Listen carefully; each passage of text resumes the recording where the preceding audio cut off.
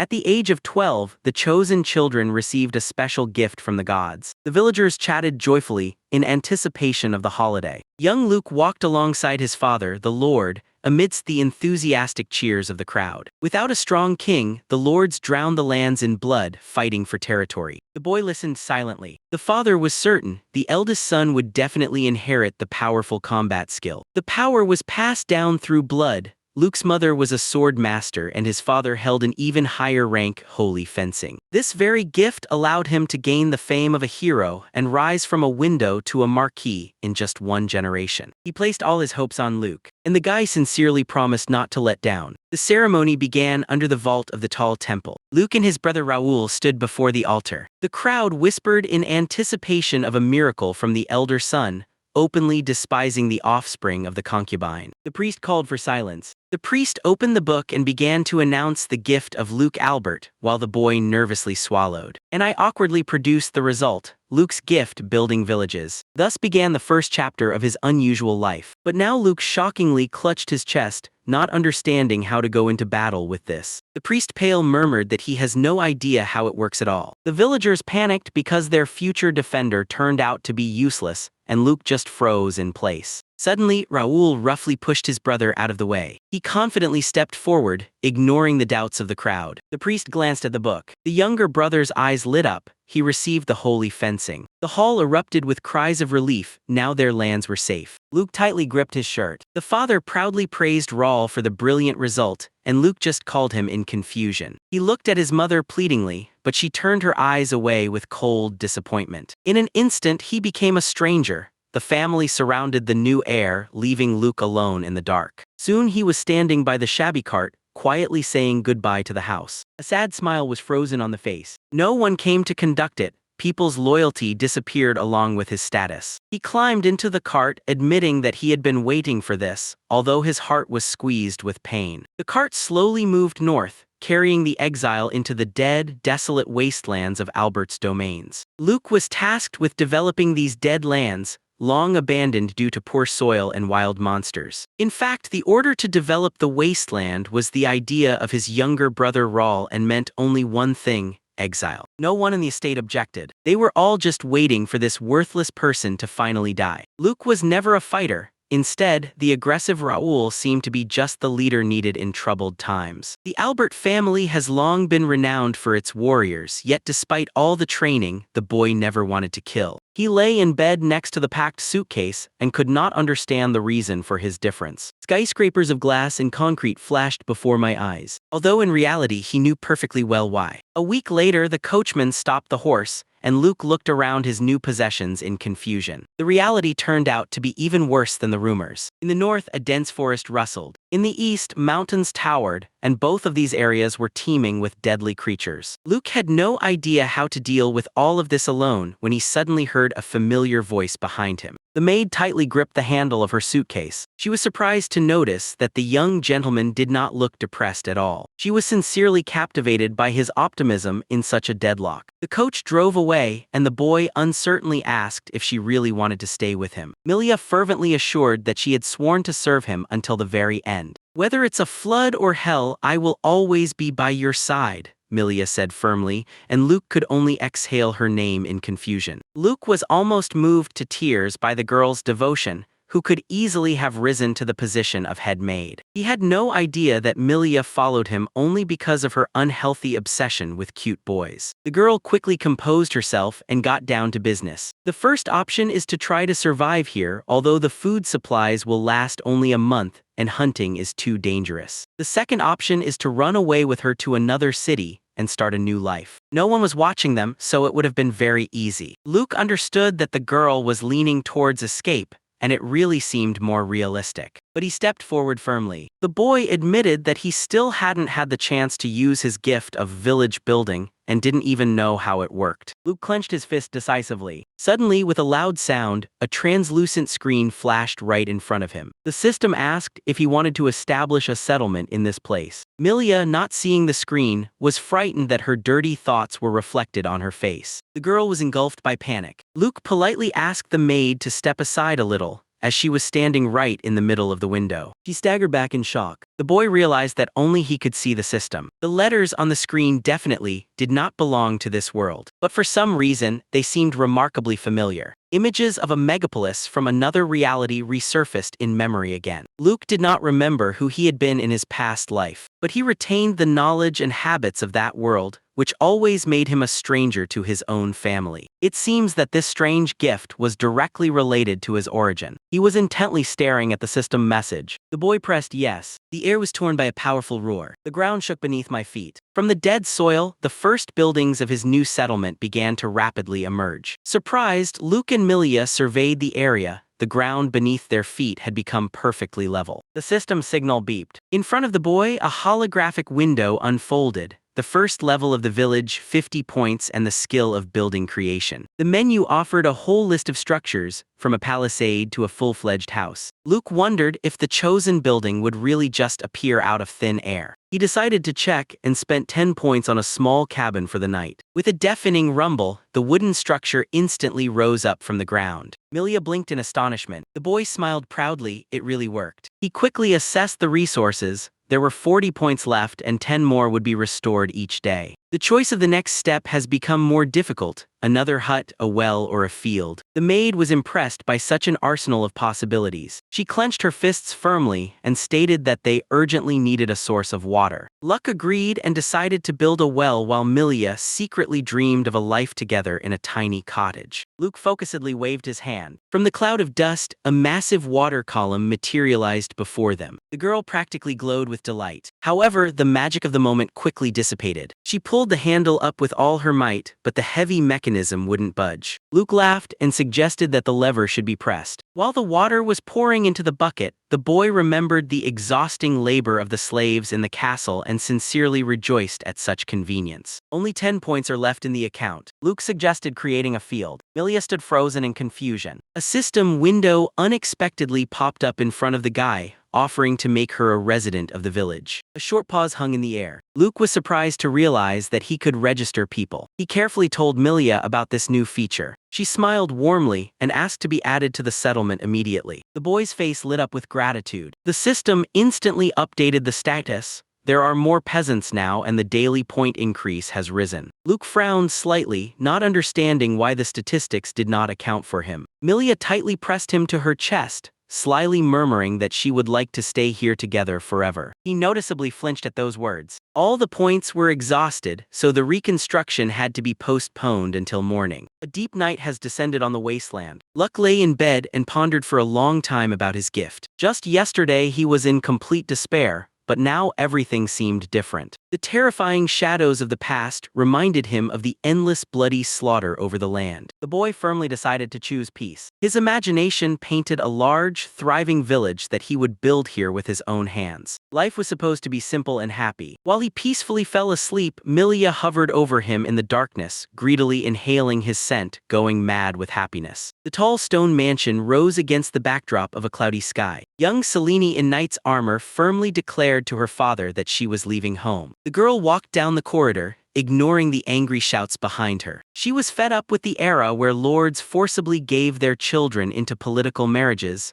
Her patience had worn thin. Selena grimaced. A political marriage is one thing, but she had no intention of marrying a corrupt type like Raoul. The father insisted that the heir Albert was a worthy match for their lands, but the girl cut him off, saying she would rather die, and ran away. Her path was blocked by 2 guards with crossed spears. The girl glared fiercely from under her brow and promised to make their lives hell. The guards instantly turned pale and trembled. Selene calmly walked past the paralyzed guard in fear. The heavy door slammed shut loudly. Far from here in the clear sky, the birds sang carefree. Under the tree, someone woke up with a heavy groan. Milia sprawled out on him in her sleep, and Luke, pinned down by the maid, sleepily thought that it was worth building another cabin. Luke stared in shock at Milia. Just a second ago she was snoring loudly, and now she was pretending to be the perfect lady. The girl raised her nose and called it the maid's duty, ignoring the reminder that she was no longer a servant. Milia clenched her fists and fervently promised to put all her efforts into supporting Luke as the new elder. She smiled widely and contentedly. Her gaze warmed with nostalgia. The memories sharply thrust Milia back into the past, to the day when she arrived at Albert's castle as a 12-year-old girl. She refused a poor marriage for a position as a maid in a noble house, but the work constantly fell through her hands. One time she broke a road plate and froze in fear at the steps of the angry mistress. Suddenly, a child's voice rang out, apologizing to his mother, and a tear rolled down the cheek of the frightened Milia. Little Luke stepped forward and calmly took all the blame for the broken dishes upon himself. The mistress sharply reprimanded the maid for her inattentiveness and took her son away, leaving her in a daze. The boy glanced back and slyly winked. He had calculated everything, and from this gesture Milia's heart raced wildly. At that moment, the 3-year-old boy forever claimed the heart of the 12-year-old maid. Having gathered 20 points, Luke joyfully announced to Milia that he could finally create a field. "But Mr. Luke, field work," Milia began, but the boy merely snorted and ordered her not to fuss over him. He gently stroked the girl's head, firmly deciding to build his village by hand,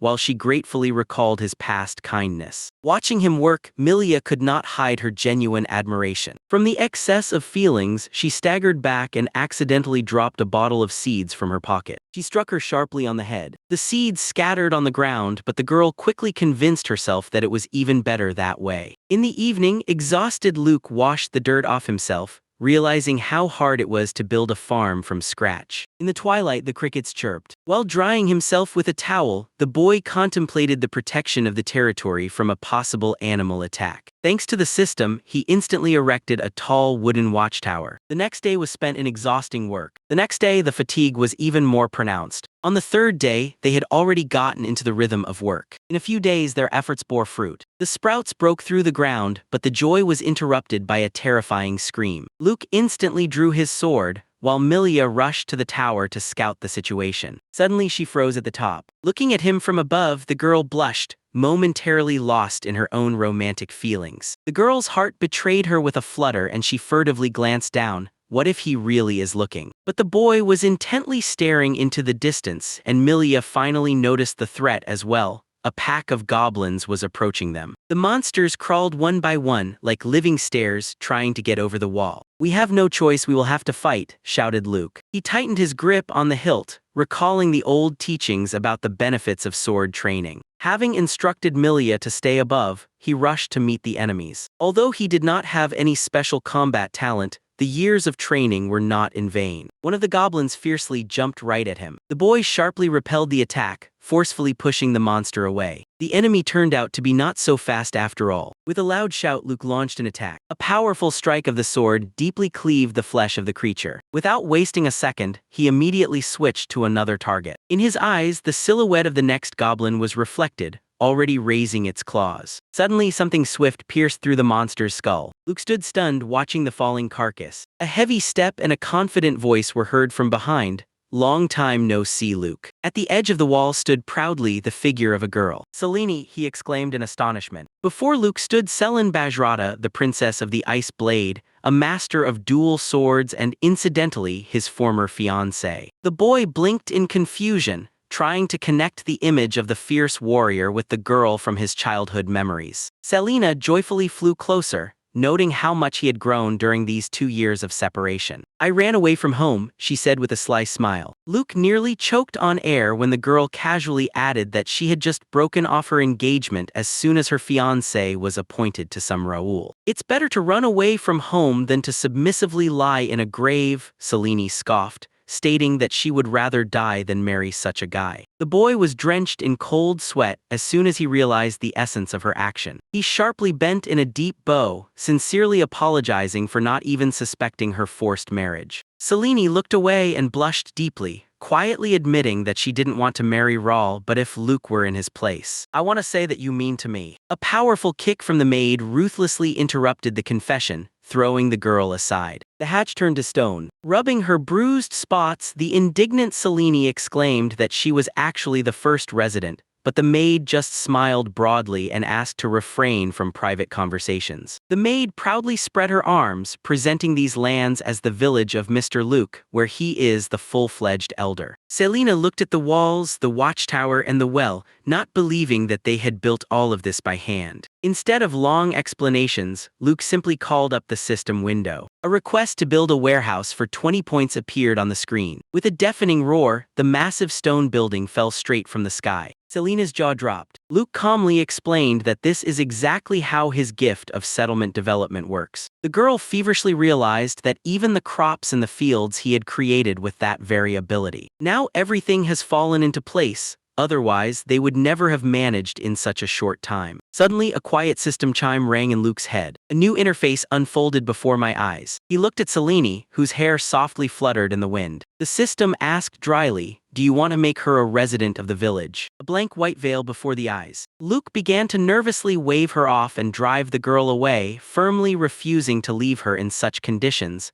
but she stubbornly resisted. His voice became serious. "The mighty house of Albert will certainly not forgive the Bajat for the broken engagement. This marriage was meant to be a salvation for her family's weak army and to strengthen the positions of the Alberts, whose lands surrounded them on all sides." Selin carelessly waved it off. Her kind was already surrounded by enemies, so the Albertas wouldn't waste time on revenge. Luke nervously clenched his fist, realizing that a girl with 2 combat gifts was too valuable to her family to be simply let go. Selina smiled carefree, stating that she would live here for a while since they were going to get married anyway. Luke stared at her in shock while the girl explained that she had nowhere else to go. Suddenly, a system message popped up before his eyes. Selin had become a resident of the village even though he hadn't even pressed agree. The boy broke into a happy smile. His daily score increase jumped to 12. He shook his head sharply, forcing himself to focus on the main problem. Luke reminded that they had neither proper houses nor enough food for such a guest. The girl crossed her arms over her chest in displeasure and asked if there was a problem with her staying. A deadly gaze from Milia fell on her from the side. Selene immediately responded with the same fierce squint. Luke confusedly shifted his gaze from one to the other. He could not understand why they were looking at each other like that during their very first meeting. The maid condescendingly warned that it would be too difficult for a girl from a noble family without a bed and a shower. Selina sarcastically countered, doubting that Milia was capable of protecting Luke from the monsters on her own. The maid's face darkened with anger as she reminded them of her status as the first and eldest resident. The guest merely twisted her lips in irritation upon seeing this cheap attempt at self-assertion. Then Milia dealt a below-the-belt blow,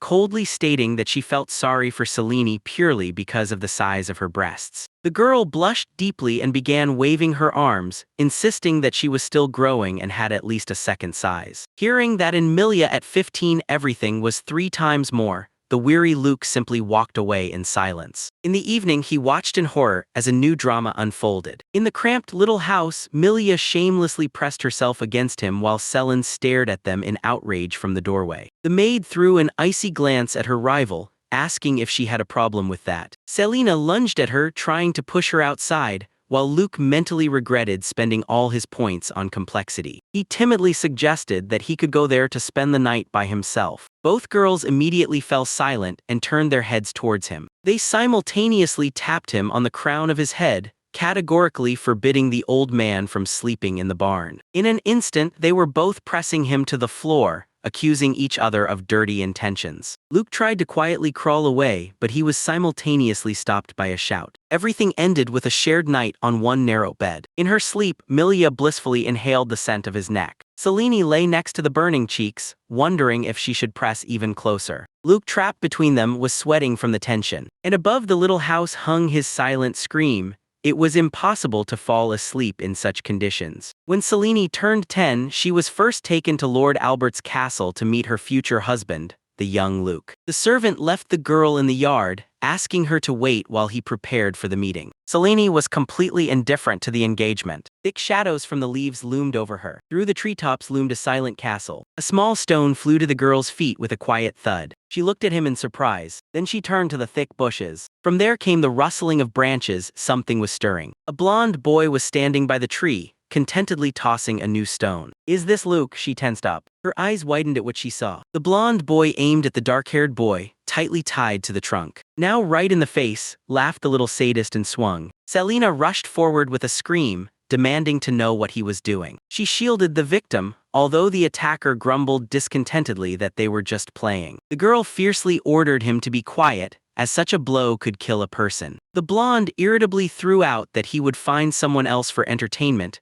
There are plenty of willing candidates. And with anger, he threw a stone right at them. Selena tightly closed her eyes, waiting for the pain. She opened her eyes and saw that the dark-haired man had taken the stone upon himself and was groaning in pain. The girl rushed to him anxiously, asking if everything was all right. The boy smiled through tears, assuring that he was fine, even though he looked terrible. The blonde stepped back in fear upon seeing the blood on their faces, and the ropes loosened and fell to the ground. He ran away, justifying that he wasn't actually aiming at her. Selin looked after him in confusion, not understanding what had just happened. Later, she learned with relief that the good boy was Luke, while the cruel bully was his younger brother Raoul. The next time they met was several years later. As teenagers, they stood by the window, and Selene asked whether Luke had told their father that the son of the mistress had beaten the son of the legal wife. She insisted that it was indeed a big problem, but Luke argued that if he complained, his brother's reputation would only get worse. He awkwardly laughed, saying that Raoul is still his brother, and Selene snorted indignantly. Luke quietly added that people say terrible things about Raoul just because he is the son of a mistress. Selene silently watched him leave, her arms crossed over her chest. Her cheeks were flushed, and her fingers tightened around her elbows. No one but her knew how truly good Luke was, and it was for him that she was getting married. Meanwhile, a new day was already dawning over the village cottage. Luke was shining. He had finally accumulated the coveted 54 points. This was just enough to build a small house. Life in a tiny house between two aggressive women has long turned into a real hell. He decisively pressed the button in the system, dreaming of putting an end to this torment. The door quietly opened. Before them stood a bright room with a real bed. Selena absently twirled the pot in her hands while the guy explained the purpose of the kitchen. Luke turned the faucet, demonstrating the flow of hot and cold water. The girls froze, examining the shell as an unseen magical artifact. The boy clicked the switch of the gas stove, and instantly a fire flared up. The maid clapped her hands joyfully. Now cooking will be much easier. Luke opened the next door. Behind them was a full-fledged modern bathtub. He pointed to the shower while his companions stood shocked on the threshold. The boy hurried to warn, the white toilet was not meant for sitting like on a regular chair. In this world, no one had any idea about drainage systems. He pulled the lever. The water rushed in with a roar, causing the girls to recoil in fear. Both stared blankly at the empty bowl, wondering where all that water had gone. The maid puzzledly recalled that slimes are usually used in cleaning castles. Selena joyfully realized that they no longer had to haul water from the street well. Luke smiled slyly. This is far from over. The girl suddenly realized the main thing. Now there are 2 bedrooms in the house and they will be able to sleep separately. She confidently set about dividing the territory, anticipating freedom. The maid disdainfully grimaced, flatly refusing to live in the same room as the blonde. Selene instantly agreed with her. The boy nervously smiled, remembering that they can't stand each other. Both women unconditionally stated that they would only sleep in the room with him. Luck humbly offered the girls the bed, while he went to lay down on the floor. He sighed resignedly, mentally coming to terms with his fate. But at night, all 3 found themselves under the same blanket again. The maid gently but firmly stated that her master must sleep exclusively on a soft bed. Selin also refused to give up her seat, not wanting to leave him alone with that woman. They established a temporary truce.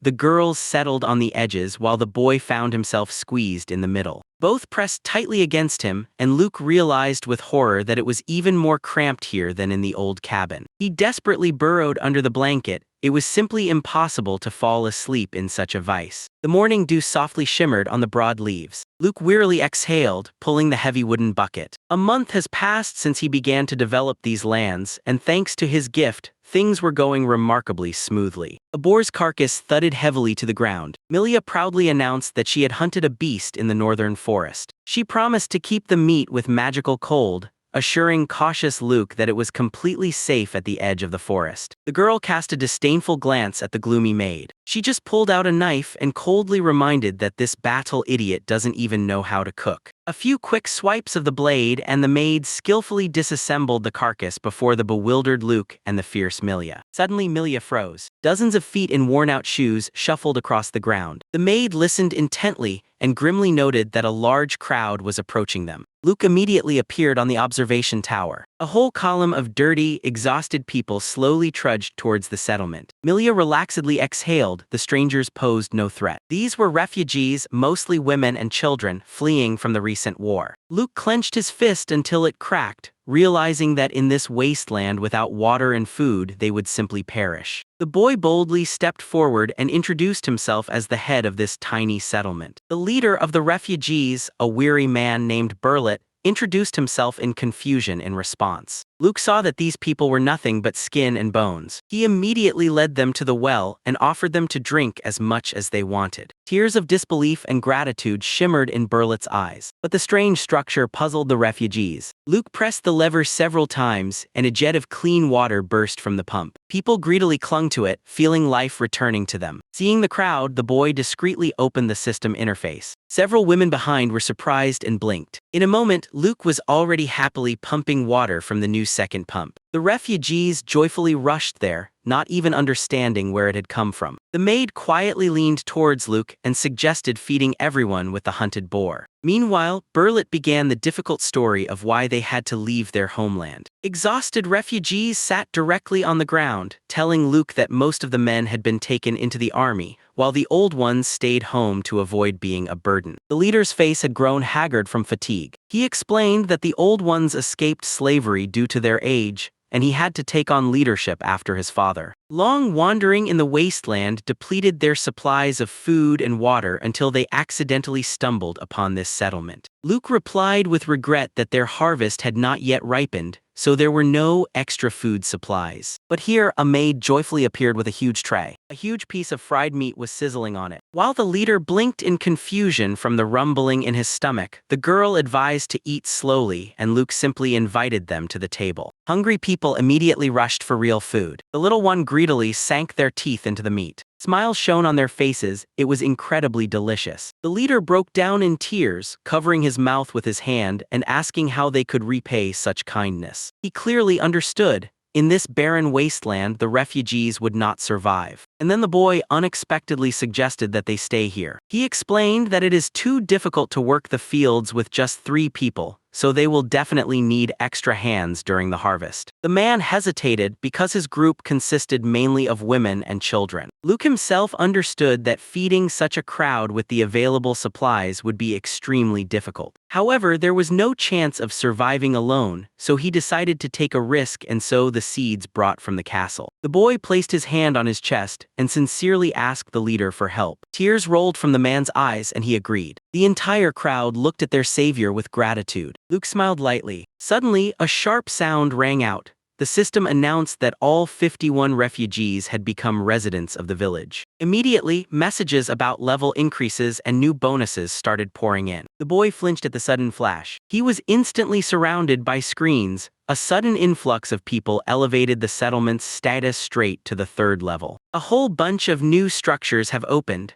from wooden gates to stone walls and even a prison. The statistics have been updated. The daily point increase has risen and new management skills have appeared in the menu. Luke curiously delved into the text, pondering what abilities the assessment of residents and the relocation of buildings provide. Luke looked into the settlement system window and noted that with the new level, not only had the territory increased, but also the daily point gain. New skills appeared in the menu, and he immediately decided to check object movement. The boy froze in surprise. With a simple movement of his finger across the screen, he easily dragged real houses as if they were toys. This immediately lifted my spirits. The mechanics reminded me of a favorite game from a past life. But he completely forgot to warn the others. For the peasants, mobile houses became a real shock. One of the men nearly fainted, thinking he had lost his mind from exhaustion, so Luke had to hurriedly explain himself. Fortunately, people received the news about his abilities with childlike enthusiasm. Luke smiled sincerely after the cold reception at the castle. Such simple human warmth warmed his soul, and he proudly called his gift village building. The local boy immediately declared that he wanted to become a holy swordsman, making Luke smile awkwardly. It was time to get to work. He selected a barrack from the menu, and a massive stone building instantly rose from the ground. Inside, the displaced persons were awaited by spacious rooms and even a shared toilet. The only problem is that the sauna was not on the construction list. He guiltily suggested that people use the wells or his own bathroom, but they were already infinitely grateful. Ahead lay the expansion of the fields and the construction of walls, so the boy simply bought a few more barracks. In an instant, ready plantations and new housing stretched out before the astonished crowd. The villagers scattered in thanks, and Luke suggested that everyone rest and postpone their tasks until tomorrow. People have crossed the thresholds of normal homes for the first time in a long while. Looking at the sturdy walls, they relievedly acknowledged that their new lord turned out to be a good person. Being left alone, the boy remembered another untested skill: resident evaluation. He directed her to one of the men, and the system instantly provided a detailed dossier: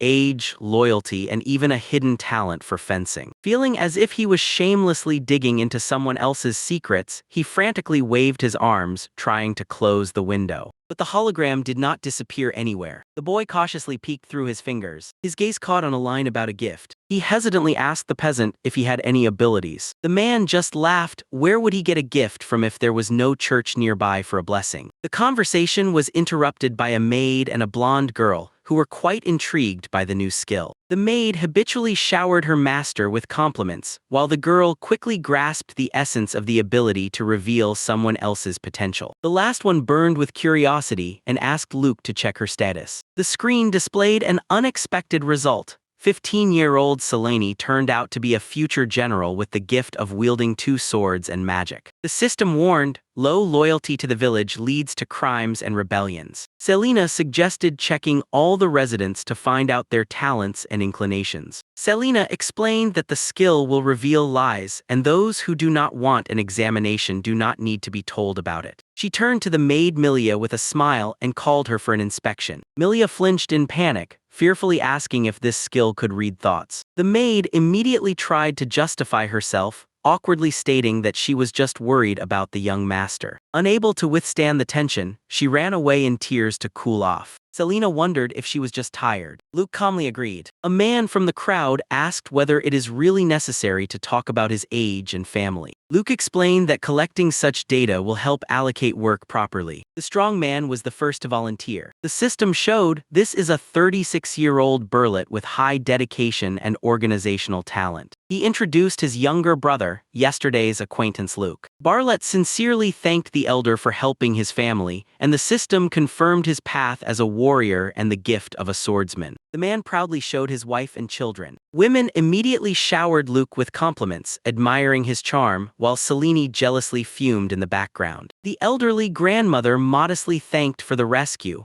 although the system shocked her with the recommendation to make her the executioner. Luke reviewed the overall statistics: 51 people and 14 households. The inspection revealed a woman with the gift of a pharmacist, a girl with magical abilities named Rubrum, a man born to explore labyrinths, and a young man with the talent of a wordsmith. Selene eagerly peered at the screen. She was glad that people were suited for peaceful professions like farming or art. The girl's eyes sparkled, as 4 residents had the potential to awaken the gift. But the joy was overshadowed. There was no money, and only the church or the bearer of the oracle's gift could bestow abilities. Luke recalled the harsh statistics: half of the aristocrats and less than 1% of the commoners owned wealth. And here in an ordinary village, the rate reached a full 10%. The boy realized the terrible truth: the nobility in collusion with the church had monopolized the gifts through exorbitant prices, giving the poor no chance at all. He thought it was just his paranoia when suddenly Milia's voice rang out. Luke turned sharply. The maid screamed as she poured a whole bucket of icy water over herself. Soaked to the skin, she whispered a mantra about cleansing the mind,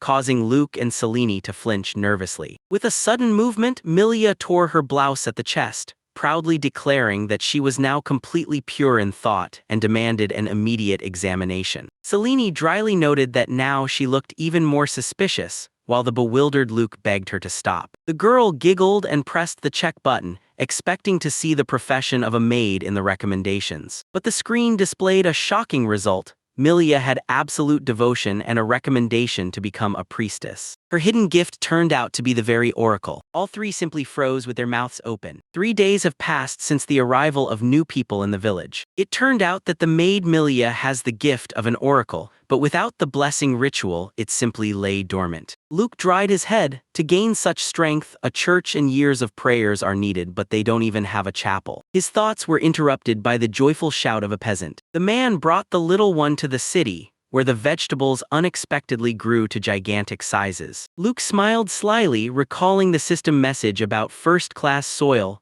The magic of the earth did its work despite the off-season. The sun was leaning towards the sunset. A huge white radish flew up from the ground with a dull thud. The men gratefully patted Luke on the head, rejoicing in the unprecedented harvest. Milia suggested organizing a celebration in honor of the newcomers, and some of the villagers were ready to gnaw on these vegetables while still raw. The maid had already daydreamed about cooking alone with her master when another assistant joyfully jumped in beside her. Milia could only sigh with emotion. Having the status of a lord, Luke could do nothing, but he always longed to help. However, the boy turned out to be a terrible cook. He awkwardly chopped the radish, causing the maid to panic over his fingers. She gently took the knife away and sent the little one to wash the greens while another girl giggled at his clumsiness. The blonde confidently drew her sword from its sheath, taking the cut upon herself. With a sharp clatter, she chopped the food with a blade right on the board, driving the tidy Milia to madness. Finally, the maid ceremoniously brought out the ready dinner. The table sagged under the weight of the hearty stew and piles of roasted meat. The crowd froze at the appetizing aromas. One of the peasants emotionally confessed that he had already forgotten when he last ate so lavishly. Everyone waited and glanced at Luke. The girls urged the confused boy to make a toast. The men raised their wooden mugs, drinking to a bountiful harvest and new neighbors. Luke exclaimed joyfully, and the loud ringing of the dishes signaled the start of the celebration. The peasant carefully blew on the hot dish. He threw a piece into his mouth. In the next moment, the man shouted at the top of his lungs from the incredible taste. People sat right on the ground, happily laughing because they lacked the words to describe this delight. Hot steam rose from the plates, and the villagers marveled at how something so delicious had grown on their land. The cooks praised the convenient magical kitchen, where the flames obeyed every movement. Suddenly, a worried guard ran up to Luke. Someone else continued to admire the boy's gift when the man interrupted the celebration with the news. An unknown squad was approaching the village. Luke Burlet and the warrior girl tensed up, peering over the palisade. A column of exhausted refugees, about 40 people, slowly trudged toward the settlement. The girl suddenly pushed Burlet forward, shouting that she recognized someone familiar. Burlet and the leader of the refugees, Dong, tightly clasped hands, rejoicing in their unexpected meeting. In response to Luke Burlet's question, he said that their villages used to trade often. He even recalled how Dongha constantly ran to them out of love for his sister, causing the burly man to blush deeply. Women from both groups also rushed into each other's arms, sharing joy and common sorrow. The warm atmosphere faded as Dongha sighed heavily. They had to leave their native village and flee from the war. Burlet was frozen in shock. Zdorovany sincerely rejoiced that his old friend managed to settle in a safe place so quickly. But he shook his head and pointed to little Luke, calling him the true leader of the settlement. Dongha bewilderedly grabbed his head,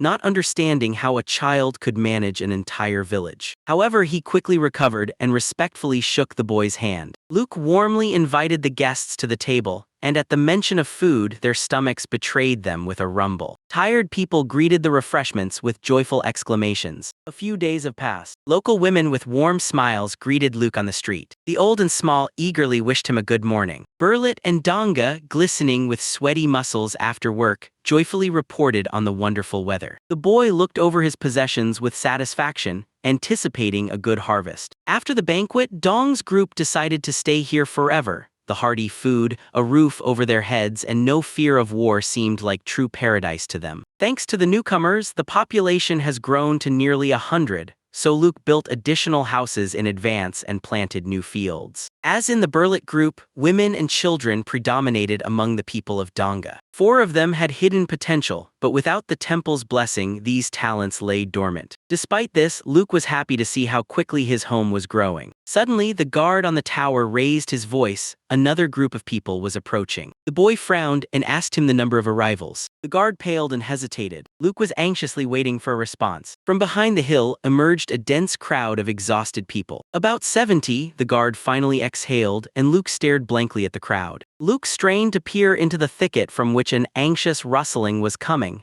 70 refugees were approaching them. The boy blinked in surprise. He confessed to his interlocutor that he was not afraid at all when the first group came here. However, their village already had 97 inhabitants. And now another huge crowd of strangers stood at the threshold. The maid clenched her fist tightly. Extending a helping hand to them would mean putting the peaceful life of all the villagers at risk. The awareness of such a risk frightened Luke to a cold sweat. Berlit and Selen anxiously awaited the decision of their young leader. The horned girl sharply cut in that they simply have no free seats. The elders tried to bring Luke back to reality. It is impossible to save everyone, and false hope will ultimately destroy them. Selene, the boy whispered in confusion. The men reminded him that he does not have to bear this burden of choice alone, especially since the new refugees may turn out to be much less peaceful. The girl abruptly stated that she would go talk to them herself. She took off from the spot. Berlit and his friend encouragingly raised their thumbs, urging the little one to relax and trust them. They calmly moved towards the crowd, brushing off Luke's frightened shouts about a possible fight. Someone gently placed a hand on his shoulder. Milia gently embraced Luke and promised, "Let him do as he sees fit," she would always support him. The maid reproached Selen for her too harsh words, but she stubbornly clung to her pragmatism. The gloomy warrior quietly acknowledged her reasoning. Another bitterly smiled, adding that even among relatives there can be conflicts, and letting in outsiders is a huge risk. Luke lowered his head and quietly admitted that he would not forgive himself if he simply drove these people away. He was aware of the naivety of his idealism, but he firmly promised to do everything so that his decision would not harm anyone. This was a choice that would inevitably affect the entire settlement. The boy closed his eyes and, barely holding back tears, asked for support if something went wrong. The trio of adults was taken aback, and their hearts synchronously fluttered at such disarming sincerity. The maid instantly melted in a squeal of delight, and the men smiled warmly. They had long relied on Luke and were now ready to help him with everything. Luke cheerfully assured the crowd that there would be enough food for everyone. From the crowd came a quiet and sincere thank you. The caravan of Leon, consisting of 76 people, officially joined the settlement. This influx of residents instantly raised the village level to 4, adding 1,000 bonus points and unlocking new buildings, among which was a church. Having gained more free space, the boy set about redesigning the streets right on the sand, adding new housing and wells. But he was a little worried. With each level, the area doubled, and it was unknown how large it would all grow. The description of the church drew attention. It promised blessings to those who have strong faith. Luke recalled the rumors that prayers can indeed grant people unique abilities, although it usually takes years for this to happen. He quickly pressed yes and spent 150 points. A full-fledged stone building suddenly rose from the air with a roar. The boy's eyes widened in surprise. The maid Milia approached closer, nostalgically recalling the times when she and Raoul received their gifts. Suddenly, the girl let out a sharp scream. She pushed the heavy door, feeling a familiar but much stronger energy inside. As if hypnotized, Milia moved forward at this call. Luke read the description, confirming that the building rewards strong faith. The maid's eyes sparkled with fanatical gleam.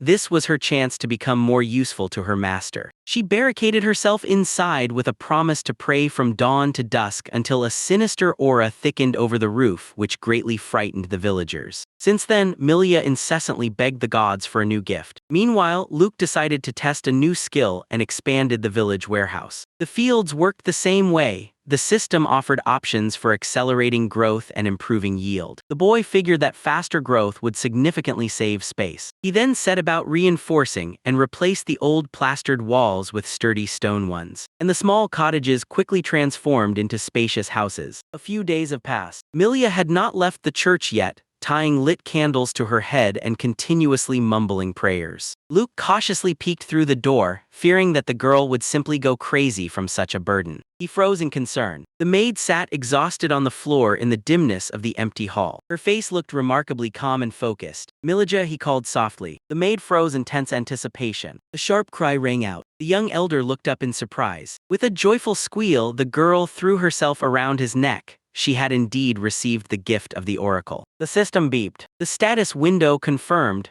The new priestess has absolute devotion to the village. The boy joyfully exclaimed that he was not mistaken. The maid laughed happily. She had indeed received the gift without any priest, and all thanks to the master's church. The horned companion crossed her arms in displeasure. Watching as Milia nearly suffocated the elder in her embrace, she grimly thought that this libertine had no place in the temple. Calm clouds floated over the roof of the sanctuary. The villagers gathered near the temple, wondering why the elder had summoned them all. Inside, a whole crowd had gathered to which the elder had just announced. Each of them could receive a magical gift. The ordinary peasant Barlat was bewildered, as he had always considered talents to be the privilege of the nobility. The boy calmly objected, glancing at the system window. It was already showing the man's inclination towards the sword. Despite people's doubts, the elder suggested just giving it a try. Milia devoutly clasped her hands and closed her eyes. Upon opening them, she solemnly announced to Baralt that he had just acquired the gift of fencing. He stared blankly at his palms, feeling a new strength, while the women nearby skeptically asked about the miracle. His lips trembled. The neighbors were already joyfully joking that they needed to carve him a wooden sword. Sparks of awareness ignited in the eyes. Suddenly, the foreman handed him a real, expensive blade. The boy gently insisted that in Barlat's hands,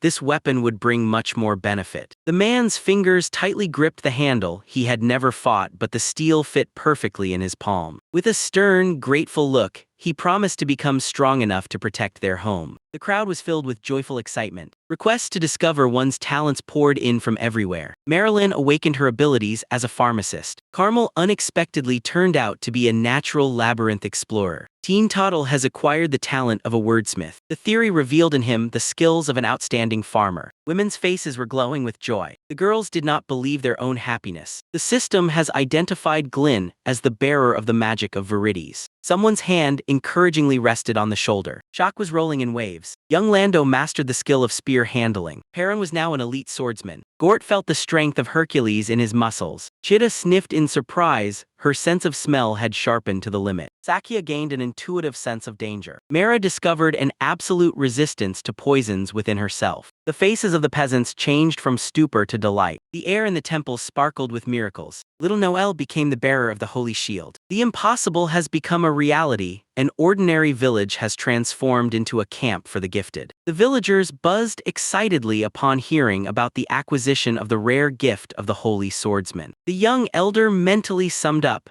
This time 13 adults received power, but it was too dangerous to bestow it upon the little ones for their bodies. He watched the training with hope, believing that now the village would be able to defend itself. The wooden swords clashed with a thud. Men had never held weapons before, but with the new gifts, their skills were growing before their eyes. The rest of the villagers watched the fighters with envy and admiration. The boy understood perfectly. This is absolute power that cannot be gained by any effort. Now he understood the motives of his late father, who so passionately dreamed of the gift of the swordsman for his people. A girl with white pigtails grew up near the fighters, and the adult men respectfully stood up before her. The elder was troubled by this, as his mentor Selene was practically his peer. Suddenly he was surrounded by a crowd of girls. They joyfully squealed and rushed to hug their leader. Women ruthlessly pinched his cheeks and tousled his hair, ordering him to sleep more during the day. The senior comrade only chuckled good-naturedly at this scene until the girls ran off to prepare lunch. There were twice as many women in the settlement as men. Most of them lost their husbands, those who were forcibly taken into the army. Looking at their smiles, the boy felt a quiet joy and daydreamed of the same respect that the warrior Selene had. He raised his eyes to his older friend. He smiled gently and simply thanked him for everything. The boy was confused, and then he mentally vowed to become the best class leader. Suddenly, the guard on the tower raised his voice.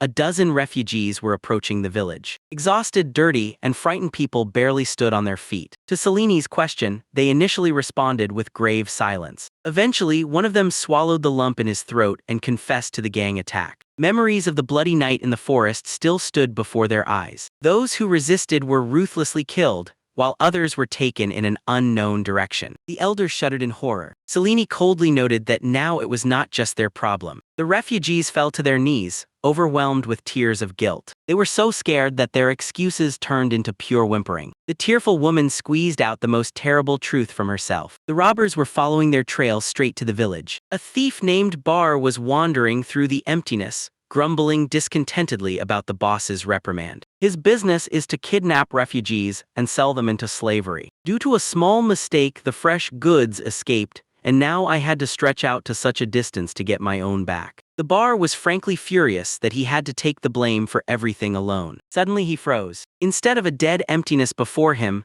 a huge village with well-kept fields grew up. Near the houses, he immediately recognized his fugitives, who were surrounded only by defenseless women and children. Realizing that this was easy prey, Bar grinned predatorily and mentally summoned his leader Sate. The boss's voice suddenly echoed in his head due to their telepathy. The thief quietly sat by the wall. "I found them and even more," Bar reported in his thoughts. The lips stretched into a wicked smile. The gaze slid over the frightened women. He sincerely enjoyed the thought that he would now tear apart the lives of the entire settlement because of a bunch of pathetic fugitives. Meanwhile, on the other side of the wall, a boy named Luke suddenly turned around at an unclear sound. The alarm tightened his chest. He felt the approach of trouble on his back. The system screen suddenly beeped. A red warning about an invasion has flashed. Luke immediately assumed that these were the same slave traders. His partner simply exclaimed joyfully, impressed by the effectiveness of their security system. The boy quickly analyzed the data on the screen.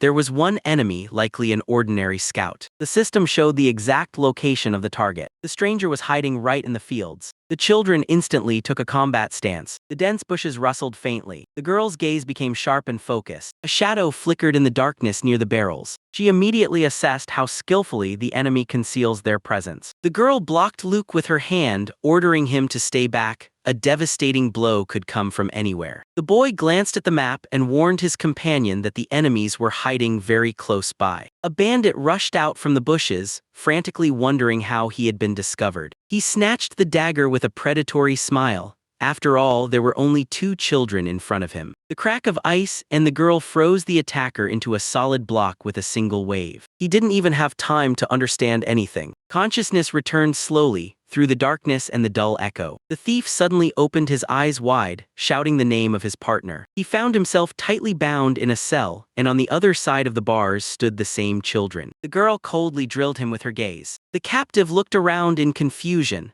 not understanding where a full-fledged prison had come from in an ordinary village. The girl immediately proceeded to the interrogation, demanding to reveal the number of thieves and their location. The thief tensed up. He understood that he no longer had the right to make a mistake. While he was silent, a worried voice of his comrade suddenly echoed in his head. He irritably demanded an immediate response. The bandit smiled to himself, planning to simply wait for the boss, when suddenly an old voice asked to leave the captive to her. In front of the bars stood a frail, hunched old woman with a cane. The boy remembered something important and flinched in fear. The old woman smiled gently and asked to open the door. The girl warned to stay away from the bandit, but the grandmother just waved it off, saying that we all were once innocent children. She approached the thief and gently asked him to remember the face of his dear mother. He decided to play along. He burst into fake tears and began begging for forgiveness. The girl shouted indignantly for her grandmother not to fall for this lie. And at that moment, the body of the captive stretched out like a string. The grandmother stood motionless beside. The bandit's face contorted in wild pain.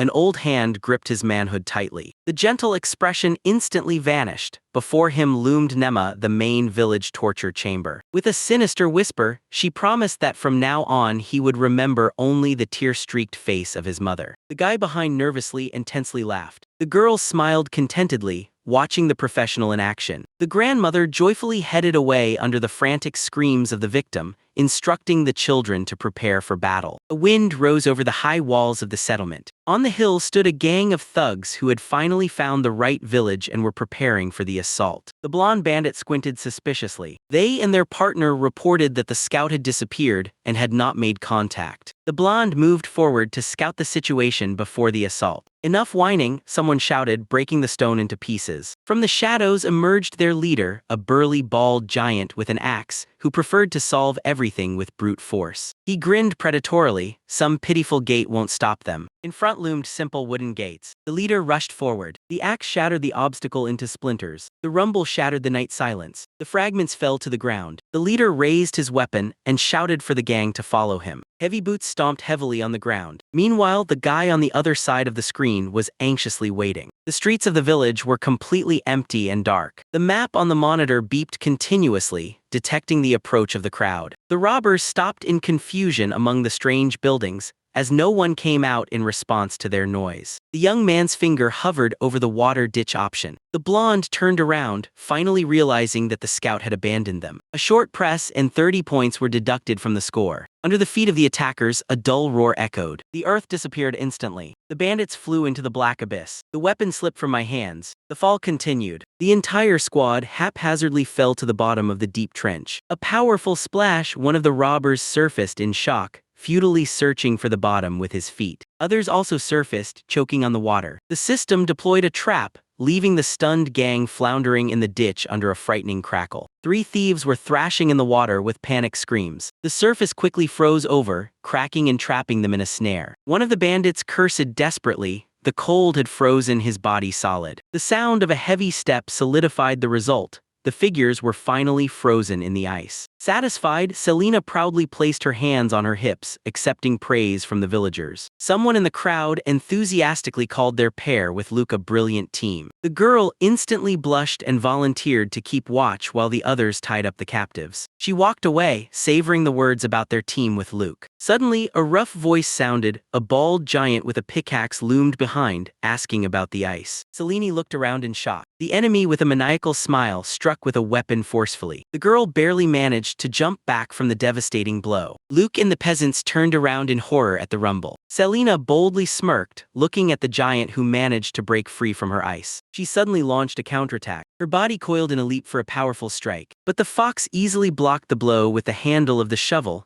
catching it right in the air. Zdorvan grinned mockingly. Selene's face contorted with tension under the pressure of his mass. The weapon clashed against the ground, sparking a shower of sparks. The villagers exchanged worried glances. This opponent fought on equal terms. Suddenly a quiet splashing was heard, and Luke froze in horror. The ice was melting. Selene gave all her strength to the fight and lost control over her magic. The boy sprang up, shouting to the villagers to immediately tie up the thieves. Meanwhile, the giant continued to press the girl. His gaze darkened with cruelty. The hatch swung open and fell. A foreign hand suddenly reached out directly towards him. The space was torn apart by a swift swing. "It's too late," the thief, freed from the ice, said coolly. 2 bandits suddenly attacked the boy. The child reached out in horror. Suddenly, a broad back blocked the attacker's path. The long handle swung and intercepted the enemy. The boy exhaled with relief. Barlet made it. Barlet spun his whole body. The heavy handle whistled as it described a wide arc. From the blow, the thief flew head over heels with a wild scream. The bandit's eyes widened. The barbarian with a hammer and the girl with a spear stood frozen in a battle stance. The leader of the attackers sent his men into battle, confident that the peasants did not know how to fight. The boy realized with horror. For the residents, this was their first real battle and they would simply be slaughtered. A cry rang out, "Perrin Lando duck." A heavy metal shield crashed into the enemy with a crunch. The attacker's weapon shattered into pieces,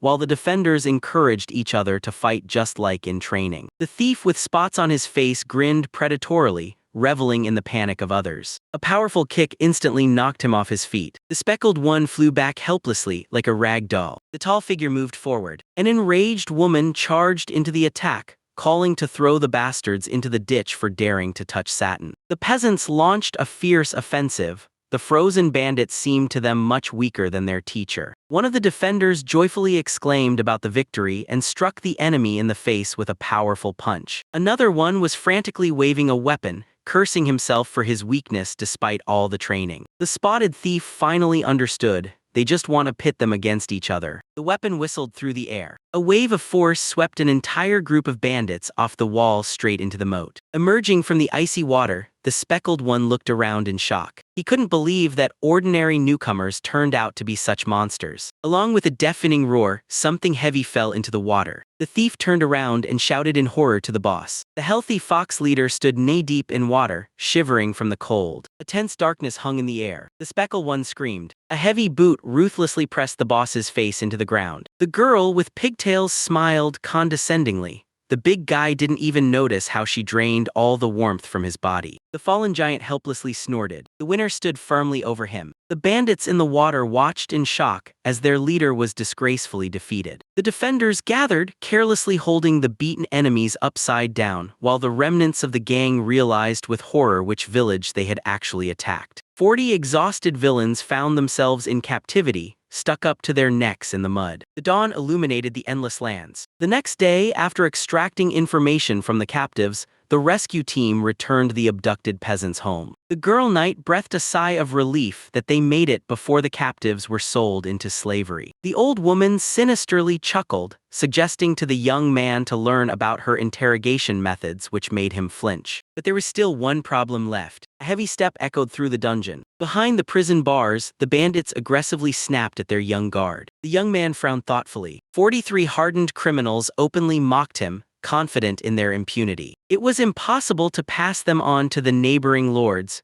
No one would accept such a crowd due to the influx of refugees. While the boy was racking his brain over their fate, the old woman openly delighted in the prisoner's exuberant energy. Suddenly, the system suggested that he make the thieves the inhabitants of the village. He recoiled from the screen. It was too risky. Suddenly, another option surfaced in my memory. He hurriedly found in the menu the rehabilitation center, a building for the re-education of criminals. The status of a peasant did not mean that these scoundrels would be treated as equals. Thus, the hero could monitor their loyalty through the interface and control the reform process. Simply throwing them out would bring misfortune to others, so he called a general council. One of the peasants asked in horror if they were going to execute them. The crowd roared, some demanded blood, while others regretted wasting food on the prisoners. There were also those who stood up for the forcibly recruited or the innocent in the murders. Ultimately, the older men suggested postponing the execution and checking the effectiveness of the rehabilitation center. The frightened boy trembled among the silent crowd. The villagers exchanged gloomy glances, contemplating what they had heard. After this difficult conversation, several people left the settlement. The system ruthlessly removed the fugitives from the list of residents due to prolonged absence and low loyalty. It was bitter for the young man to lose them, but the old woman reminded him that they themselves did not accept the new rules. She added that there is an unusual peace and calm in the village now. But one day people will forget about the saved lives and start to rebel. Such is human nature, she said with a predatory grin, admitting that she loves breaking such rebels. Her icy command to move forward, without hesitation, dispelled all doubts. I understand, the young man confidently raised his gaze. He decisively stepped towards the prison cell. At that moment, the system notified that the population had exceeded 300 people, and the village had reached the 5th level. A roar echoed over the roof. The village officially reached the 5th level. The rehabilitation center was already towering in the middle of the village, and Luke nodded decisively.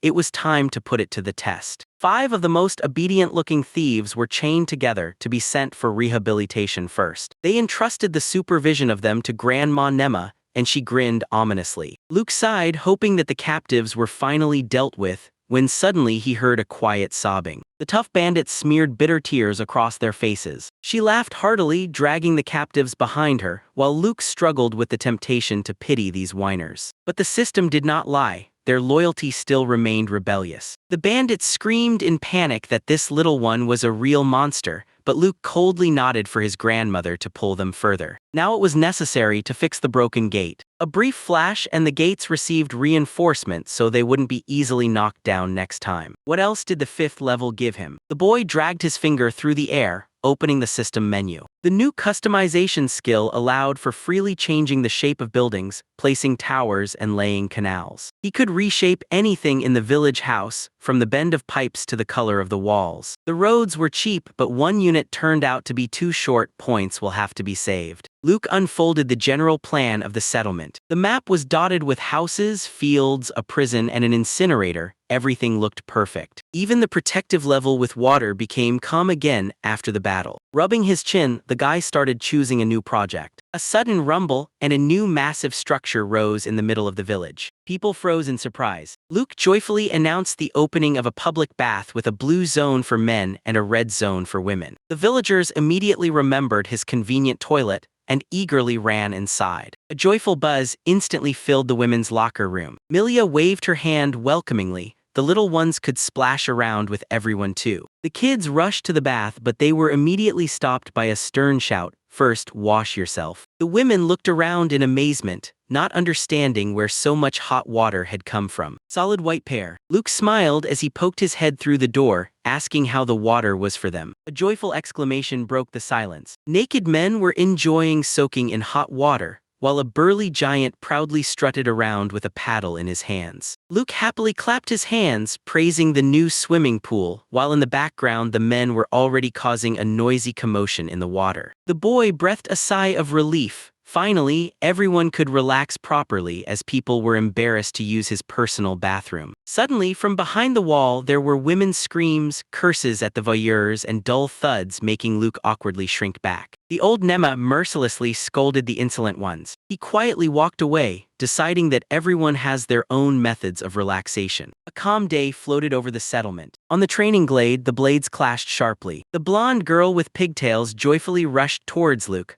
almost knocking the chief off his feet. Meanwhile, in the kitchen, the maid Milia fiercely gripped the knife, instantly sensing the approach of another competitor to her young master. The girl suddenly braked with a frightened scream. The wooden training sword shattered into pieces. The chief blinked guiltily, while Bartalt grimly stated that this was their last weapon. Only those two had real blades, while the collected junk from the hunts was catastrophically lacking for everyone. The hunters admitted that the shield shattered instantly. During training, they take care of the weapon, but in real combat, no one thinks about caution. Barlet proposed that next time they set out to search for supplies much farther from the camp. Luke worriedly objected. Without weapons, such an outing was pure suicide. The trophies from the captured bandits turned out to be insufficient as well, only a heavy axe and rusty knives. The raid suddenly suggested sending naked prisoners to search for materials, not allowing them to return empty-handed. Luck stared thoughtfully at the screen of his tablet, chiding himself that his gift only allowed him to build structures, not create weapons. The chief gently interrupted him. He advised Luke to think about himself for once, assuring him that hunters wouldn't take unnecessary risks in the forest. The boy looked at the men with emotion. Luke awkwardly waved his hands, insisting that he was actually infinitely dependent on their protection. The brawl with laughter grabbed the boy by the shoulders,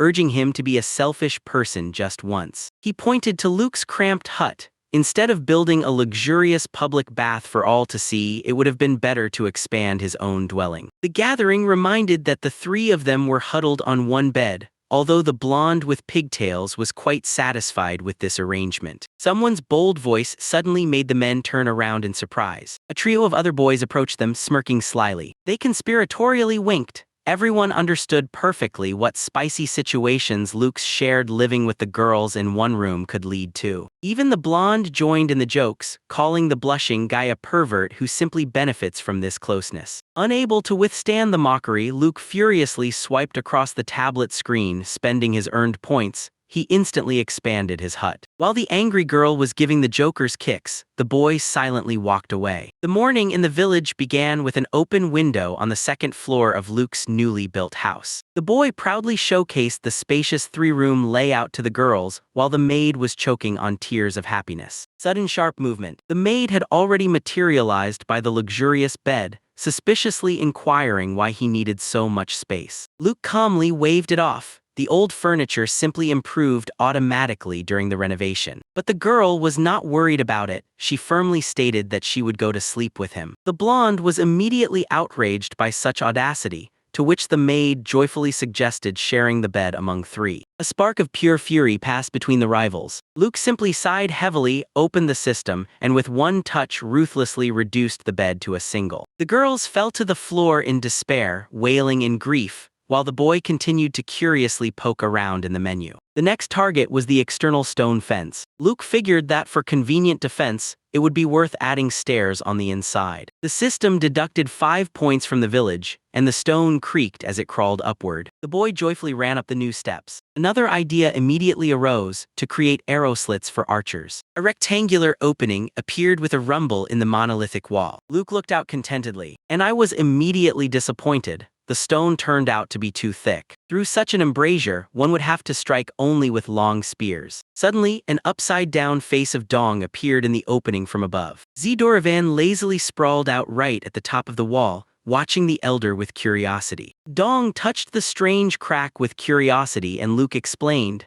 "Through such openings the village could fend off attackers, but there was no suitable weapon for that." While Donga dreamily recalled childhood sandcastles, Luke grimly realized the main vulnerability: getting over their fence was too easy. The situation was complicated by the complete absence of weapons. At a distance, only Selen could attack with ice magic. They lived in absolute isolation, so buying equipment from the neighbors wouldn't have worked. The boy froze for a second. The gaze fell on an ordinary wooden house, and the customization system activated again. A chunk of thick log with a rumble broke free from the wall of the log cabin. The wood began to quickly thin and sharpen right in the air. Luke contentedly intercepted the blank, planning to make a comfortable handle. But the result turned out to be so angular and rough that the boy stared at his creation in bewilderment. Luke thoughtfully looked at the wooden blank. Customization skills had stopped working on items detached from the base. Then he decided to change his approach, to shape the sword before separating the material from the base. And it worked. A ready wooden blade was in his hands. The boy excitedly waved the weapon, pleased that he could produce such things in just a few moments. Suddenly, with a sharp swing, the blade shattered in half with a loud crack. Saddened, Luke lowered his gaze to the pitiful fragment. The tree turned out to be too fragile, so the boy wondered where to find a truly strong material. The answer came by itself in the form of a loud rumble from behind the bars, where the captured bandits demanded to be released. Luke flinched at the screams but noticed the main thing. The massive iron bars didn't even budge from their blows. The perfect raw material for weapons was right in front of us. While the robber mocked the supposedly frightened little one, Luke calmly decided to first add a new grate so that no one could escape through the hole. With a loud clatter, a new thick metal rod materialized right in front of the stunned captive. The bandit recoiled, not understanding where this thing had come from at all. Ignoring him, the guy mentally measured where exactly to cut the metal. A cold sweat rolled down the face of the robber. He watched in horror as the small one thinned the rod of their cell with an unknown force. The bandits squeezed into the walls while Luke calmly selected the right shape for the blade. In an instant, he triumphantly raised the shining iron sword, leaving the captives in silent shock. Now it remains only to experiment with the material for the handle. Humming a cheerful tune, Luke stepped out to find the village blacksmith, while the bandits stood there with their mouths agape. Later, Barlett and the blonde girl stared at the brand new blade, not believing their eyes. She could not understand how the skill of village reconstruction allowed for the forging of such a weapon. Luke unexpectedly threw the second sword at Barlett. The girl instantly sprang from her place and struck his blade with force. A quick sparring session started. She smiled contentedly. The weapon turned out to be flawless. The girl gave a thumbs up and Luke breathed a sigh of relief. Then she joyfully ran to boast about her new outfit to the other villagers. Suddenly, a dull thud of a stick was heard along with a quiet old man's chuckle. Grandma Nema approached them, pleased to note the boy's successes. She nodded behind her. There, in a row, former bandits were lined up, now washed, submissive, and ready to work. Barlett lost the power of speech, and Luke peered out from behind his interface in shock. The system impartially confirmed.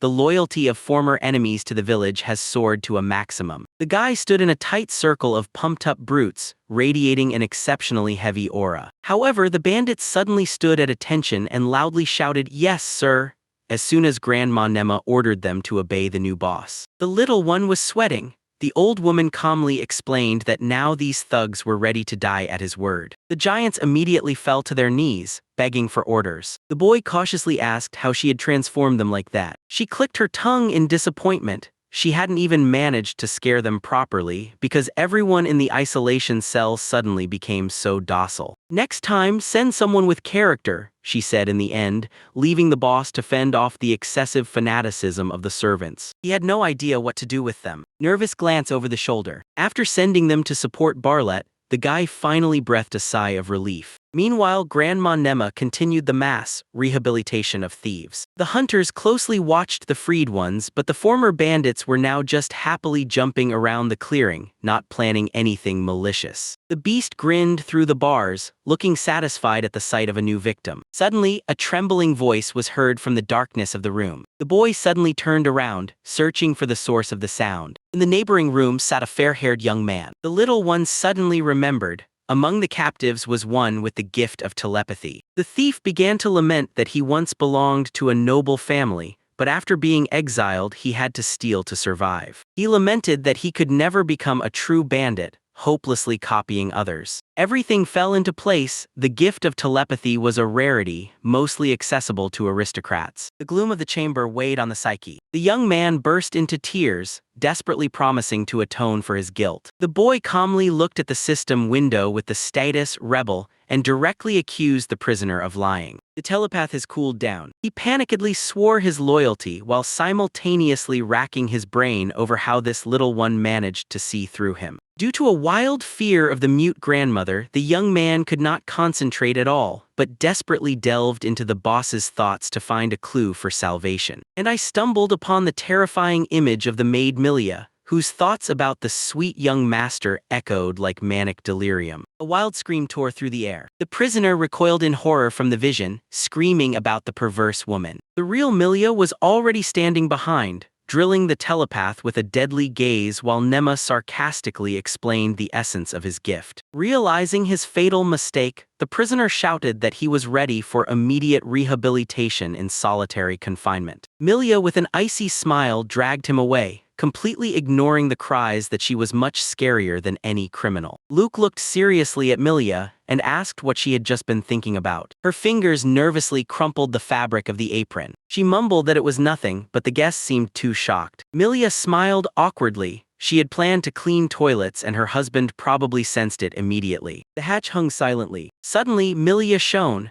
The guest simply didn't know about their miracle toilets, and that's what amazed him. Meanwhile, a worried crowd gathered near the village houses. Luke ran up to the villagers, and one of the men immediately greeted him as a local elder. The boy asked worriedly if the hunters led by Selin had not returned yet. The peasant averted his gaze and grimly confirmed the suspicion. In the forest at night it is too dangerous, so the squad always returned at dawn. "This is the curse of Almira," one of the girls exclaimed hysterically. The men turned to her in surprise. Almirages are giant horned rabbits that hunters usually brought several at a time. Luke raised an incomprehensible trophy, noting that these predators are too fast for ordinary people. On his palms lay the severed eggs of Almiraj. The villagers exchanged puzzled glances. Why was she even carrying those eggs with her? And the girl awkwardly muttered that they were just too huge. The girl objected. Last week the hunters brought back the same catch, but there was something wrong with these organs. The rabbit was thought to be dead, but she felt its gaze right on the genitals she was holding in her hands. The men tensed as they listened to her slowly approach the carcass. And suddenly the dead beast let out a terrifying screech. The girl screamed about resurrection,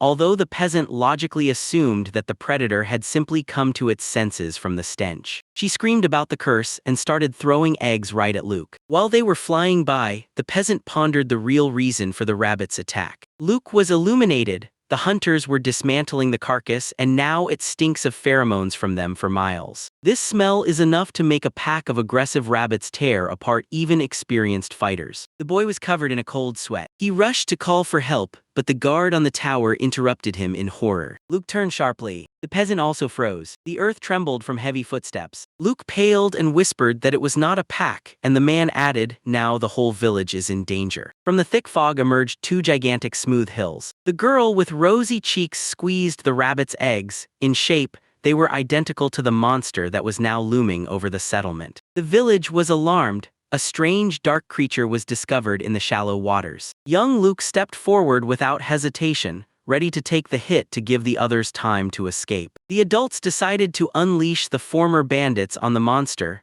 the perfect opportunity to test their loyalty. Suddenly, Selene casually appeared behind them. The men stood stunned, not understanding how she had survived after encountering the monster. The girl simply smiled widely. Behind her and her partners loomed the bodies of the slain orcs. These predators were capable of destroying an entire village, so their nutritious meat was valued like gold. A crowd surrounded the two fallen giants with awe and fear. Fear quickly turned into appetite. The peasants were already swallowing saliva, begging to have the trophy served on the table faster. The maids eagerly took to butchering the carcass, retrieving terrifying cleavers and a large saw. Hearing the muffled thuds, crunching, and squelching of flesh, Luke nervously swallowed. The adults nearby flinched, acknowledging that the culinary skills of these girls were just as frightening as a bloody battle. Soon the whole village gathered around the festive table. In front of each person was a plate with a huge piece of luxurious roasted meat. One of the guys hesitated whether it would be better to sell such an expensive delicacy for profit, but his neighbor just greedily sank his teeth into the flesh. From the very first bite, the guy literally collapsed on the floor from pleasure. The peasants eagerly shoved a piece under his nose and nearly forced the meat right to his lips. Luke skeptically took a bite. His eyes widened, the hot meat juice instantly flooded his mouth, and the meat literally melted on his tongue. The young man helplessly sank to his knees, not recognizing the taste, while Selene smugly explained that the whole secret was in the freshness. Orcs were usually killed deep in the forests, and the long transportation by carts killed the true taste of the game. While the girl was giving a lecture, the maid was already gently feeding Luke with a spoon, while the rest of the villagers were just filling their bellies. Suddenly, Luke noticed a man who was standing gloomily aside. The boy approached worriedly to ask what had happened. The girl next to her dryly cut in that the matter was clearly not about the curse. Everything was resolved more simply.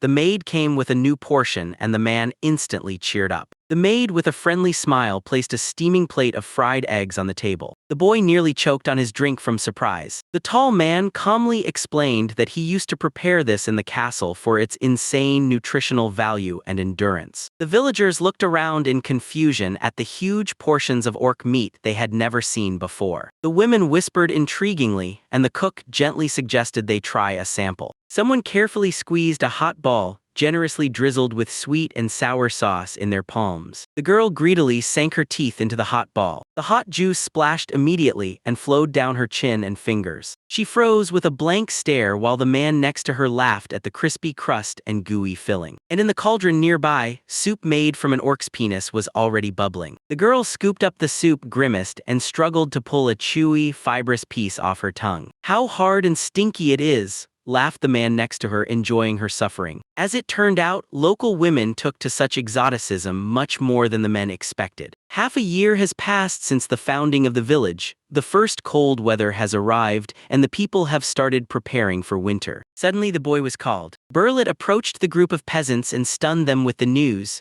They are going to return home for a short while. People hurried to reassure the elder that only 5 are going, as they are very worried about their left-behind parents. Then the young man joyfully suggested simply bringing their relatives here, as there was plenty of free space in the settlement. Suddenly, a demoness interrupted the conversation and, with a sly smile, offered her help. The hunters also gathered and assigned several strong guards for the travelers. The demoness stubbornly continued to demand permission to go with them. Suddenly, familiar voices were heard, causing the men to pale and the boy to twitch nervously. Before them, a gang of former bandits seemed to have risen from the ground. With wild enthusiasm, they shouted that they were ready to become human shields and joyfully die for the elder. The boy nervously muttered that it was still too early to let these fanatics out of the village. But the demoness coldly cut off that it would simply knock the foolishness out of them in case of betrayal, and the bandits gladly agreed to such an arrangement. The weapon clicked in the sheath, the squad was ready to set out. The demoness waved cheerfully in farewell to everyone gathered at the gates. Some of the escorts admitted that they still fear trusting yesterday's robbers so easily. "Well, I still get a jolt every time I see them," another one agreed. Meanwhile, near the unfinished stone wall, a new plan was already maturing in someone's mind. The story of the creation of the magnificent village began with a simple promise of a peaceful life. And a strict grandmother was watching the process, a true monster without any cheats or magic. Luke immediately got to work. He mentally reshaped the landscape, adding terraces and sturdy stone walls. In a few days, everything was ready. The ready settlement was impressive. double stone walls, even terraces and separate living corners built for the newly arrived reformed bandits. One of the former robbers proudly took up farming, and Luke was glad that new people would help with the planting and protection. The young men, with tears in their eyes, vowed never to forget this kindness, while the grandmother in the corner silently took pride in her strict upbringing. A boy named Satan volunteered to patrol the outskirts, offering to instantly relay news through telepathy. The villagers gasped in amazement. Such a gift was perfect for catching spies. Luke sincerely did not understand how a young man from a merchant family with such strong abilities had descended into a life of banditry. Satan admitted that telepathy was more of a curse.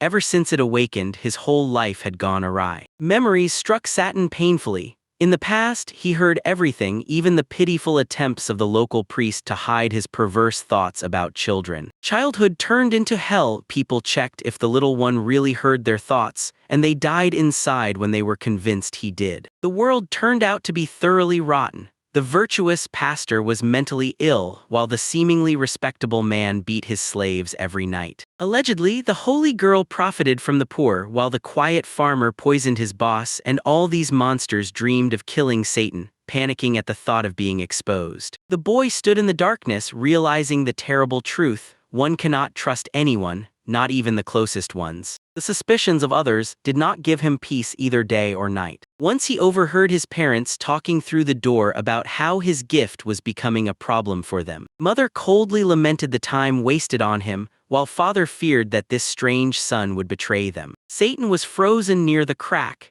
His relatives had already mentally decided to get rid of him as soon as possible. Then he ran away and joined a gang led by a fierce but clumsy leader. The thieves turned out to be surprisingly comfortable. Instead of intricate plots, only white noise or thoughts about food echoed in their heads. Hearing this story, the peasants sternly reprimanded the boy. A difficult past does not give the right to harm the innocent. Now Satan had to atone for his sins with daily hard work in the settlement. The boy smiled sincerely and brightly for the first time in a long while. The idyll was interrupted by the maid with news of the scout's return, but the flow of her fanatical thoughts about Luke hit the telepath's mind so hard that he was literally nauseated by the darkness. In a moment, the entire crowd joyfully ran to meet the surviving comrades. The streets of the village were filled with the joyful chatter of reunited families. Two men and the local elder Luke warmly thanked the young man for his rescue. Next to him, the gray-haired grandfather embraced his wife with tears of joy. The boy looked at the sky, hoping that the men called to war would also survive. Nearby, the girl noticed the captives and observed that their clothing seemed strangely familiar. Meanwhile, the captured bandits confessed that they were remnants of a gang and attacked first. Suddenly, someone's hand patted their leader on the shoulder. A stout man with a cross on his forehead cheerfully assured that soon they would all see the light too. The tied-up bandits stared in shock at their former accomplice, who suddenly began preaching a righteous life. While the captives were promised a quick awakening,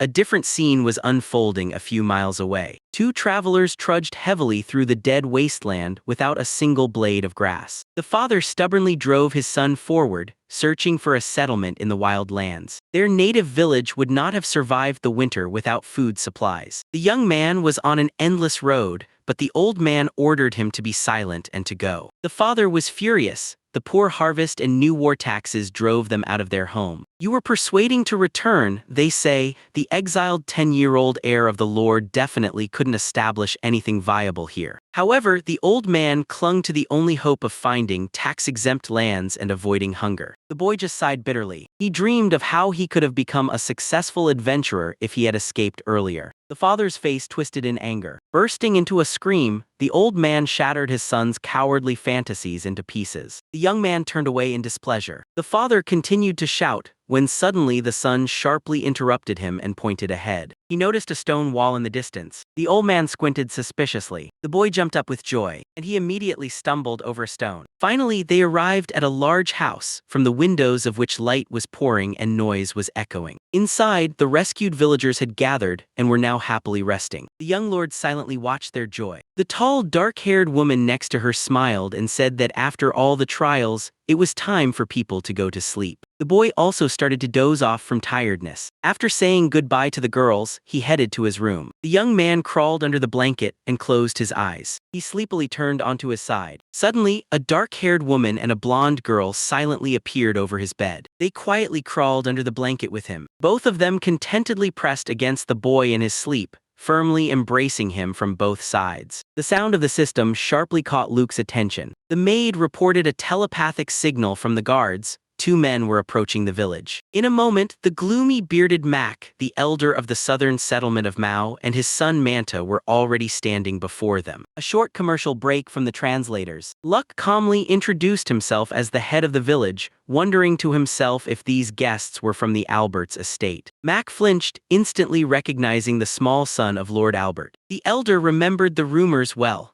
The Lord had sent his own heir to rot in a dead wasteland. The man looked around suspiciously, refusing to believe that all of this had been built in just 6 months. The guests still could not believe their eyes, wondering if Lord Albert had prepared all this in advance. Luke got down to business, and Max nervously admitted that due to the impending new war, they were simply looking for a way to earn money for the winter. Hearing this, the young man smiled sincerely and immediately invited them to stay, which puzzled the villagers. Luke suddenly became gloomy. A new large-scale war meant a direct confrontation between the Albertis and the powerful Shenigers. He involuntarily remembered Rawl and wondered whether to throw him into this meat grinder. Moved, Mac bowed low. He was used to indifferent nobles, so the young man's kindness nearly brought him to tears while the son awkwardly tugged at his father's sleeve. The man hurriedly apologized for his emotions, but the boy just waved it off warmly. His gaze became clouded by a sudden thought. What if he actually received the longed-for gift of the holy sword-bearer? Who would he be now, a proud hero alongside great warriors? Joyful faces of his current people appeared before his eyes. If he had followed the path of the sword, would he have been able to notice the hunger and despair of the common people at all? Once he desperately sought to justify others' expectations. Luke clenched his fist until it cracked. The burden of the past has finally dissipated. The boy confidently raised his eyes. He clearly knew where his place was. Mac and his son exchanged puzzled glances, not understanding the reason for this sudden silence. Luke unexpectedly offered them to move their entire settlement here, claiming that there would be enough food supplies for everyone. In a few days, there was a commotion near the massive stone walls. The refugees from Mao could not believe their eyes. Luke personally stepped out to meet the crowd, firmly shaking the hand of the bewildered Mac. The page of translators flashed on the screen again. The newcomers looked on in shock at the impregnable walls and green beds, not understanding how such a harvest could grow in a dead wasteland. Manta exclaimed excitedly that all those rumors about the Lord's garbage gift turned out to be complete lies. Luke awkwardly looked down and honestly admitted he really wasn't given the holy sword-bearer. However, I received the gift of village building, he declared proudly, just as a noisy group of local hunters returned to the gates. Selene proudly displayed her catch while the hunters thunderously dropped mountains of slain monsters to the ground. The villagers nearly lost the gift of speech. Before them lay the carcasses of 5 dangerous almerages. Advertising insert for website translators. Selin happily invited the guests from the village of Mao to join the feast, as there were already enough supplies for the winter. Luke blinked in surprise. The girl was boasting for some reason, even though hunting almerages and orcs had long become a routine for them. The quiet rustle made Luke alert. Selena slyly squinted and ordered the guys to show the main trophy. Everyone tensed, staring at the source of the sound. With a heavy thud, the giant carcass of a large boar fell to the ground. The guests were left speechless. Luke bombarded the huntress with questions about the fight, and she merely puffed out her chest proudly. It turned out that Noel and Gort withstood the beast's ram attack on their shields, exposing the boar for a neck attack.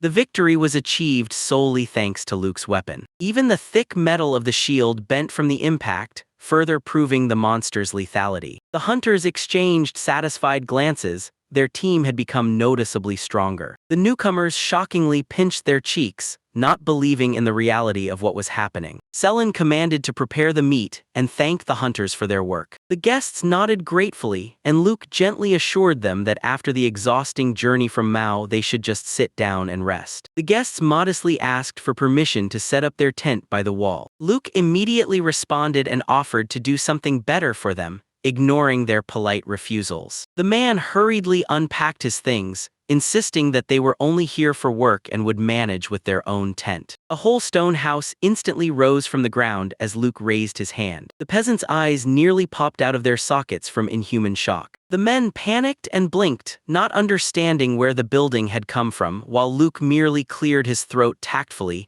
mentally rejoicing at such a reaction. The boy calmly explained that this is his gift, village construction. It has certain limitations, but allows for the creation of a lot of useful things. The peasants trembled, for in their world this skill had always been considered the most vain of all. Luke honestly admitted that the gift only works in this area, but for him, it was simply indispensable, and left the guests screaming from the break of the pattern. A system message flashed before my eyes. The population exceeded 1,000 people and the village reached level 6. The boy barely swallowed, stunned by such a figure. The system immediately unlocked the territory capture skill and unlocked a bunch of new buildings, from shops to training grounds. Since then, 92 people from Mao have joined their settlement, but the flow of refugees did not stop, and the newcomers looked around in surprise. Exhausted women and children begged for help, complaining of terrible hunger. Of course, the boy replied confidently and cheerfully. 2 more men approached him, timidly asking if they could just settle here for the sake of earning a living. The boy smiled sincerely again and assured that it was not a problem at all. Suddenly, a couple of cheeky guys showed up, demanding to be fed with mockery because they had heard that everyone is taken care of here. The young elder blinked in confusion. It turned out that former bandits were now regularly patrolling the wastelands, protecting travelers. This was what triggered such an influx of people. Looking around the surroundings, one of the locals thoughtfully noted how much their settlement had grown. In a conversation with the maid and the elf, he admitted, "The war outside is escalating, and due to his popularity, the village may soon become a target." But the maid just smiled confidently, relying on her gift of prophecy, although the elf still advised preparing for the worst. The boy thought, if at least 10% of the population has magical gifts, that is already a huge fighting force. There was an impatient noise in the local church. The crowd waited with hope, and the boy confirmed, yes, there are gifted ones among them. The inspection revealed that about 100 residents, including children, have a knack for magic, crafts, or research. 24 of them possessed combat skills. Excluding children and the elderly, the village had 19 full-fledged fighters. The blade glinted. The 2 slackers laughed joyfully, hoping that with such a number of gifted individuals, they would never have to work again. Someone's strong hand suddenly squeezed their shoulders. The local mentor grinned maliciously and explained in simple terms that for the village to survive, everyone would have to work hard. The system suggested to the boy that these 2 would make a wonderful perfumer and restaurant critic. But such narrow-profile professions simply did not exist in the village yet. So they were assigned to kitchen work, and with gloomy faces, they began to stir the stew in a huge pot. Surprisingly, their food turned out to be so delicious that everyone around was delighted, and the communal meal only strengthened the spirit of the community. The boy breathed a sigh of relief, hoping that everything would continue to go smoothly, but one problem would not let him rest. The system window flashed red mercilessly. The loyalty of the residents was at a critically low level. This meant that at any moment, dissatisfied people could simply pack their things and leave. The boy watched in confusion as the local girl with blush on her cheeks gazed lovingly at their stern mentor. Suddenly, 3 more women rushed past him like a fury. A real massacre began. They screamed and nearly tore each other to pieces, trying to determine whose man it was. Suddenly, the culprit's wife stepped through the crowd with a baby in her arms and sternly ordered everyone to calm down immediately. Everyone was stunned in shock when it turned out that the object of their disputes was actually married and had children. Low loyalty dragged the morale of the settlement down and created a whole bunch of unpredictable problems like this. The man tensed up, tightly clenching his own hand, preparing to sift through this chaos. Throwing off the blanket, the old woman caught the frightened couple in the act with a creepy smile. Later, the boy noticed her fatigue, and she admitted that sometimes it's enough to just listen to people to solve problems. He was glad that conflicts could be extinguished in their infancy,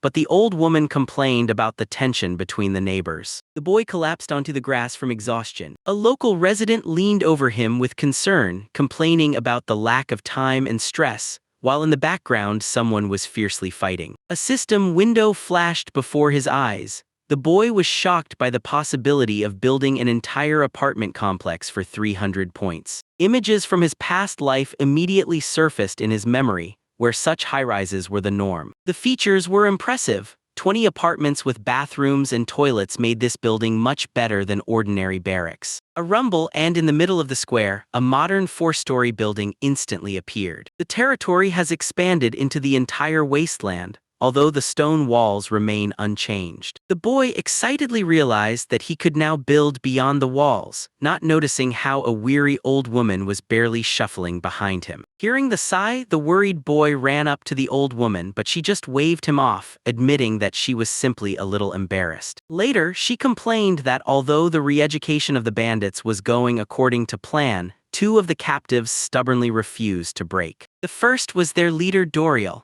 a burly bald warrior with zero loyalty to the village. The maid assumed that this big guy had faced death more than once, which is why he doesn't react to pain. The old woman just smiled predatorily, stating that such a challenge was a joy for her. The boy remained tense and silent. The whole company moved into the dungeon and stopped in front of a dark chamber. The prisoner sat motionless behind bars. This was Bar, the first captured robber with hostile intent. Seeing the visitors, he grinned irritably. Looking boldly into her eyes, Bar declared that the old witch would never break him. The sharp slap instantly threw his head back. From the blow, the robber fell on his knees, and someone from the group doubted whether it was he who had just made that strange sound. He just wiped his cheek and contemptuously said that the old hag's punches wouldn't scare him. The air was pierced by a whistle. The old woman unleashed a barrage of devastating blows on him, but under this hail of fists, the captive suddenly began to emit strange groans. She stopped abruptly, clenching her teeth in disgust. The reddened Bar breathed heavily with an expression of absolute ecstasy.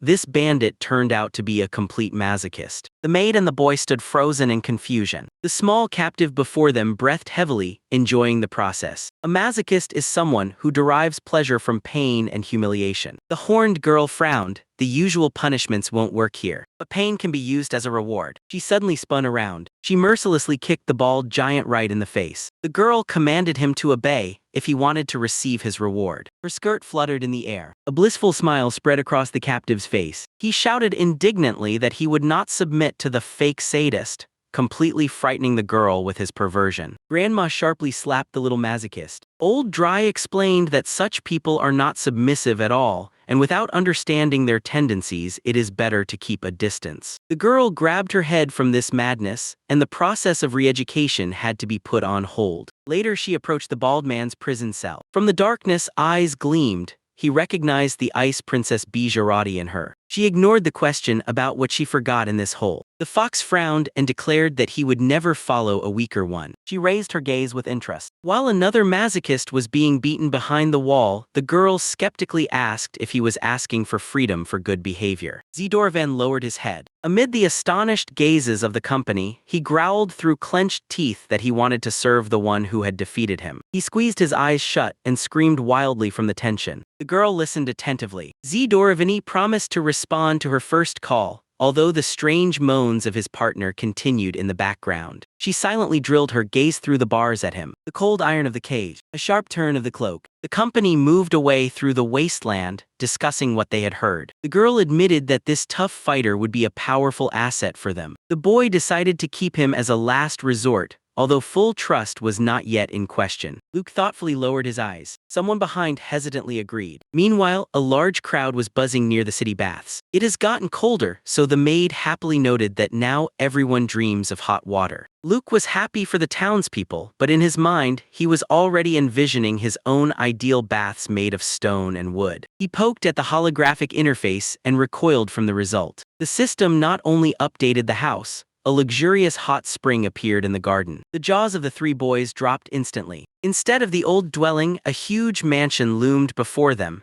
capable of accommodating about 20 people. While the girls panicked over the loss of the old house, Luke happily promised that even more guests would fit here now. The boys jumped into the water, although one of them felt awkward washing in the open air. Luke was glowing with pride for his creation, although another guest remarked that it resembled more of a cesspool. For such words, Luke mercilessly shoved the naked chatterbox straight into the tub. The hot steam instantly relaxed the guests, and Luke contentedly snorted from the shore. The guys wondered why he wasn't joining them. He smiled warmly and replied that he first wanted to let others enjoy. Loud shouts of gratitude were heard from the yard. At that moment, a sly smile spread across Luke's face. Grabbing a towel, he tiptoed away, finally time for himself, without annoying girls. The night air burned bare legs with cold. He hurriedly splashed himself with water, carefully stepped into the bath, and with a blissful sigh, he immersed himself up to his shoulders. From a distance, the voices of friends could be faintly heard. Under the light of the full moon, Luke thought that his lonely days were finally behind him. Suddenly, a wet maid emerged from behind and whispered his name purringly. Her lewd offer to scratch his back drowned in Luke's desperate scream. Half a year has passed since Luca was sent to develop these lands, and the maid with a warm smile recalled their shared hardships. She felt that the two of them had created a perfect fairy tale settlement, overflowing with love. That joy turned out to be premature.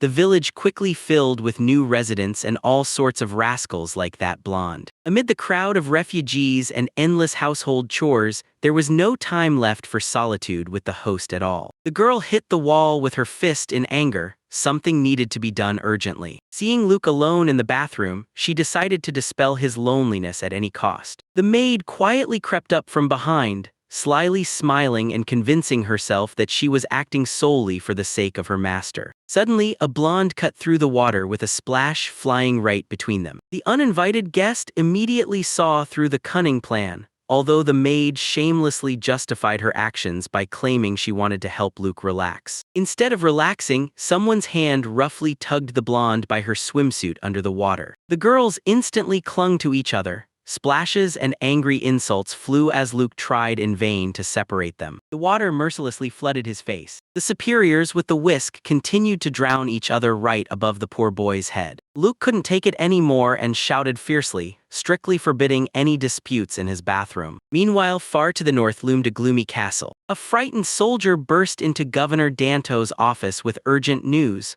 All the people from the nearby village had disappeared without a trace. The governor sighed heavily, as he expected dissatisfaction due to the new taxes, but certainly not a mass exodus. He sincerely did not understand where the peasants could have gone, completely unaware of the dangers outside the region. The subordinate explained everything with a strange rumor that was spreading among the locals. People whispered about a new paradise settlement that promised absolute safety, comfort, and plenty of food. Dante's face twisted with suspicion. He hopelessly buried his face in his hands, immediately recognizing the trap. Those lands were absolutely unfit for life. But the governor realized that people worn out by poverty would easily believe even such a lie. Danto ordered a thorough reconnaissance of the area and added that he would go there personally, if necessary. After all, it was those neglected vacancies that were once entrusted to the son of Lord Albert, Luke, and this greatly troubled the governor. At the table, Luke calmly reported that scouts were watching their settlement. The girl with horns blinked in confusion. People immediately became anxious about possible enemies,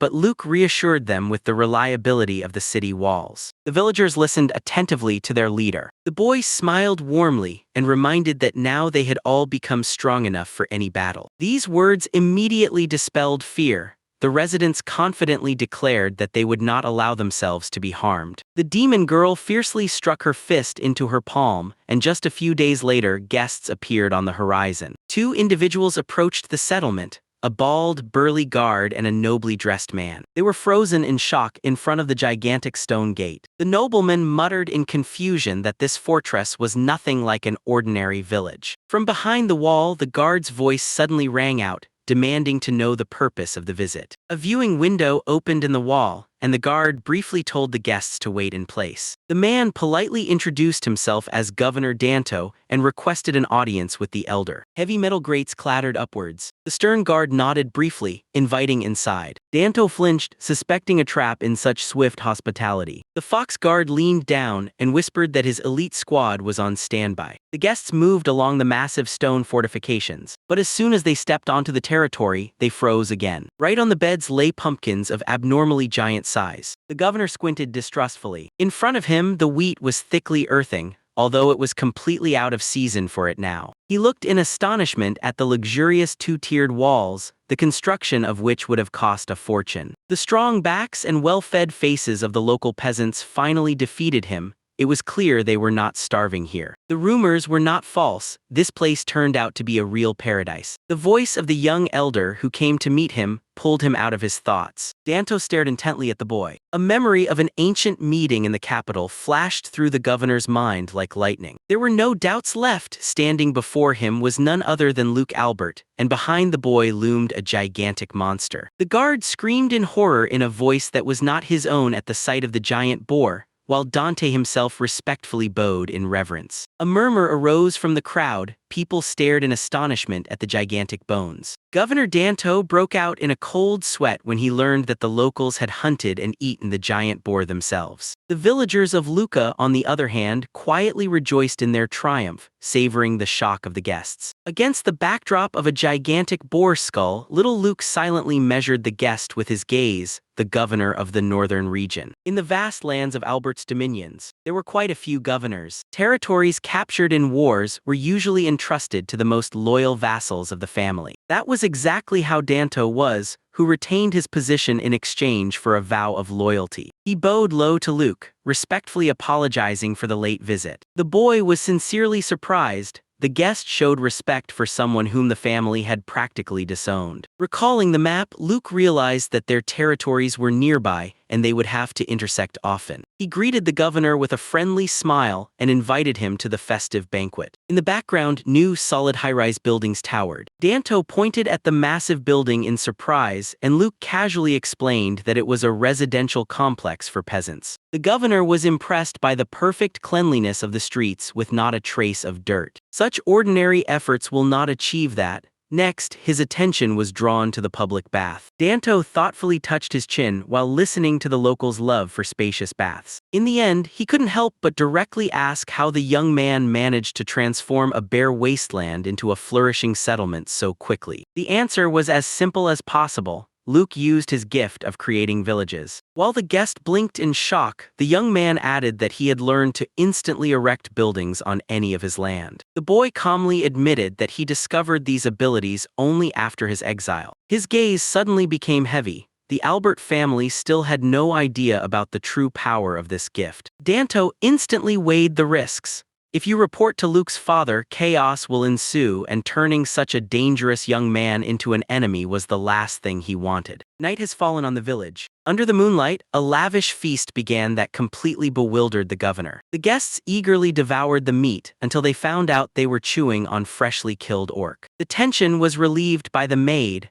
who joyfully announced the performance of the local sword fighters. Danto nervously glanced at Luke, immediately realizing that the same monsters that had taken down the giant boar would now be waving their blades in front of him. The heavy sword with a clang sliced through the air. The blade harshly cut into the opponent's block. "They are really fighting," the children exclaimed excitedly while watching the sparring. Along with the whistling, magical whirlwinds swirled. Each gifted person in the village decided to show off their talent in front of the guests. Luke nervously glanced to the side. He had no intention of revealing powers that could attract the attention of the church. The guests were frozen in silent shock. Governor Danto turned pale and broke out in a cold sweat, realizing that he was facing a real army of swordsmen and mages. The wind carelessly drove the clouds over the village. Luke led the delegation to a massive stone house, offering to accommodate all their security inside. Danto politely thanked him, although he was horrified in his mind.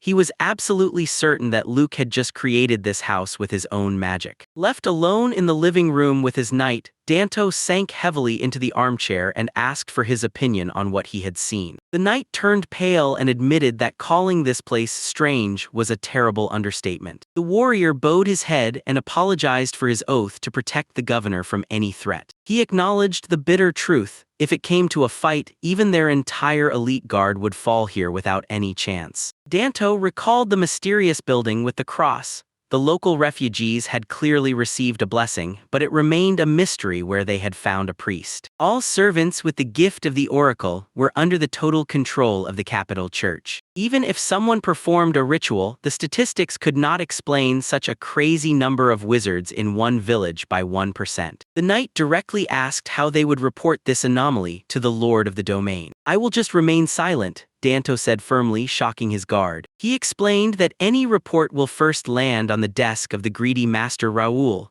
who is currently in charge of all the lands. Seeing a threat in Lyuk, Raoul would definitely try to burn the village to the ground to maintain his status as heir. The knight hesitated, reminding that concealing such information is equivalent to treason. The governor replied gloomily that he had been nothing but an obedient pawn all his life. This time, disobedience will definitely cost him his life. With pain in his voice, he admitted that for years he had turned a blind eye to the suffering of his own people, squeezing unbearable taxes and intimidating them with violence. However, recalling the free smiles of the peasants, he first wondered if there had always been another way. Clouds slowly floated over the roof of the guest house. 50 meters away, the boy with the gift of super hearing smiled contentedly, literally intercepting their conversation. As soon as the scout delivered the news, Luke and his friends breathed a sigh of relief. The girl next to her laughed joyfully. If the governor had decided to inform the lord, he wouldn't have come out of these wastelands alive. In the morning, Governor Danto greeted Luke with a polite greeting. The boy sincerely thanked him for taking in the refugees from Nordi. Dante's face suddenly darkened. He admitted that he was terribly ashamed of his inaction, which caused people to suffer. Stumbling, the governor added that he would ask for too much. Nordi was engulfed by a great hunger, so he begged to sell them some food. Luke agreed without any hesitation. Danto admitted that they were short on money, so he suggested settling with supplies, and Luke gladly agreed to this.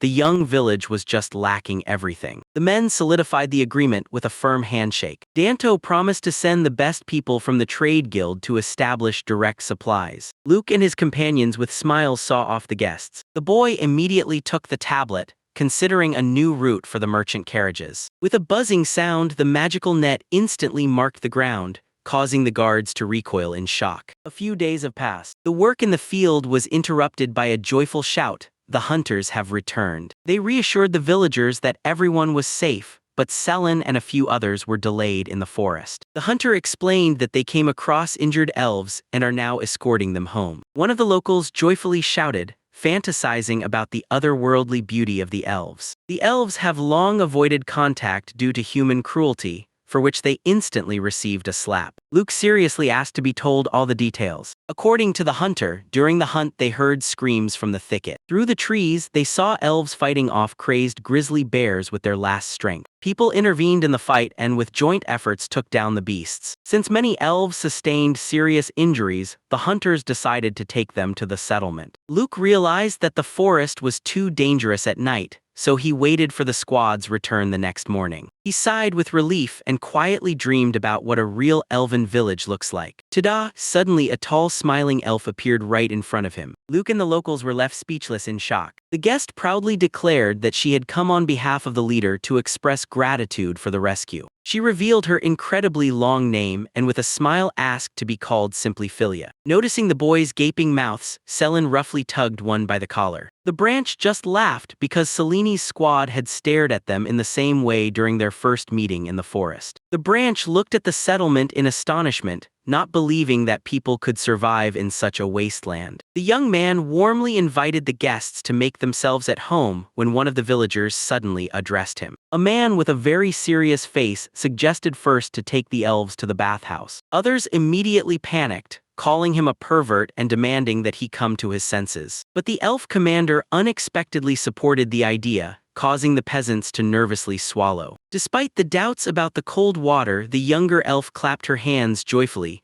and the guests headed towards the large wooden building. Inside, Philia immediately started to unfasten her gear. The subordinate worriedly reminded that without armor they would become vulnerable, but the commander waved it off. If people wanted to attack, they would have already done so. The boy pointed to the men's section, promising that another girl would take them to the women's section. But Philia abruptly pushed aside the partition and stepped inside completely naked, ignoring the frantic warnings. The companions cried out desperately that someone might be inside, but the elf indifferently looked around, searching for the very bath. In the water, a burly bearded man froze. The elf proudly towered over him without a single piece of clothing, making her companions blush with shame. In an instant, the buckets flew. The bearded man shrieked in horror, fending off the unwelcome guest. A crowd of concerned villagers immediately gathered at his cries. Zdorovany panically covered himself with his hands in the water while others stared in shock at the naked elf girl. Instead, her younger partner lunged at the bewildered men with fists,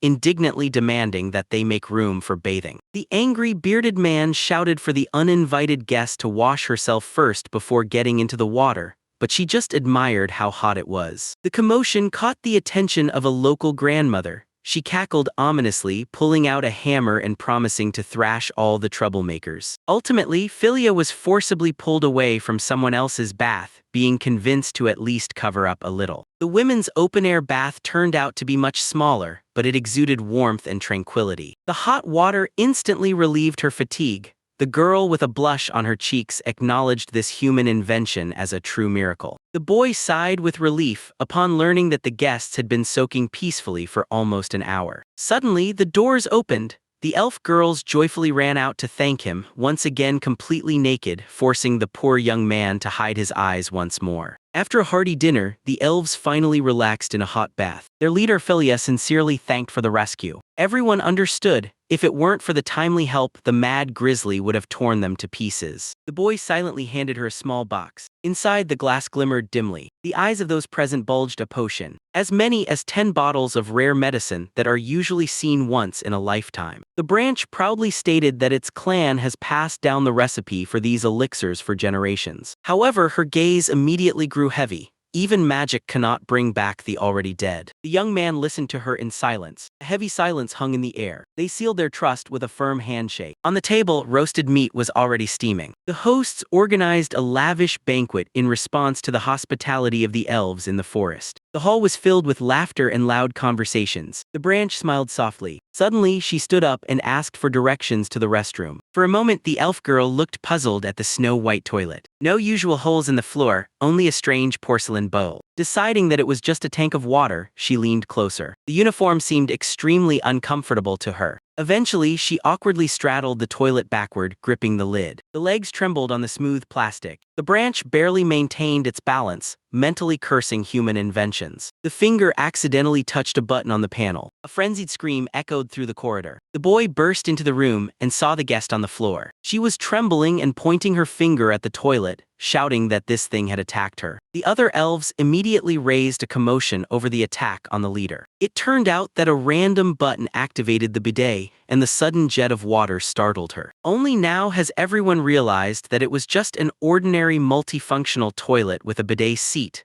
not a living being. The young man awkwardly apologized. He completely forgot that elves do not even know about a regular flush. But suddenly a blush flooded Philia's face and she whispered, "I liked it." She immediately wanted to take the miracle car for herself. The boy had to draw a diagram and explain that without his magic, the plumbing would turn into dead stone. The branch sighed sadly, although the young man mentally breathed a sigh of relief. The guests gathered in the yard, ready to depart. The villagers warmly said goodbye to them. The young man turned around and asked where the commander had gone. The answer hit like thunder. She went to the restroom again. The boy tensed up. She sat there suspiciously long. Could she have been poisoned by yesterday's meat? He rushed headlong to the second floor. The corridor was empty. The boy abruptly opened the door. He exclaimed her name in horror. The branch was sitting on the toilet with a burning face and shouting that it was going to maximum level. The young man silently closed the door, leaving her alone with the strange screams. From behind the wall, her excited exclamations about new attacks could be heard. The boy was sweating as he listened to the elf seriously battling the stream of water. Finally, the guests left, and the shining Philia waved goodbye the most enthusiastically. As soon as they disappeared over the horizon, the governor's caravan arrived in the village. Merchants brought seeds, fabrics, and spices in exchange for local produce. But the most valuable treasure turned out to be the live livestock. For the incredibly delicious vegetables, the villagers gave away chickens, sheep, and a cow, all of the female gender. The young man instantly activated the skill and built a spacious barn. A local girl named Nella eagerly volunteered to take care of the animals. The system immediately highlighted her perfect indicators for working as an animal husbandry specialist. She clenched her fist resolutely. The children jumped with joy that they would now have fresh milk and eggs every day. Suddenly, the cow glanced at them with a gloomy, deadly look. As it turned out, the poor animal had recently gone through a difficult breakup. From the depths of the forest came heavy footsteps and the cracking of branches. The frightened elf was desperately fleeing from the giant orc looming right behind her. She was running with her last strength. Meanwhile, in the village of Luca, life was flourishing thanks to new resources from the traders. Amidst the new stone buildings, a joyful buzz was swirling. The residents enjoyed fresh pancakes with milk and eggs. Women eagerly examined the fabrics, dreaming of sewing real dresses. Luke smiled warmly. Just recently they were making clothes from old sheets. The settlement buzzed like at a festival, while the boy was already planning the creation of new professions. Suddenly, the guards reported the approach of an elf. The exhausted girl barely moved her legs through the rocky wasteland. She reached the gate. With tears in her eyes, the elf pleaded for help. The branch rushed to calm her down, and Luke asked what had happened. The girl recounted with a trembling voice about the attack by a pack of hungry orcs. She recalled how the defenders fought desperately, but there were too many enemies. Starving orcs surged in a relentless assault. A terrifying memory appeared before her eyes. Her leader charged at the enemies, ordering others to save the village. She fell to her knees. She had run here without stopping. Luke nodded decisively. He immediately ordered to warn his people and accept all the elf refugees. The girl covered her face with her hands, crying from gratitude. The hatch opened the system menu. Leveling up was supposed to expand its territory. A request had come for the acceptance of elves into the village,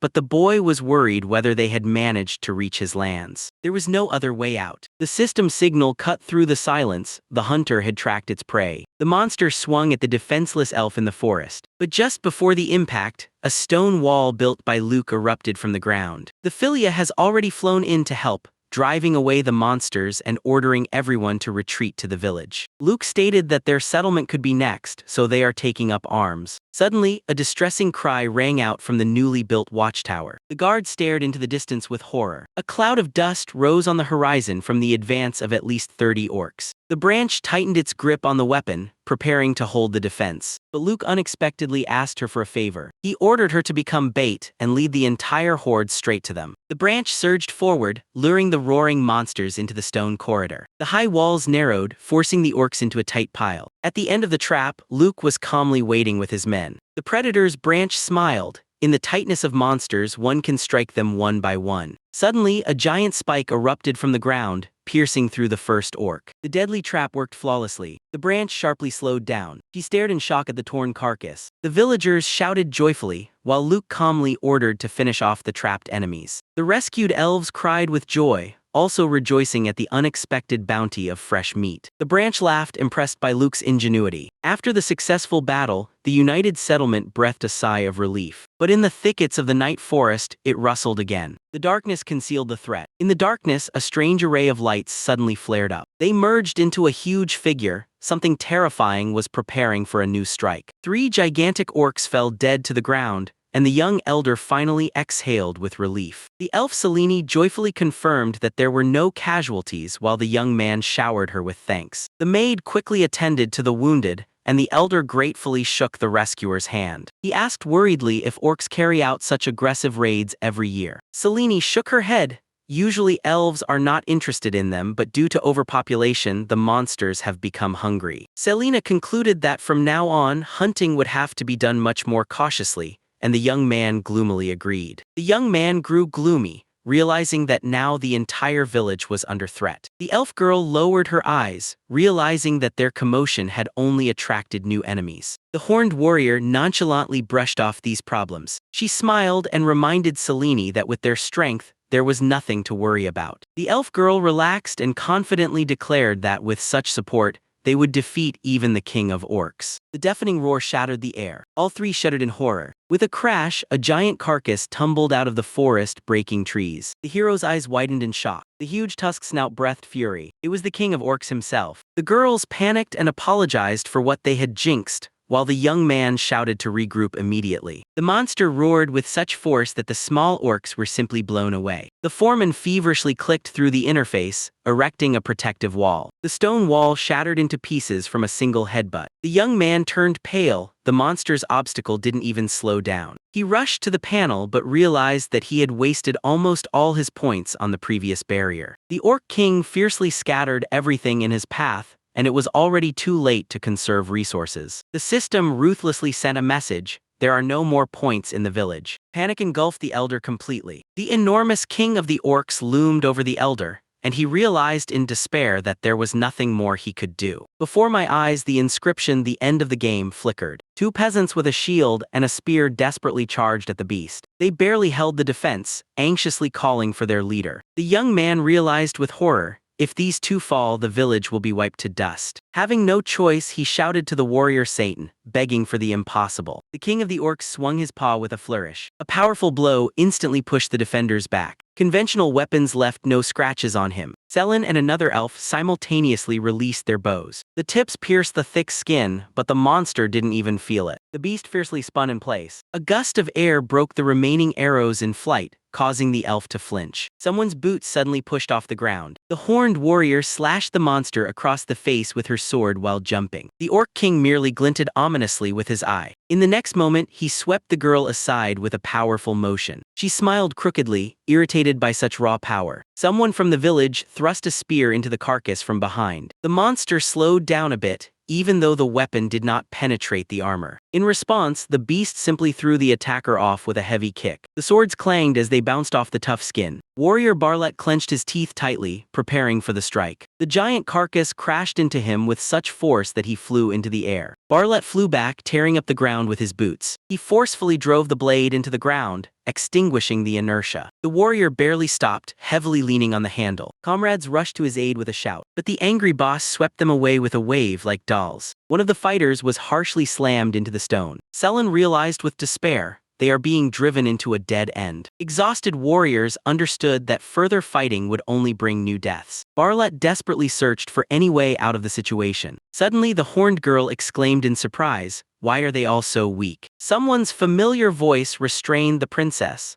Her bright attacks only confused the enemy while the weary need time to retreat. The voice calmly added that it did not know how to use shields. The villagers froze in horror, realizing that there was no other choice. From behind the sturdy bald warrior, an old woman with a cane stepped out and calmly stated that they could not do without her help. The huge Doriel bared his teeth menacingly, ready to fight. The girl exclaimed Doriel's name in shock, not understanding how he ended up here. The fox-like giant crookedly smiled and explained that their leader had used Satan's ability for his summoning. The mercenary calmly stated that he had promised to lend a shoulder as soon as the right moment arrived. Luke admitted the situation was critical, so he risked everything on the appearance of the mercenary. "You made the right choice," Doriel grinned predatorily. He lunged forward, holding a wooden shield against the giant king of the orcs. The monster struck with its huge paw. The powerful air strike tore through with a whistle, and Doriala was thrown far back. Luke barely managed to shield his head from the hail of stones, covering the elderly woman with his body. The horned girl called the mercenary in horror. The dust settled and the orc stood still in complete silence. Doriel disappeared without a trace. Suddenly, he emerged from the side and struck the monster in the jaw with a powerful punch. A mad smile never left his broken face. The giant beast staggered from the unexpected blow. The Orc King lost his balance for the first time, and the fighters instantly realized this was their chance. Two men charged into the attack with wooden shields. Luke froze in tension. A dull clang echoed. The men crashed into the monster's carcass at full speed, holding back its mass. The short-haired warrior intercepted the spear and struck from the flank. The blade with a crack pierced the thick skin. The monster roared in pain, and Luke silently begged everyone to hold on just a little longer. Another peasant swung his sword and left a deep wound on the beast's body. The horned girl also dealt a devastating blow from the air. The exhausted Orc King gasped heavily from the continuous attacks. Finally, Luke's eyes sparkled. Upon receiving a system prompt about daily bonus points, he immediately ordered everyone to step back. The warrior jumped back and suddenly a stone wall grew in front of the monster, into which it crashed headfirst at full speed. Luke frantically activated the control panel,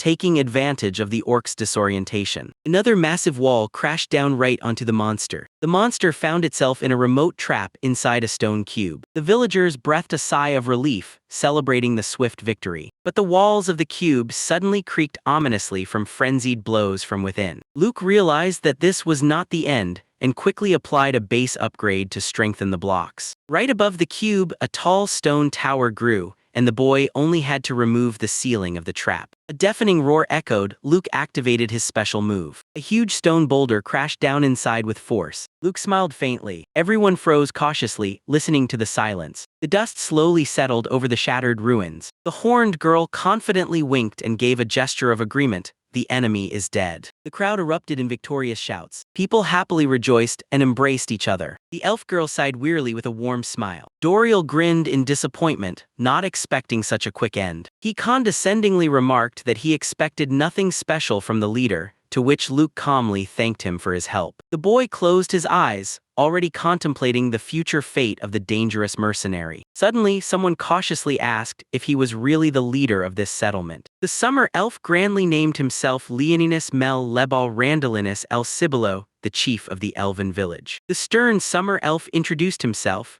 Leoninus Mel Lebal Randalinus El Cibola. The hatch even blinked. What a long name he has, flashed through the boy's mind. Suddenly, all the elves led by the chief fell to their knees before him, pressing their faces into the ground. The old man confessed with horror that due to a fatal mistake they found themselves in danger, so they had no choice but to beg for help. Luke helplessly waved his hands and asked them not to worry, as anyone could find themselves in their place. While the leader insisted on atonement, the boy nervously glanced over his villagers. And then he joyfully clenched his fist and suggested that everyone have a barbecue. The elf paused for a moment, and then someone from the crowd couldn't hold back and joyfully shouted. The old man burst out laughing heartily. His daughter smiled gently and reminded her father that Master Luke is an extraordinarily generous person. The chief solemnly accepted the kindness of the village and declared that from now on they would become good neighbors. He politely offered the maid to at least help with the cooking, but then she suddenly blushed and turned away sharply. Soon the elves were blissfully basking in the hot spring,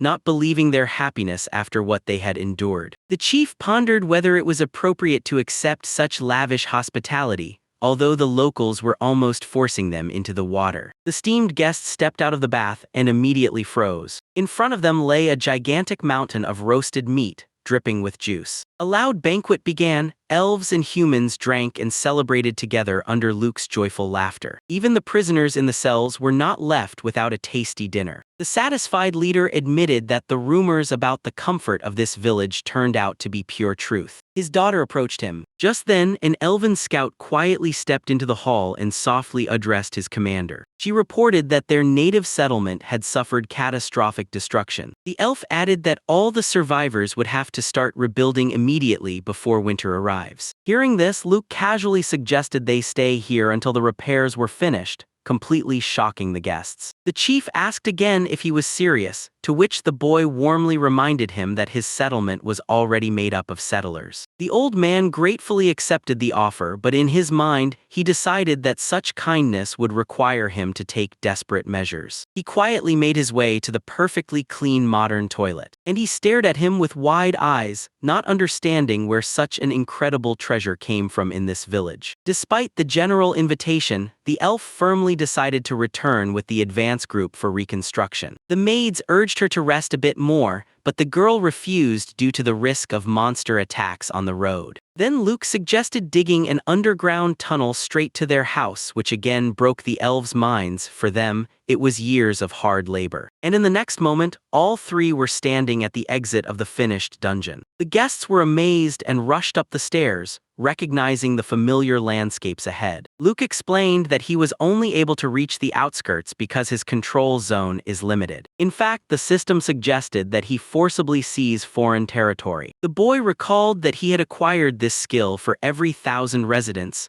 but he never planned to use it. Ignoring the aggressive description of the system, he asked for permission to connect the tunnel directly, and the elves gladly agreed. The wind passed through the treetops. In the place of the settlement, they were faced with complete ruins. Luke sat by the shattered stone wall, realizing that he would protect no one anymore. The boy joyfully exclaimed that he could fix everything in a second, but suddenly he fell silent. The elf quietly exchanged glances with another warrior. He firmly closed his eyes. The girl firmly stated that they want to rebuild their house by themselves. Luke froze in surprise. She gently explained that they were already relying too much on his magic, and the boy smiled understandingly. He rejected the system's proposal to instantly build a wall, realizing that he had completely forgotten about other people's desire to create something on their own. Looking at the giant buildings, Luke wondered if his own subordinates felt the same way. The startled elves exchanged relieved glances, secretly pleased that they could now live a little longer in the cozy village of Luca. At the same time in his village, the maid Milia gathered a huge crowd in front of her. With a burning gaze, she proclaimed Luke the chosen savior sent by the gods themselves. The crowd buzzed with excitement, and Milia, with a predatory smile, promised that very soon everyone would witness the true power of the master. Her face was twisted by a fanatical smile as she urged everyone to dedicate their bodies and souls to work for the master. The crowd erupted with a wild, ecstatic roar. The village had turned into a monolithic fortress, where every resident was now a blind fanatic of Master Luke. A crowd of murmurs in front of the high wrought-iron gates of the Marquis Albert's estate. "Are you ready, Mr. Raoul?" asked the servant. The boy casually said that he could start at any time. A cart with a cage filled to the brim with gloomy men was brought onto the arena. Raoul stepped into the center of the sand all alone. His gaze was cold and sharp. The prisoners whispered in surprise, not believing they would fight a child, while the guard ordered them to take up arms. The mustached criminal grinned, clarifying whether they would really reduce his sentence for the murder of the child. A crowd of prisoners confidently moved forward. Busen raised his sword over the boy with a wild scream. Everything froze behind the high walls of the arena. The audience lost the gift of speech. One of the men behind bars turned pale, covered in cold sweat. Two figures silently watched the slaughter from the balcony. In the half-darkness, someone's predatory smile flashed. Raoul stood among the mutilated bodies, drenched in someone else's blood from head to toe. His icy eye showed no emotion. The last survivor crawled pitifully away across the sand. The boy clicked his tongue in annoyance, and with a swing, he brought the blade down on the screaming prisoner. The body split in half. Raoul calmly hid the sword, noting that it was the last one. The stands erupted in applause, praising the incredible strength of the Marquis's son just 6 months after receiving the gift. Raoul suddenly turned around at the footsteps. His father entered majestically through the gates. The Marquis sparingly praised his son, and he respectfully bowed his head. Father announced that the trial was passed, and now Raoul would go with him into real battle. The boy promised to bring him a great victory. They left the arena to the wild cheers of the crowd. Later in the office, the scout reported to the Marquis that he had searched the northern lands but found no settlements. Slumped in the chair, Raoul contemptuously remarked that no village would ever thrive in such a dead wasteland. Raoul secretly reveled in the thought. The strange gift of that loser turned out to be useless. He laughed, completely dismissing it from his mind. They would never cross paths again. Suddenly, the father coldly remembered Lady Selene. The scout nervously flinched. He admitted that the Bazarats are still hiding her, categorically refusing this marriage. Raoul let this pass by, only waiting for the end of winter. It was supposed to be an unprecedentedly large battle. The father promised that in case of victory he would seize new lands, and Raoul would inherit the current possessions of the Albertis. The boy looked at the vast city below, knowing that soon it would belong to him. The Marquis laughed ominously. His laughter echoed through the room. Meanwhile, far to the north, the boy sneezed loudly. He trudged through the deep snowdrifts, shaking from the cold. After accessing the system panel, he began to quickly scroll through the menu. A new defrosting feature lit up on the screen. With a quiet hum, the snow on the road instantly melted away, leaving behind perfect cobblestones. The boy breathed a sigh of relief. Now the caravans would pass without problems. Winter in the wasteland has always been merciless. Their settlement was even further north than the Alberts' lands, so the snow piled up to the rooftops here. A familiar merchant sincerely thanked the boy for the clean road, noting the rapid influx of new residents. But behind every warm greeting, there is always a farewell lurking. Meanwhile, the reconstruction of the elven village was progressing, and soon its inhabitants were to return to their native forest. The boy remembered that the elf filia is still listed in the system. He hovered over the button with a slight sadness, preparing to permanently remove her resident status. Meanwhile, in the hot springs, two elderly men were fainting from pleasure. They unanimously called this place a true paradise. The elders enthusiastically added that this settlement is indeed worth something. Suddenly, a girl's figure loomed over them. The old ones nearly drowned from fright. The elf girl shamelessly walked into the water right up to them. She comfortably settled between the stunned old men, cheerfully asking about their escape from the orcs. The branch confidently declared that although its people are not weak, the local warriors are on a completely different level. The old men asked with interest whether she would return to the fairy elven forest as soon as it was rebuilt, and she categorically cut off that she would never return to the forest after the comfort here. By striking the water with her hand, she announced that her native village is being rebuilt only for those who wish to return there. She gracefully tossed back her wet hair, and with unwavering determination, she declared that she would live only here. The branch cheerfully suggested organizing a loud celebration as soon as it is officially recognized by the local residents. The old ones exchanged awkward glances. The elves turned out to be nothing like the refined ones in the fairy tales. But they were still glad that the rumors about this perfect settlement were not lies. For centuries, elves lived quietly in the forest, away from foreign eyes. They convinced themselves that they were hiding for the sake of survival and preserving their noble nature. But after tasting the comfort of human settlement, one of the elf women categorically refused to return. The class leader tried to calm her down, but she had already devised a clever plan. Taking advantage of human weakness for elven beauty, the girl abruptly stripped off all her clothes. The crowd instantly froze in awe, admiring her perfect figure. She smiled smugly, confident in her triumph. Posing in front of the astonished crowd, she commanded everyone to convince the elder to allow her to stay. In her dreams, the elf was already bathing in the luxury of a new life. Her illusions were harshly shattered by an elderly woman, dryly stating the fact of public indecency. In a moment, the naked adventurer was already sitting behind bars. The elder bowed low to Luke, begging for forgiveness for this incredible disgrace. The boy just laughed good-naturedly, attributing the prank to cultural differences. The embarrassed elf quietly justified herself, she just really wanted to stay. Hearing this, Luke was genuinely surprised. He readily allowed her to live here, as his village welcomed all the displaced persons. However, the young man asked the elves to calmly discuss this decision among themselves. The elder gathered his people and conveyed to them Luke's generous permission. He ordered those willing to stay to approach the guy. The leader confidently headed towards the forest. No footsteps sounded behind her. The entire tribe stood motionless by Luke. The elves looked coldly at his back. The old man has faded. No one wanted to go back home. Even his closest assistant, Philia, lowered her eyes and admitted that she chooses comfort. The elder cried out to their elvish pride in despair. However, the girls were already openly admiring the local food. They rejoiced in the safety from monsters and the absence of forest stench. The possibility of taking a hot bath every day finally broke their will. The old local maid got her way. She made the elf girls chant compliments to Luke. Sobbing, the abandoned leader ran away,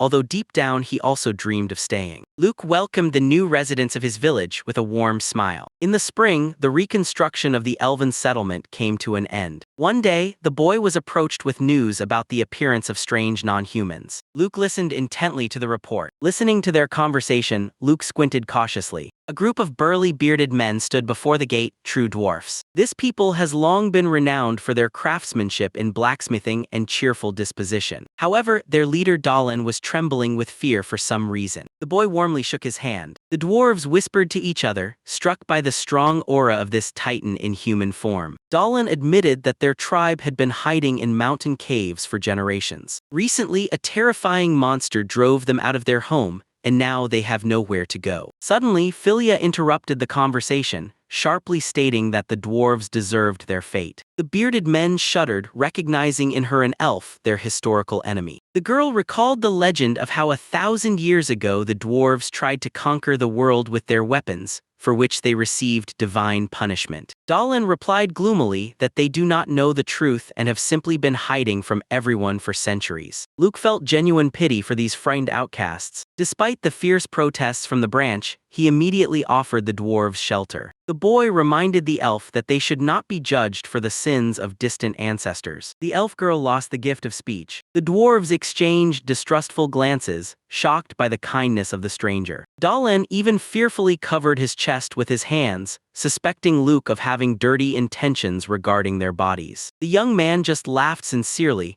and assured that everyone is welcome here. Tears of gratitude sparkled in the eyes of the stern-bearded men. Luck suggested the guests explore the settlement while lunch was being prepared. The first sight they saw made them open their mouths wide. Clean water flowed directly from the metal taps. The gnomes were impressed by the perfect order and the absence of stench. Later, their attention was drawn to a large building. From there, the joyful buzz of hundreds of people could be heard. They assumed it was a forge, but Luke explained that it was a public bath. He happily suggested that they bathe together with the other residents. The gnome was instantly drenched in cold sweat. For mountain climbers, the idea of bathing naked in a crowd seemed like absolute perversion. After surveying the base, the elder of the dwarves made a decision: they are staying. Luke blinked in surprise. He asked again if these masters really wanted to live in a secluded underground passage. But the dwarves claimed that they had spent their whole lives in caves, could not stand the sun, and here it was perfectly dark and clean. Luke just sighed and opened the base customization menu. In an instant, ready doorways grew in the bare walls of the tunnel. He explained that he expanded the space based on the principle of a beehive,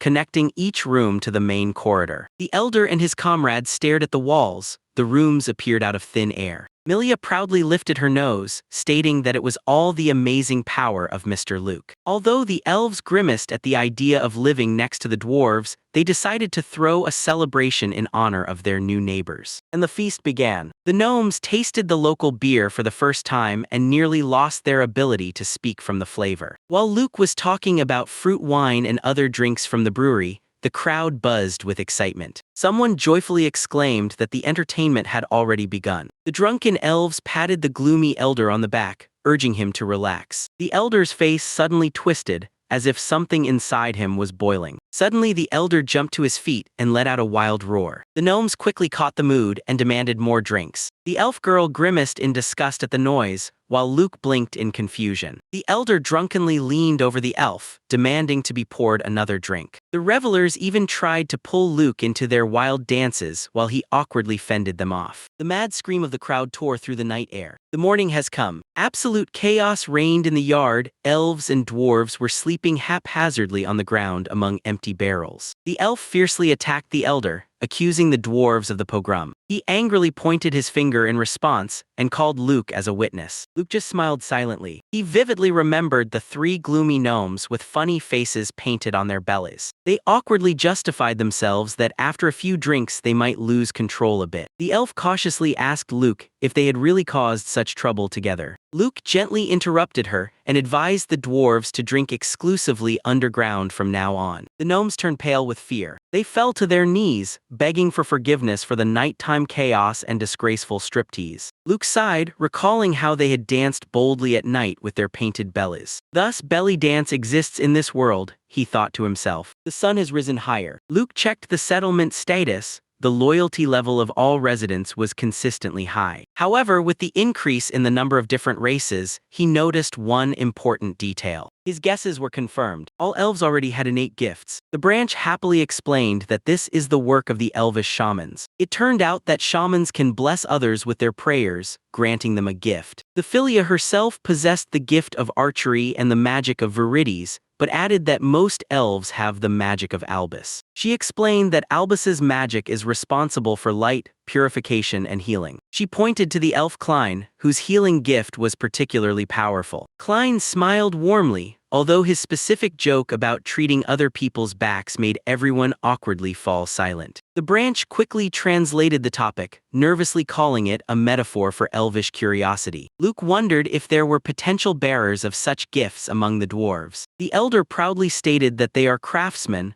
honing their skills by hand for decades. He firmly stated that he does not need any magical gifts. But the very next moment, the old man frowned and muttered that he wouldn't actually mind receiving such a gift himself. The tall bell tower cast a shadow on the square. Milia respectfully bowed before the elder. Suddenly, system panels with gift options flashed before the gnome, mining, blacksmithing, and flavum magic. Luke analyzed the data. This magic of earth and stone was the most common among the dwarves. But his gaze caught on something else. Little 11-year-old Donna had a unique talent for the craft of a weaponsmith. Luke knew that he couldn't give her a gift for her coming of age, but he remembered how she had curiously studied the structures of the base. He leaned down to the girl and gently asked if she liked weapons. Donna silently reached into her bag. She retrieved a heavy stone slab, completely covered with incomprehensible symbols. Luke asked if she could read these ancient writings, but the gnome just shook her head. He looked closely at the drawing of the giant figure and the small people nearby. The light illuminated the opening.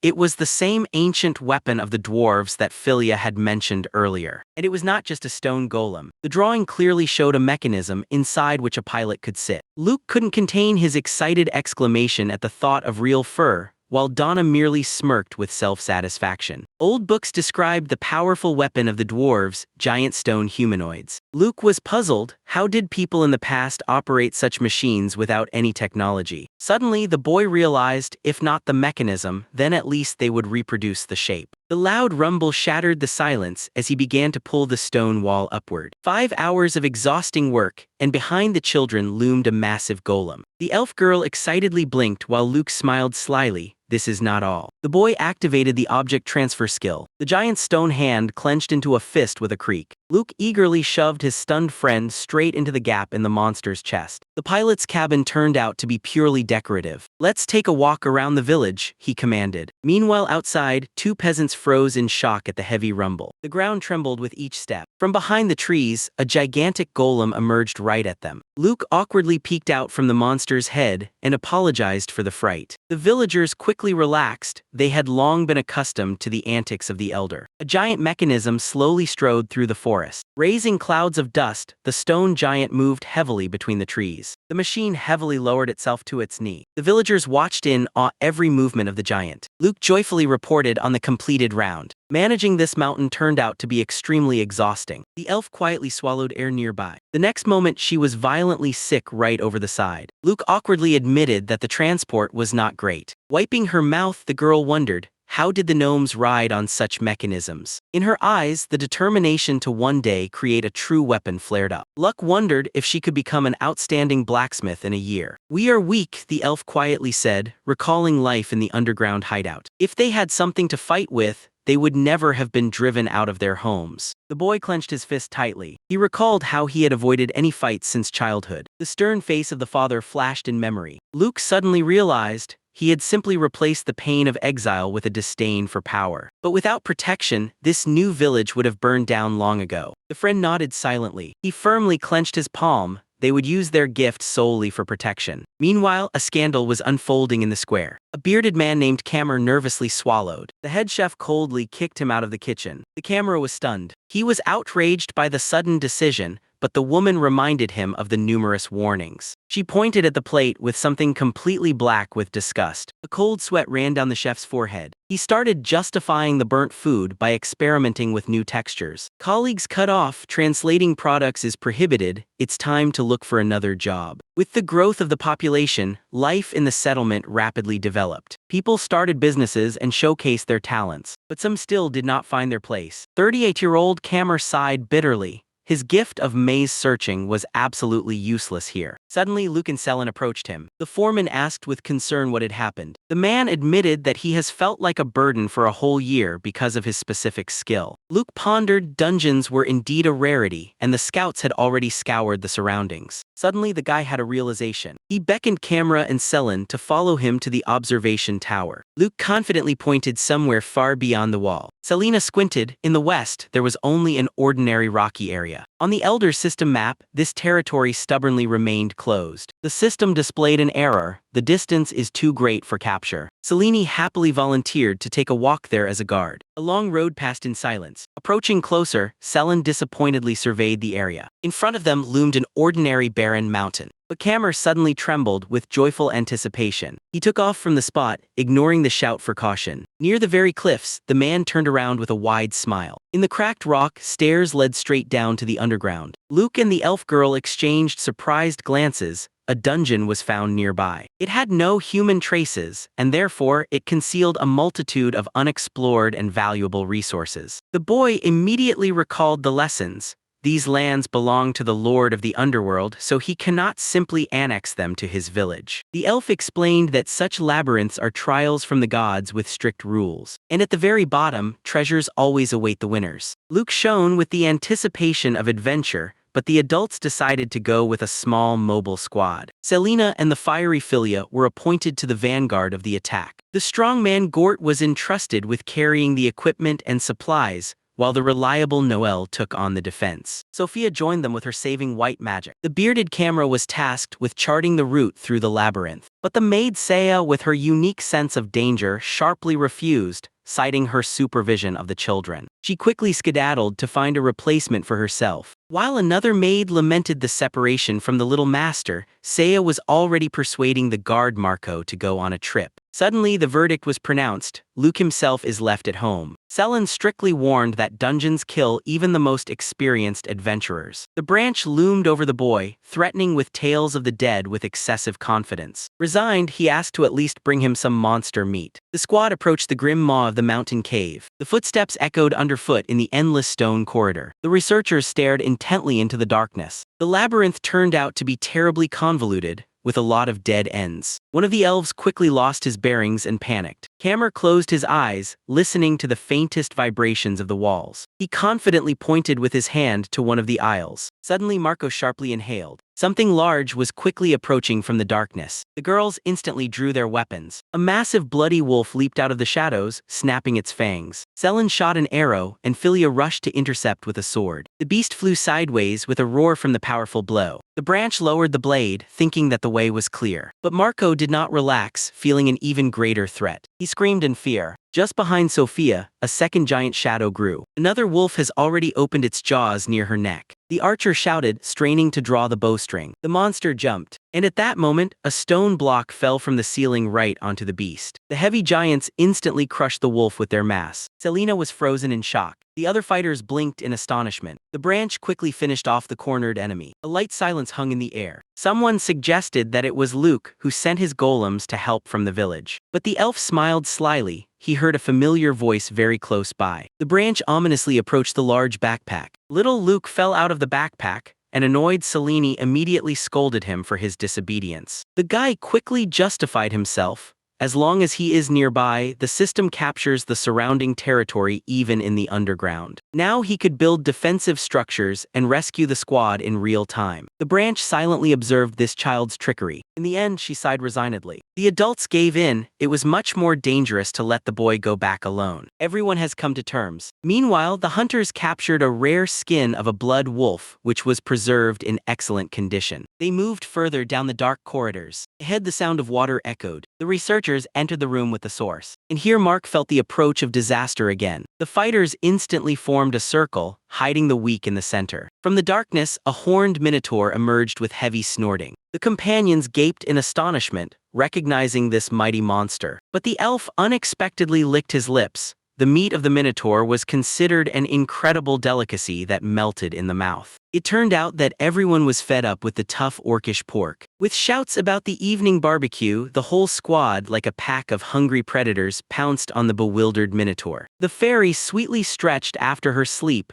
contentedly calling herself the great mistress of the underworld. The dungeon was always filled with silence, but today it seemed completely different. Suddenly, the system was interrupted by an alarm signal about an emergency. At the other end of the dungeon, a boy and a girl were calmly grilling meat while everything around them screamed about the destruction of the location. The face of the mistress twisted in shock. The heroes carefully savored the shashliks, lively discussing the unexpected ability of the guy to build structures right inside the dungeon. Realizing that they could now live fully here, the team set off inspired, leaving the fairy in silent shock. From the darkness, a swarm of bats and fang-toothed snakes suddenly flew out at them. The girl with pigtails instantly launched an attack. The elf girl kept up, slicing through enemies on the move. The warrior barely managed to deflect the blows with his heavy shield. The bats were increasing in number, and they began to mercilessly gnaw at the long-haired mage right on the head. The boy joyfully pointed to the wooden log cabin that he had just built in the middle of the corridor. The door slammed shut. Everyone breathed a sigh of relief in safety. While the monsters were banging on the windows, the girl with pigtails cheerfully offered her help. A devastating stream of magic burst from the cabin's windows. She shot monsters with icicles, smiling. The fairy watched the riot, sensing the approach of disaster. A sharp silence prevailed. The group cautiously peeked out of the hut. The enemies had almost disappeared. They calmly moved on. Their path was blocked by massive stone doors. The boy assumed that a boss's room was hidden behind them. The elf seriously explained,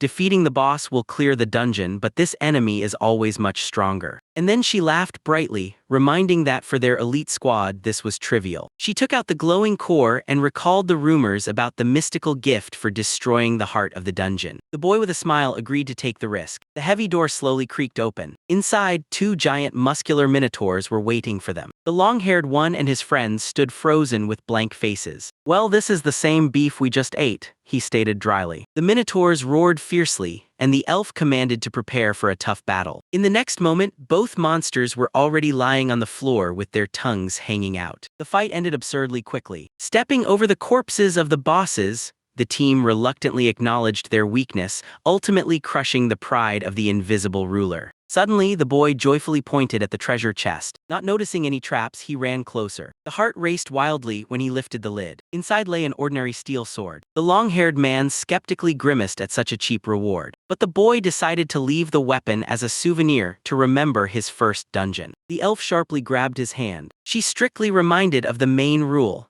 the reward must correspond to the difficulty of the completed challenge. And it is the researcher who decides whether this payment is worth it. The boy obediently let go of the lid. The elf loudly declared that the dungeon must now open a new path, or the master must come out to them personally. The long-haired man nodded approvingly and closed the chest with a flourish. Oppressive silence hung in the air. Time passed, but no one showed up. Suddenly, the long-haired one noticed something. The boy peeked through a tiny crack in the wall. The only passage to the master turned out to be a tiny burrow. Imagining how these crazy people would now crawl to her through the narrow pipes, the mistress was horrified. She nervously chuckled, justifying that she had opened the passage for them herself, so she hadn't broken any rules. The fairy feverishly cursed the elf who knew too much about the dungeon. She complained resentfully that she was physically unable to create a worthy reward in the empty room. Her real plan was simple: to lock the handsome heroes in a room and quietly observe. The mistress sighed dreamily about the perfect men,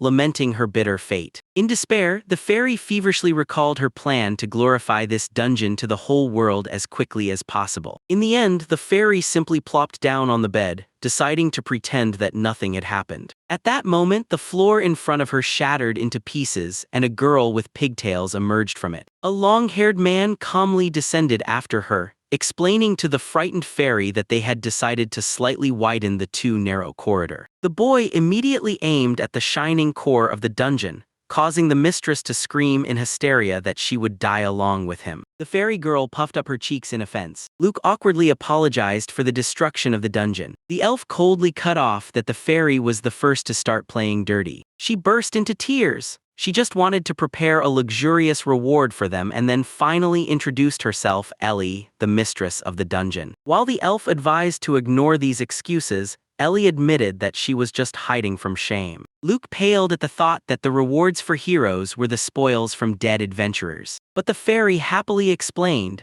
living visitors generate special points for her to create monsters and traps. The boy instantly realized that this was an exact copy of his own development system. His little companion suggested that Luke's power has a common nature with the dungeons. Here, Ellie flared up with anger again. The guest shamelessly bit off a piece of her territory. She pressed her hands to her chest, declaring that the dungeon was indivisible from her body and soul. Luke sincerely repented for the fright. He never thought about the consequences, as no one had noticed his abilities before. The boy immediately suggested to return everything to how it was. He opened the system interface. Error: it turned out that canceling the capture was impossible. Ellie screamed and began to shake the elf wildly, shouting about the torment of her body. Having cooled down a bit, she checked the control over the area. It was still intact. The fairy easily accepted the irreversible, but she set a condition. She poked Luke with her finger and ordered him to bring people here because she was unbearably bored. The company pondered. Without monsters, it had become too safe here and there was only a wild emptiness around. Luke began to think about how to lure the crowd here. Later, he shocked the residents with his decision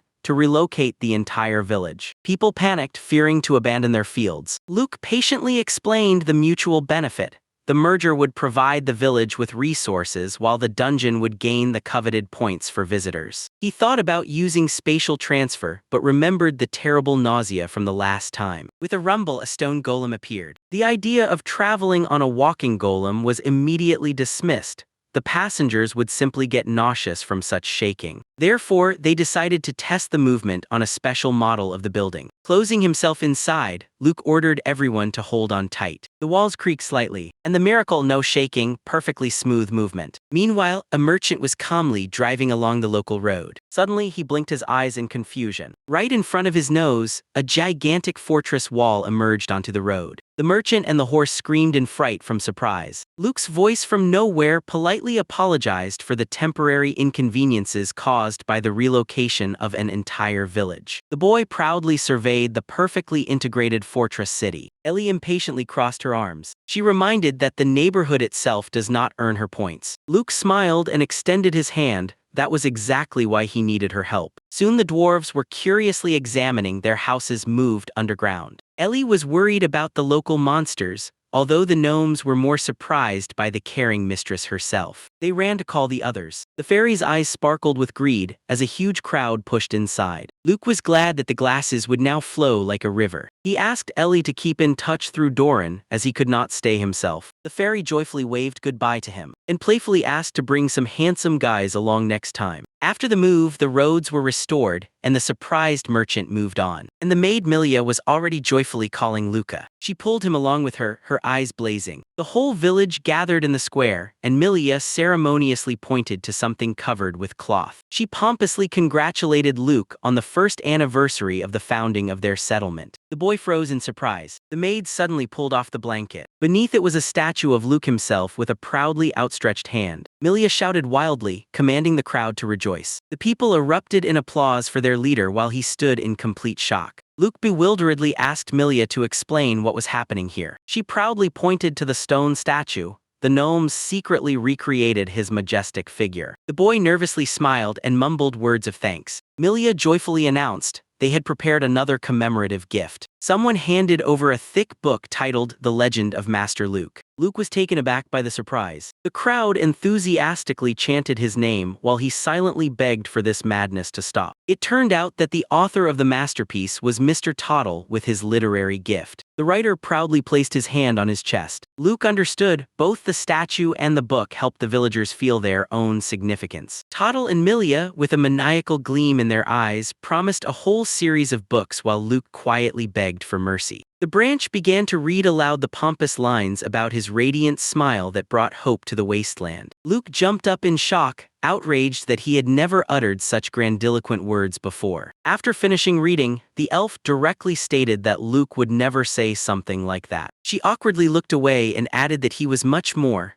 unreliable. Tottle angrily swung, arguing that Luke always passionately defends his friends. The hero awkwardly suggested writing about something cooler, for example, about riding golems. Tottle took it as a hint for a comedy spin-off. They happily agreed to add all these ideas in the next sections. Luke sighed, receiving a portion of food from his grandmother, who also used him as a model for baking. The holiday was buzzing, and the boy was sincerely happy to share this day with everyone. Meanwhile, deep in the forest, something stirred. Two terrifying eyes flashed in the darkness, enraged by awakening. The system notified Luke. The population exceeded 3,000. The village reached the 7th level. The boy gazed thoughtfully at the screen, noting the rapid growth of the settlement with the arrival of spring. Their territory has already engulfed the wasteland, the northern forests, and the eastern mountains. He opened the list of new available buildings. A restaurant, clinic, school, and orchard appeared on the panel. Luke smiled. They really needed all of this. Suddenly, the system issued a new skill, Village Assessment II. Seeing the opportunity to measure someone else's body parameters, the guy blushed deeply and mentally declined. His gaze sharply caught on another point, criminal tendencies. It was a matter of life and death. so he immediately pressed the selection button. A piercing screech tore through the air. Luke suddenly raised his head. A huge monster marker flashed on the radar. The guards immediately issued an order to warn everyone about the monster attack from the border. Luke ran forward, gazing into the distance. In the sky, the silhouette of a winged lizard appeared. A huge dragon covered in branches and leaves was rapidly approaching. The branch ran up to Luke. The elf immediately recognized the monster. It was the tree dragon. She quickly explained that it is just a plant monster that mimics a real lizard. Luke tensed up. Such creatures usually do not move from their spot for years. The branch drew its weapon because the monster was flying straight at them. The shadow of the giant covered the new walls of the settlement. Luke gritted his teeth. Panic has started in the village. People rushed down the stairs to the underground shelter. The security clearly managed the evacuation. Women and children hurried to find safety. The crowd tried not to create a crush. Luke's heart pounded in his chest as he stared intently at the radar. Suddenly he noticed a strange change. The pixel mark on the screen has frozen. An entire hour had passed, and Philia cautiously asked about the status of the monster. The boy replied perplexedly that he was still sitting in the field. The giant tree lizard was simply lying on the ground. The peasants cautiously peeked over the wall, looking at the motionless carcass. The girl with the still animal heart listened to the farmer's cries as he hysterically mourned the lost harvest. Luke sighed inwardly. Understanding monsters is difficult and plants even more so. The branch suddenly drew in air sharply. Luke blinked in surprise, calling the monster harmless. The monster with a completely satisfied face was sound asleep in the garden beds while the farmer was hysterically crying about his crushed vegetables. Luke and the girl froze in front of a giant tree dragon that sprawled right in their field. The boy had one guess. The girl gently stroked the scaly snout. The lizard clearly enjoyed it. The elf confirmed. The incredibly nutritious soil simply awakened the beast from its slumber. The ruddy peasant whistled in surprise. He gently tapped the dragon on the nose, demanding gratitude for the ruined garden. Click, and the mouth instantly swallowed his head. The lizard contemptuously spat out the poor thing and muttered that weaklings should keep their hands off him. The beast lazily settled on the ground, deciding to stay here, so the company decided not to disturb it. Suddenly, the dragon spat a huge ball onto the redhead's head. It turned out to be a rare seed, a unique gesture of friendship. The girl carelessly translated the dragon's growl.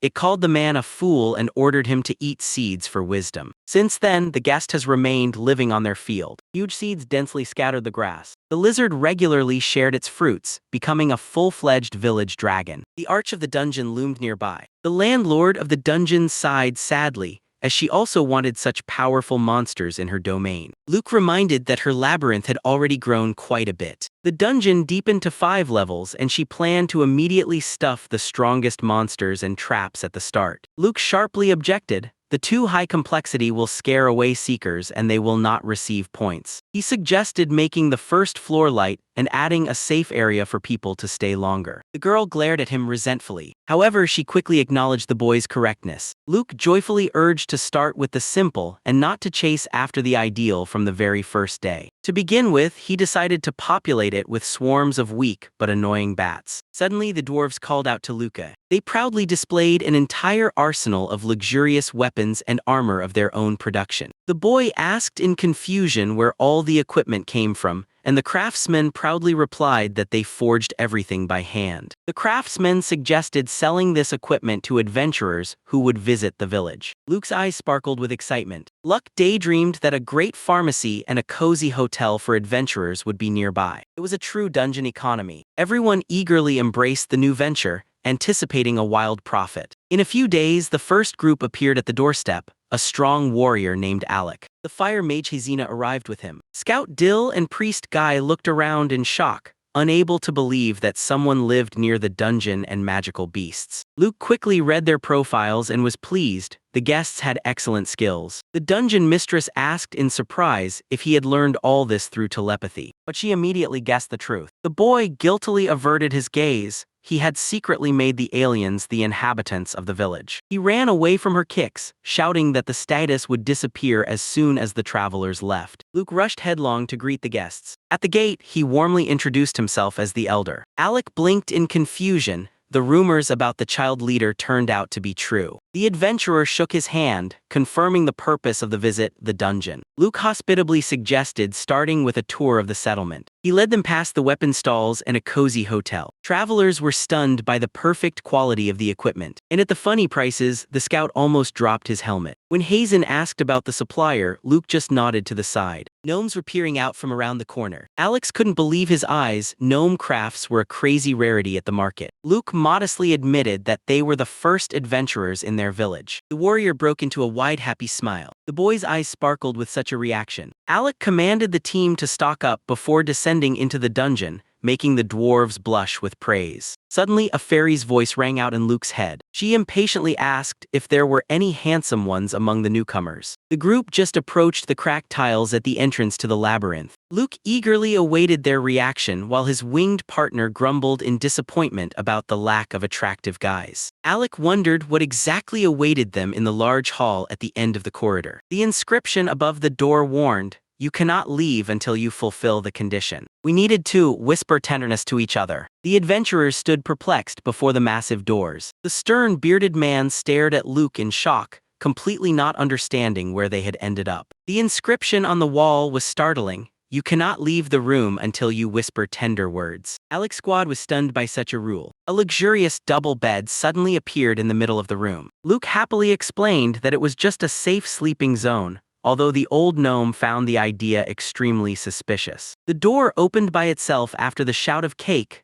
leaving the embarrassed sorceress blushing with shame. They moved down the corridor, rejoicing in the easy passage. Crunch under the boot. A swarm of bats poured down from the ceiling like an avalanche. The darkness instantly filled the tunnel. The sorceress swiftly drew her weapon from the thigh holster. Several precise fire bursts incinerated the first monsters, but the black swarm was only gaining speed. Alec drew his sword, desperately fending off the winged creatures. Bats attacked from all sides, forcing the squad to crouch down to the ground. The sorceress unleashed a powerful wall of flame. The fiery whirlwind burned the entire flock to ashes. The Trinity stood amidst the ashes, breathing heavily. Alec quickly figured out the mechanics. Unstable tiles on the floor summoned the monsters. Ahead, only a terrifying dark tunnel loomed. The sorceress complained about the lack of mana, so Alec cautiously moved forward first. Crouching, the squad crept deeper into the darkness following Alec. In the darkness, the predatory eyes of new monsters have already ignited. The closed door finally gave them a moment of long-awaited respite. Alec silently surveyed the stone labyrinth ahead. Another mark has been added to the map. In the next moment, his sword was already slicing through the giant snake. Fingers picked up a tuft of wool from the floor. The girl tracker noticed the claw marks and warned about the approaching beasts. Alec decided not to take any risks and ordered a return to the camp. An hour has passed. In the tavern, Alec was happily laughing with a mug of beer in his hand. The squad eagerly pounced on the lavish dinner, not believing that such service existed right in the dungeon. Alec had just dreamed of a monopoly on all treasures when the girl confessed that she had already gathered a bunch of acquaintances here. Luke contentedly hid his smile behind the mug. His publicity plan had worked. The village quickly filled with new hunters, and the dungeon's resources allowed the dwarf to forge equipment without pause. Luke sighed in disappointment. No one even noticed his cool custom weapon. Tired after clearing the second floor, Alec could barely drag his feet. Luke was genuinely surprised why such a talented warrior had not yet received a blessing. Alec awkwardly waved it off. Ordinary peasants don't get gifts. Moreover, this pleasure is not for the poor. Although he really dreamed of it passionately in his childhood, Luke nervously fidgeted. The boy pointed to the roof of the local church. He whispered that they give out blessings completely for free. Alec categorically refused such suspicious generosity, but Luke begged him to at least try. The sorceress shone with happiness upon receiving the gift of rubrum magic from the system. Her partners looked on in shock at their new skills in detecting enemies and light magic. Alec silently stared at the screen, skill of the great sword. Instead of joy, he felt disappointment. This great gift had come to him in too mundane a way. But looking at the dark silhouettes of the local priests, the man suddenly understood everything. He clenched his fist until it cracked. Luke nervously prepared for the worst, and Alex, with tears in his eyes, sincerely thanked the boy for making his dream come true. Meanwhile, far beyond the village stretched a dead wasteland. Two travelers looked perplexedly at the towering walls where there had previously been nothing. A stream of people was continuously flowing towards the gate. The guests slowly raised their heads. Gigantic multi-story buildings towered before them. The streets were bustling with elegantly dressed townspeople. In the midst of a harsh winter, the shelves were overflowing with hot food and weapons. The adventurers could not believe their eyes. The mass-produced swords surpassed the quality of the best city blades. The faces of the newcomers were stretched in absolute shock. One of them sighed, "The rumors can no longer be hidden, as the young Master Luke has gone too far." Luke joyfully greeted Mr. Danto, who visited the village. However, the guest, gripping the meat skewers in his hands, maintained an icy seriousness. Danto cleared his throat and immediately got down to business.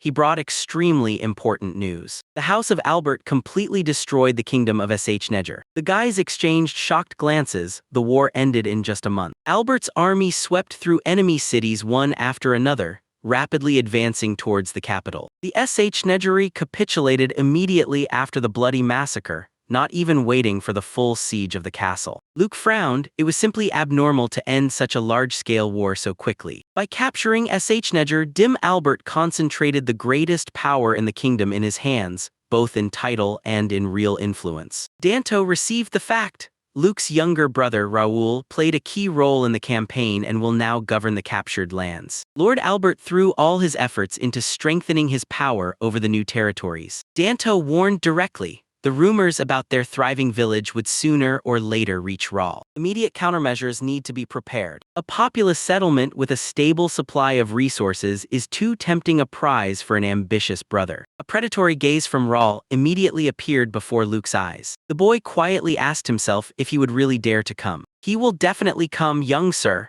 the maid Milia suddenly exclaimed. She coldly explained, "As soon as Raoul sees a threat in his brother, he will attack without any hesitation." Nearby, the local chronicler was already eagerly noting every word for the epic legend about his lord. Milia continued to escalate. The conflict was inevitable, as they had been forced to compete their whole lives. No one believed in Luke's success, but he developed these lands, and Raoul will definitely not forgive this. While the scribe frantically scribbled in his notebook, the maid dreamily squeaked, imagining a twisted drama of love and hatred between two brothers. Selene also intervened in the conversation, agreeing that Raoul would want to destroy them. She reminded how, in childhood, that sadist would throw stones at the servants just for fun. Luke clenched his fist tightly. He bitterly admitted to himself that he actually knew almost nothing about his own brother. Although they were of the same blood, the chasm in status always kept them at a cold distance. Memories flooded back. Little Luke just wanted to approach and talk. He sincerely called Raoul to play together. But the heavy shadow of palace intrigues poisoned everything around. The concubine's mother disdainfully hissed that her son had no place next to the legitimate heir. To avoid problems, their communication quickly came to an end. Luke could only hide behind the tree, helplessly listening as others freely slandered Raoul. Now the guy openly regretted his inaction. If only he had disregarded the rumors and directly stood up for his brother. Perhaps Raoul would have grown up to be a completely different person. In a few days, the peace of the village was disturbed by a messenger from the house of Bajrat,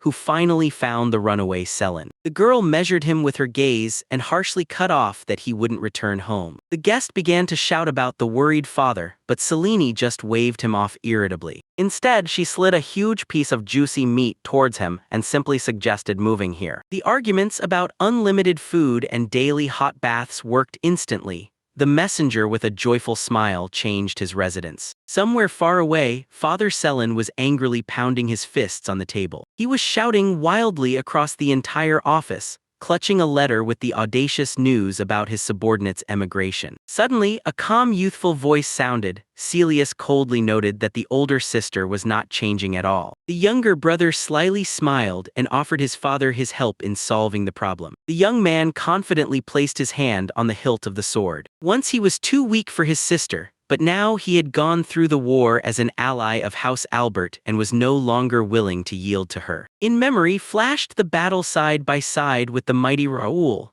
Celios fanatically believed that Selene must submit to this monster for the sake of power. The father nodded in satisfaction and fully entrusted the matter to his son. A self-assured smile spread across the young man's face. Meanwhile, it was hot at the training ground. Selene irritably lowered her sword upon hearing about the arrival of another visitor from home. Luke read the guest's thoughts and calmly warned that this time her younger brother Celios had arrived. Realizing that he had brought an armed squad with him, the girl smiled predatorily. She would gladly accept this fight. The villagers instantly gathered in a crowd, excitedly shouting that Captain Selen was about to have an epic family showdown. Someone has already started taking bets while the girl was futilely trying to calm down this chaos. Around stretched a barren rocky wasteland. Young Celius, along with two servants, stood frozen before the gigantic wall, not believing his eyes. A whole city had grown in such a remote place. They moved through the streets under the astonished whispers of the crowd. The guard blocked the way, grimly demanding to know the purpose of the visit. Celius squinted carefully. The guard's face seemed suspiciously familiar to him. The young man proudly declared that he was a representative of the House of Bajret and had come for his older sister Selene. The heavy gates opened with a rumble. The guests headed towards the neat two-story house. The servants were surprised.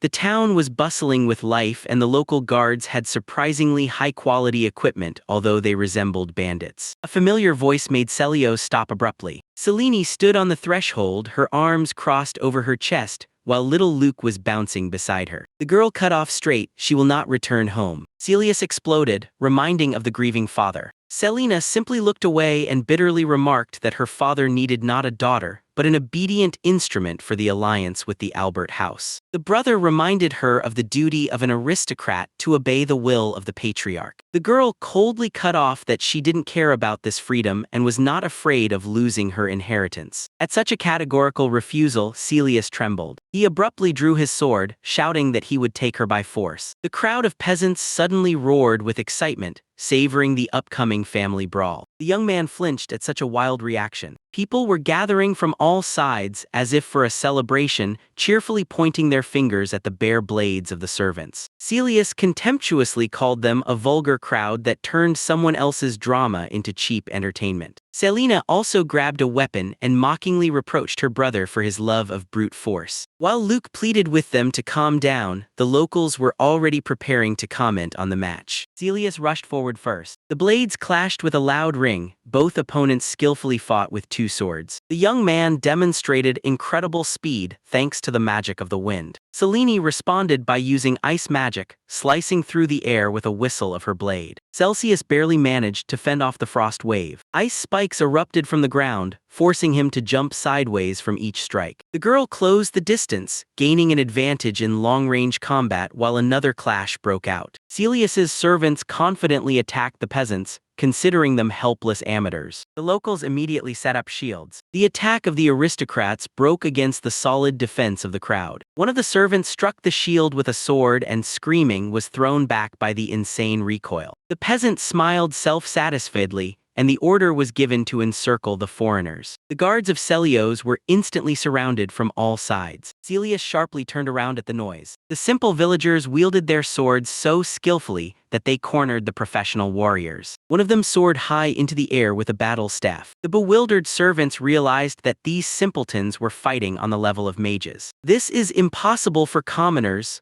one of the guards shouted in panic, looking at the flying enemy. The sturdy guy raised a weapon above his head. A terrible blow shattered the ground into pieces, throwing the servant into the air. He fell hard on his back and whimpered that he was dying. The winner dissolved into a brazen smile. The air was buzzing with their self-satisfaction. The villagers proudly posed over the fallen elite fighters. Selen sighed and grimaced. Her people were once again caught up in showmanship. At that moment, Celius took advantage of her inattention and delivered a swift strike. He slid on the ground and mockingly advised his sister not to turn away in the middle of the fight. Celius fiercely charged into the attack, shouting that he had fought in real wars. Selena easily deflected the attack, dismissively throwing out a short "so what." She unleashed an icy storm upon him. The young man suddenly lunged forward, his face twisted with tension. Selene firmly intercepted the swords, assessing her brother's speed. The village observers blinked in confusion. The boy simply disappeared from sight. Selena smiled, stating that he still couldn't keep up with her, and she gracefully dodged the powerful blow from above. The girl instantly froze the ground around her, warning that she also knew how to fight to exhaustion. Celius irritably clicked his tongue. He threw that while they are playing, the strongest squad of Bajrati is already capturing the village. The young man gritted his teeth, mentally commanding himself not to succumb to his sister's cheap provocations. A self-assured smile played on his face. The enemies stared in shock. Their best fighters were scattered unconscious on the ground. Selena calmly replied that the locals were also not sitting idly by, forcing the enemies to shockingly realize their defeat. One of the attackers stared in shock at the field. The elite enemy unit turned out to be completely destroyed. Celius burst into a scream. He refused to believe that such a village actually exists. Exhausted, he fell face down into the mud. The young man burst into tears, not understanding why a year of hard training did not help him catch up to his sister. Luke smiled warmly and ordered everyone to go treat their wounds. Master Luke, Celios groaned pitifully. One of the girls translated his hysteria.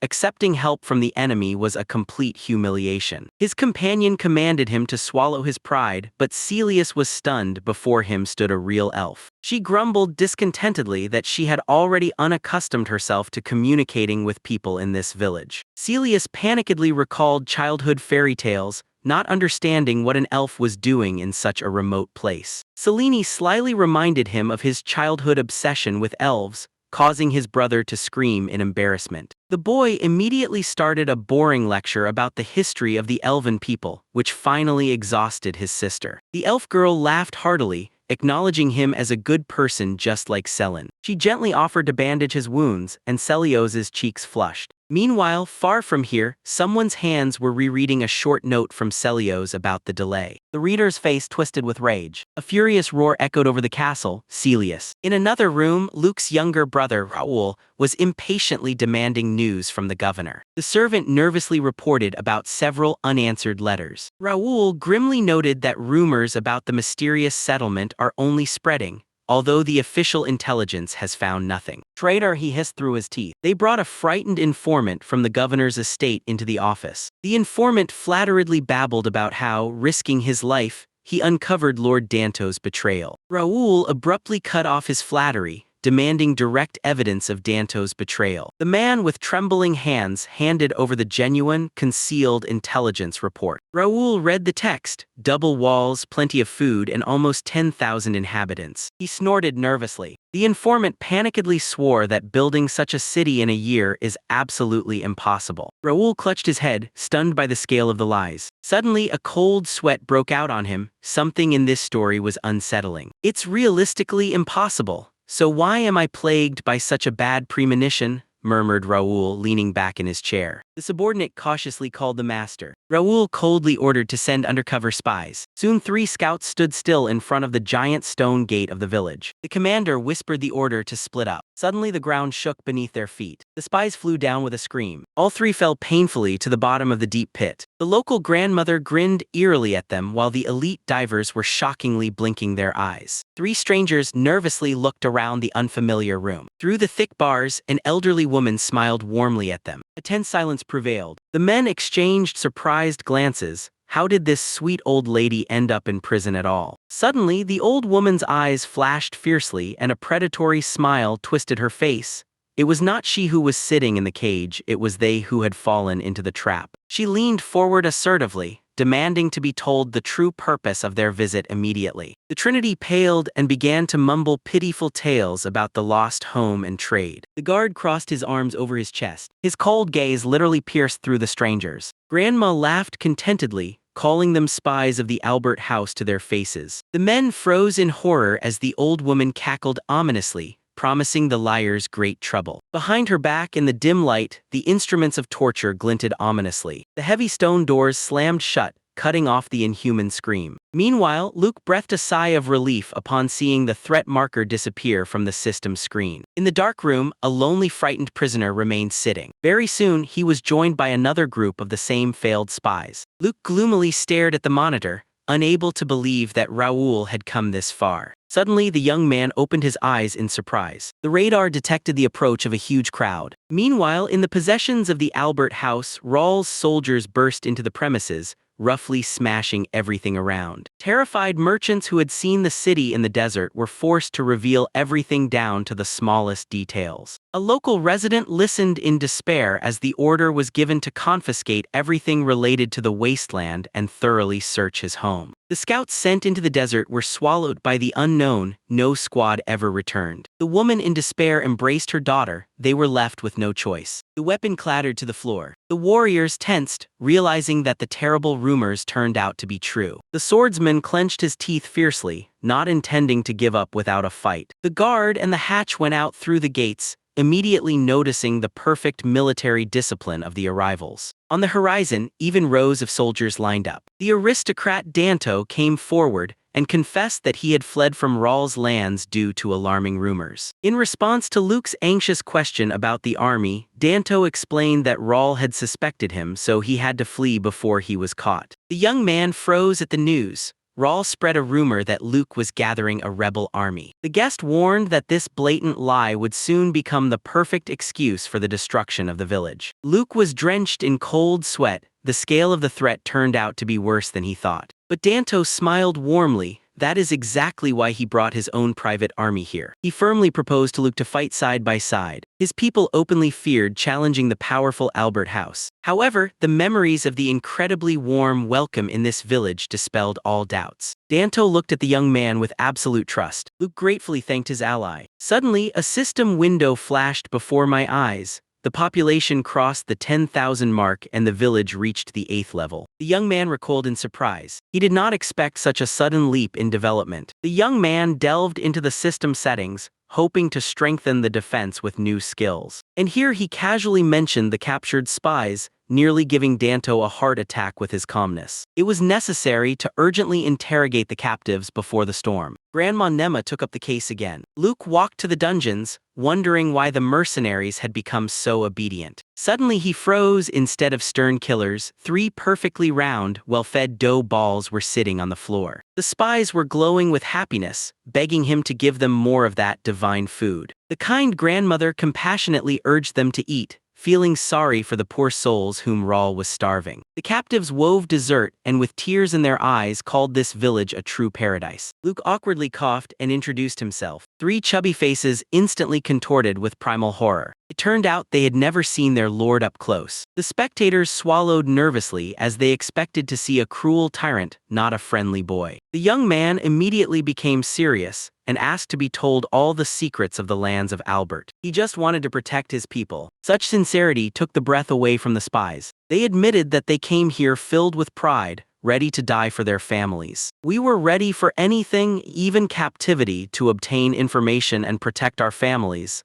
confessed the captives. But the humanity of this place broke them better than any torture chamber, and they agreed to tell everything they knew. The spy warned of a large-scale attack, to which Luke naively assumed a squad of 100 fighters. The full face of the captive paled. An army of 5,000 soldiers was approaching the village. Elves have hidden from the world for centuries due to hunters who coveted their beauty and the secret of longevity. The blades clashed in battle while Celia watched the struggle intently. The girl sincerely believed that this delicate elf hated violence, but under the battle cry of the elf Celia, she silently vowed to become her shield. The voice of the demoness abruptly pulled her out of her thoughts. She coldly advised the girl to go back home. The demoness sarcastically added that surrendering to Rawl's 5,000-strong army was, of course, the most bloodless option. There was no point in giving up. Rawl would not back down anyway, and they still needed to protect Luke. Celia understood the general desire to avoid bloodshed and asked not to sow panic. But she cut it harshly. Those who fear Rawl are free to flee immediately. She flinched in surprise when the elf interrupted her with a soft voice. She assured with a warm smile that they would manage all the problems on their own. Celia was almost brought to tears by such a gesture. She was struck by her friend's care, who, despite her own difficulties, tried to smooth things over. Throwing aside all doubts, Celia joyfully exclaimed that she would not abandon her adopted sister and would fight to the end. Meanwhile, in the northern district of Ryzen,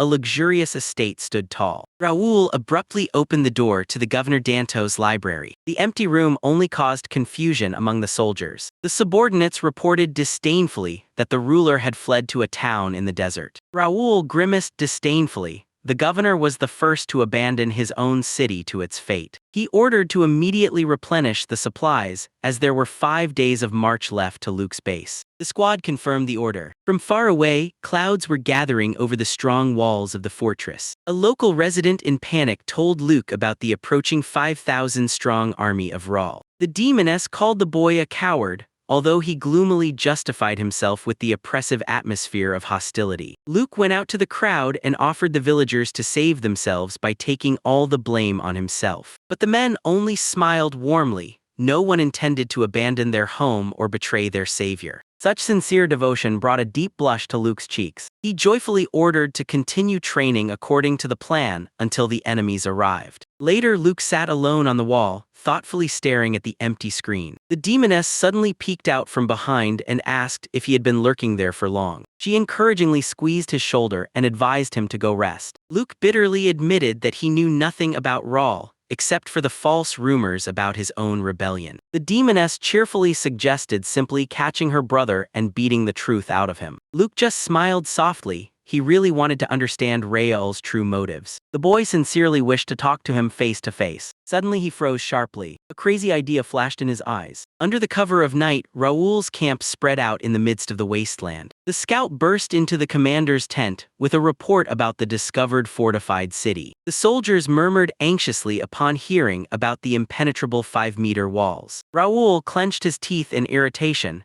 immediately suspecting Luke's magical influence. He ordered everyone to sleep. In the morning, they were expecting an assault from the peasants without a proper army. From inside the command tent, a barely audible rustle was heard. Raoul sat calmly on the ground, closing his eyelids for rest. From behind the canvas, Luke watched him closely. Raoul suddenly opened his eyes wide and cursed softly. In the next second, he felt the presence of his younger brother behind him. Luke's gaze coldly pierced the back of his neck. Raoul recoiled in horror, drawing his sword as he moved aside. He stared in shock at the uninvited guest, demanding immediate explanations. The boy placatingly held his hands out and swore that he did not plan to destroy the Albert family. He calmly added that he only needed a peaceful life in his village, not foreign authority. A heavy ringing silence hung in the tent. Raoul grimaced crookedly and spat disdainfully that he would never give up. Luke's face suddenly became piercingly serious. He looked his brother straight in the eyes, eager to finally hear the truth. Raoul stood with his sword drawn, tense as a string, completely deaf to the words. His face twisted with rage, and he launched into a swift attack. The sword sliced through the air with a whistle just above Luke's head.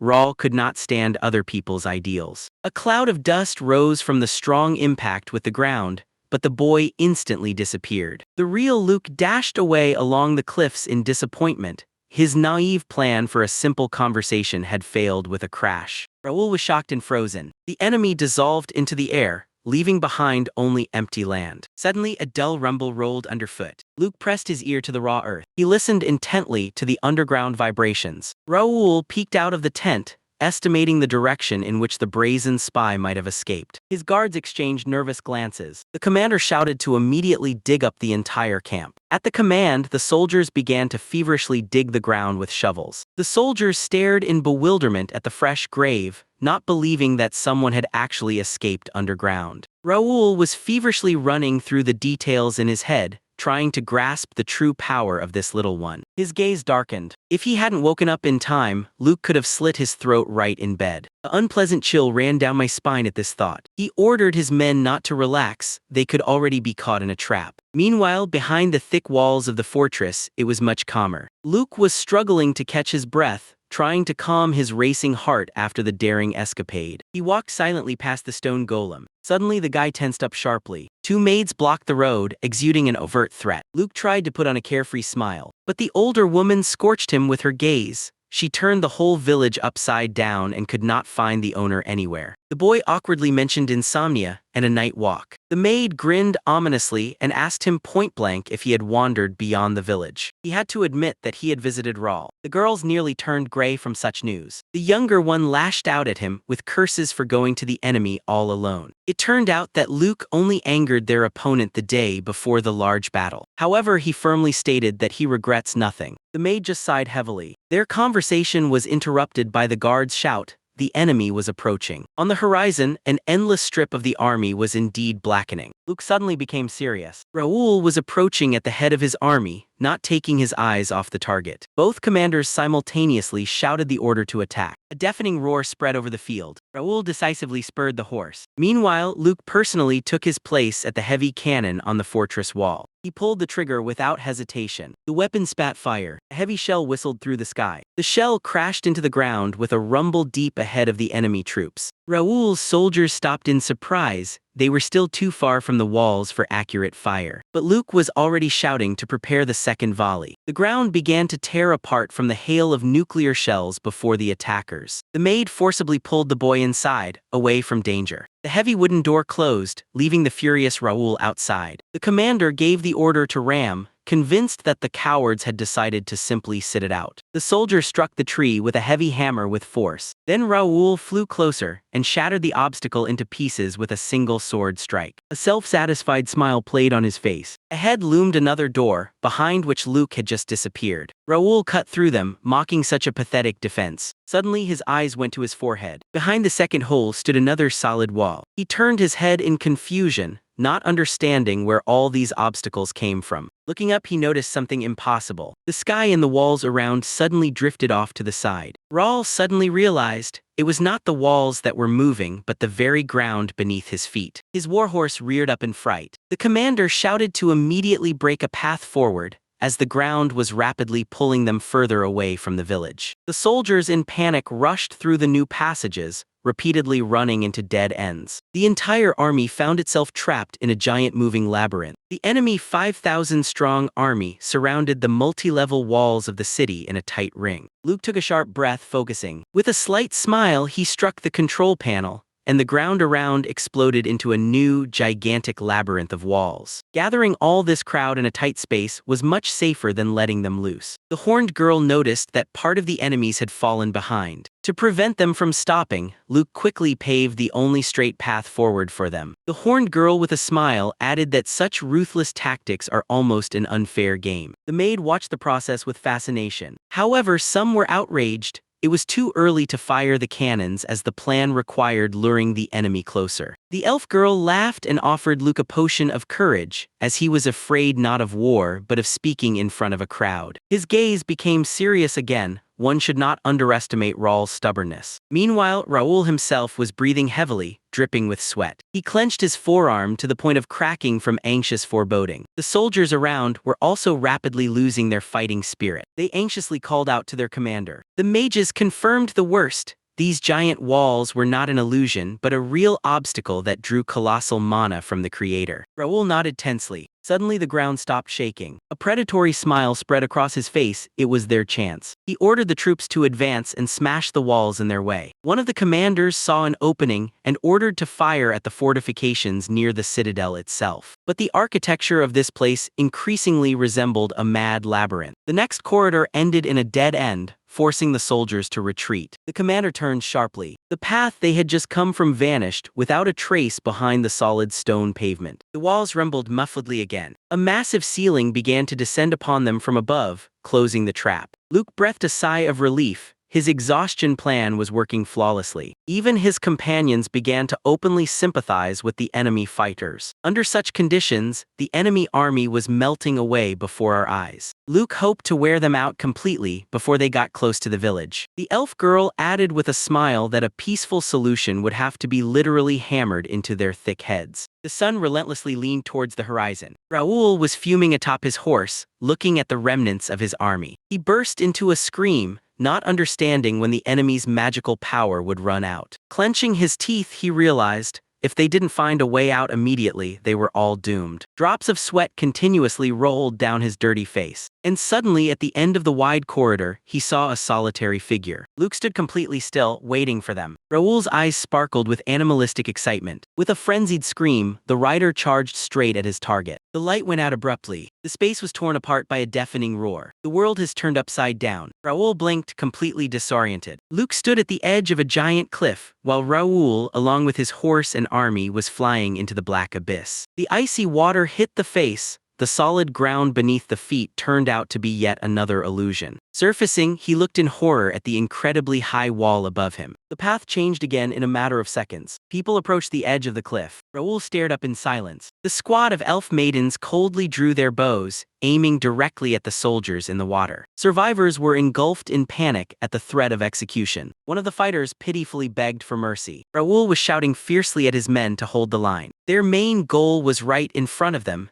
giving up was not an option. Someone's boot stepped on the edge of the abyss, and a calm voice stated their defeat. Raoul looked up. Luke towered over him against the sky. Raoul's eyes widened at the words that followed. The boy looked at him with deep sadness, confessing that he just wanted to live in peace and did not wish for this battle at all. But in response, Raoul's face contorted with a grimace of pure, unyielding rage. Raoul raced forward, shattering the silence of the blinding expanse with an angry scream. The observers were stunned. Even after hours of wandering in the labyrinth of exhaustion, he retained his thirst for battle. Suddenly, he sharply changed direction and rushed straight at them. With one leap, Raoul soared into the air, raising his sword above the guard. The guard tensed up, shielding little Noel with his body. In the flight, the attacker fiercely roared the name Luke. Noel didn't even blink. At the sharp wave of the boy's hand, the defender rushed to intercept. The subordinate immediately found himself next to his leader. Raoul descended from above, putting all his strength into the strike. He was thrown back and slid along the ground past his own soldiers. The attacker glared fiercely at his stunned fighters. His gaze burned. He was not going to endure humiliation before his enemies. The soldiers nervously shifted from one foot to the other. The squad leader grabbed his weapon and, shouting,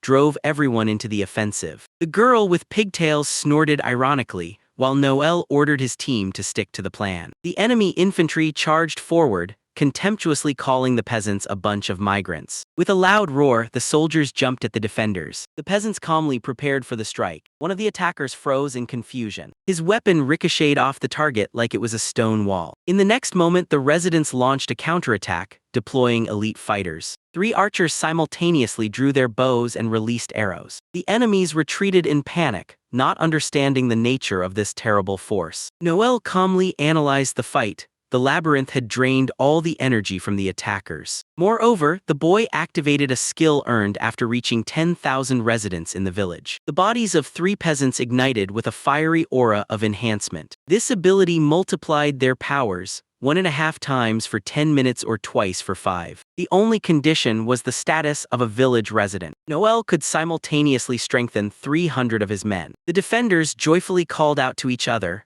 openly mocking the feeble enemy. Someone's fist broke through the defense with a crunch. The girl with pigtails sharply reprimanded her fighters. Relaxation in battle always means death. Meanwhile, Raoul finally understood that all these people were subordinate to Luke. The attacker once again plunged into the thick of the battle, forcing the peasants to retreat with a series of brutal blows. Suddenly, the ground beneath his feet cracked from someone's scream. A giant plant dragon burst out from underground. The monster thundered onto the battlefield, scattering people in all directions. The enemy soldiers panicked, while the girl with pigtails joyfully unleashed her pet monster nicknamed Twig. She condescendingly advised Raoul to look around. He fiercely swung his sword, refusing to acknowledge the obvious. Behind him on the ground lay the groans of hundreds of beaten soldiers, all that remained of the 5,000-strong army. Raoul gritted his teeth in frustration. The girl swung the weapon, raising a solid wave of destruction. Raoul's eyes widened in horror, blood was trickling down his cheek. Noel coldly observed the resolution. With a dull thud, the broken commander fell to the ground. From his battered face, a barely audible whisper rose, saying that he had not yet lost. Flash in darkness. Since childhood, Raoul has lived as if in a thick fog. The dishes clinked softly on the table. The maids whispered discontentedly behind his back that the little one eats worse than a peasant. For the Albert family, he was just a worthless bastard. The only solace remained the embrace of a mother. Why did they have to endure such treatment? After all, he was supposed to become the next head of the family. But the boy only created problems for the adults, and whatever he took on went awry. His mother, an ordinary maid, was made a concubine only because the lord's legal wife could not give birth. But soon the lady also became pregnant, and although Raoul was born first, the status of the firstborn was given to her son, Luke. The mother fiercely bit her nails, cursing her rival and her upstart son. And Raoul constantly thought about his brother. He watched the perfect family from afar. The hatch always shone. While the bastard was constantly scolded,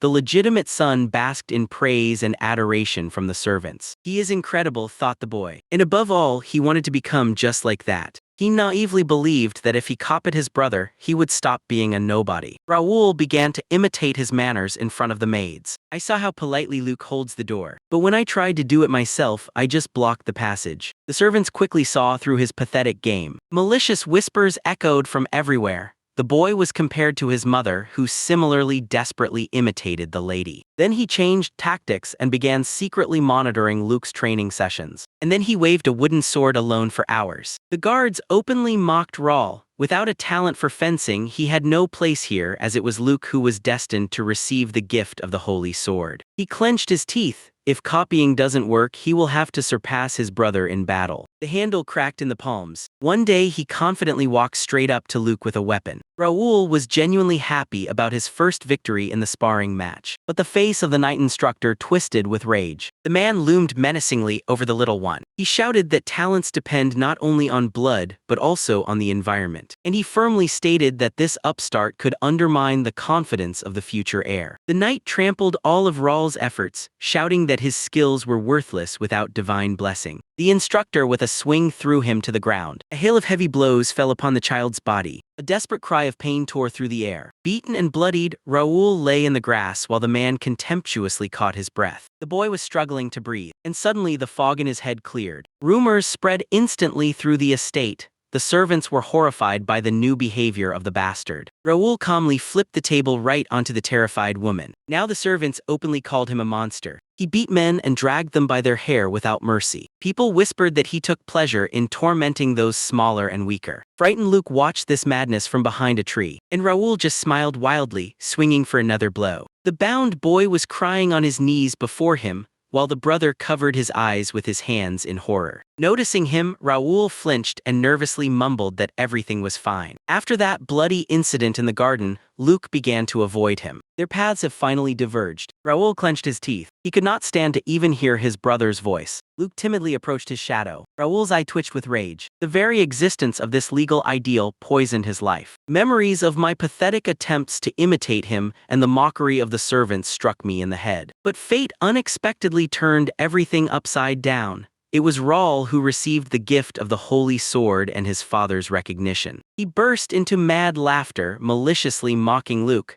who had received the pitiful task of rebuilding the village. The broken brother silently closed the door behind him. Raul remained standing alone. He continued to laugh hysterically, but the laughter gradually subsided. Curse, he cursed inwardly, as this triumphant moment brought him no joy at all. After Luke's expulsion, no one came to his defense, even though he was loved. Raul was bored in the chair, disdainfully calling his brother's kindness a mere weakness. The advisor was joyfully ingratiating himself, openly admitting that the estate needed Raul's strength. Both smiled contentedly. The man poured dirt, mocking the worthless fencing and the debauchery of the older brother. Raul was just smugly grinning with a glass in his hand. Suddenly, he threw the glass straight at the sycophant's head. A shocked silence hung in the air. Raul quietly giggled. He ordered everyone to laugh along with him at this humiliation. The servants and the injured advisor forced a nervous laugh out of themselves. The room filled with a false, strained laughter. Only the sick maid preserved loyalty to the exiled Luke. Now everyone bowed their heads solely before Raul. He walked confidently through the estate. Raul shook the dust off his shoulders, enjoying the peace without his older brother. Suddenly he froze. He heard the whispers of the servants about Luke's generosity in the new lands. The rumor spread, tearing his consciousness into pieces. He tightly pressed his ears with his hands. But voices about good Luke were coming from everywhere. Noelle burst into the hall with sparks of magic. The girl guard instantly turned around at the noise. The boy could barely control himself from rage. She rushed forward with bare blades. A powerful explosion blew apart the wall. From the cloud of dust amidst the debris, Raul emerged with a sword. The archers fired at Raul, frightened by his mad thirst for killing. The steel flashed. Raul's eyes burned with madness. With one sweep, he knocked down all the arrows while still in flight. Noelle was caught in shock. The girl lost her voice, commanding Lord Luke to retreat immediately. Zidorovany stepped in for Noelle with his own body. He raised a massive shield. Raul's blade struck the metal with terrible force. The defender barely held back the strike. Deep cracks have appeared on the surface of the shield. In the next moment, the shield shattered into pieces, throwing the giant away. Raul grinned slyly. A girl attacked swiftly from the side. She swung the daggers. The weapon clashed with a deafening clatter. Raul gritted his teeth, restraining her pressure. Suddenly, he sharply changed tactics. Sliding the blade along her weapon, he altered the angle of attack. The girl was stunned. The enemy simply lowered his sword. Raul rushed past her. She threw icy spikes after him, but he easily dodged. The blade sliced through the ice on the move, leaving cuts on Raul's body. They were horrified. He rushed forward, completely disregarding his own life. The bloodied madman has already jumped to the target. The beastly snarl distorted his face. Raoul hovered over Noel. He feverishly set up a barrier under the hail of blows. "I will make you get your hands dirty," he roared. His sword soared for a fatal strike. Raoul grimaced, bleeding into the dust. Luke met his gaze with icy calm. The air trembled with a dull rumble. Gathering the remnants of his strength, Raoul encased himself in massive armor made of stone blocks. Luke swung his sword. He exclaimed that he does not want to die, but he also does not intend to kill his brother. A powerful blow pierced the stone defense, stunning Raoul with an unfamiliar skill. The giant struck back, but Luke easily dodged and blocked the attack. He clenched his teeth and forcefully pushed the enemy back. "Let me go," shouted Raoul, choking on tears and his own blood. Raoul growled that this was a fight to the death, and he would never forgive himself if he retreated. Luke guiltily averted his gaze. He always thought that his brother simply hated him. But behind this despair lay something much deeper and more painful. Luke exhaled heavily. He admitted he tried to be right in the Albert's house, but his actions only made things worse. The memory pierced, little Luke hides behind the maid, convincing himself that it's better to do nothing. He admitted his guilt out of fear. He never truly tried to understand his brother. The blade swing hung in the air. "Shut up!" Raoul screeched furiously and charged into the attack. In the air hung droplets of sweat and tears. The stone giant's hand shattered into pieces. Raoul fell to his knees and, in a fit of hysteria, began to pound his fists on the ground. He shouted through tears that Luke was just a pathetic hypocrite. All these beautiful words will change nothing now. Luke silently listened to the bitter truth. If he had not been born, Raoul would have had a normal life. The brother fell to the ground with an inhuman cry of pain. The hilt of his sword crumbled, and Luke quietly sat down beside him. He calmly replied that status and victories had never concerned him. But now he fights of his own will to protect his village, rather than just going with the flow. Luke smiled warmly. He created this place for peaceful living, and now he extended his hand to his brother for a genuine conversation. Raoul quietly raised his gaze from the darkness. A shard of blade fell to the ground with a dull thud. Consciousness faded. Before my eyes, an old childhood dream resurfaces. Little Luke was drifting away into the fog. Suddenly he stopped and looked around for the first time. The child's face was calm. Little Raoul smiled warmly back at him. Raoul drifted in the black water, deciding that he had finally died, as all the pain had disappeared. The last thought was a triumphant realization.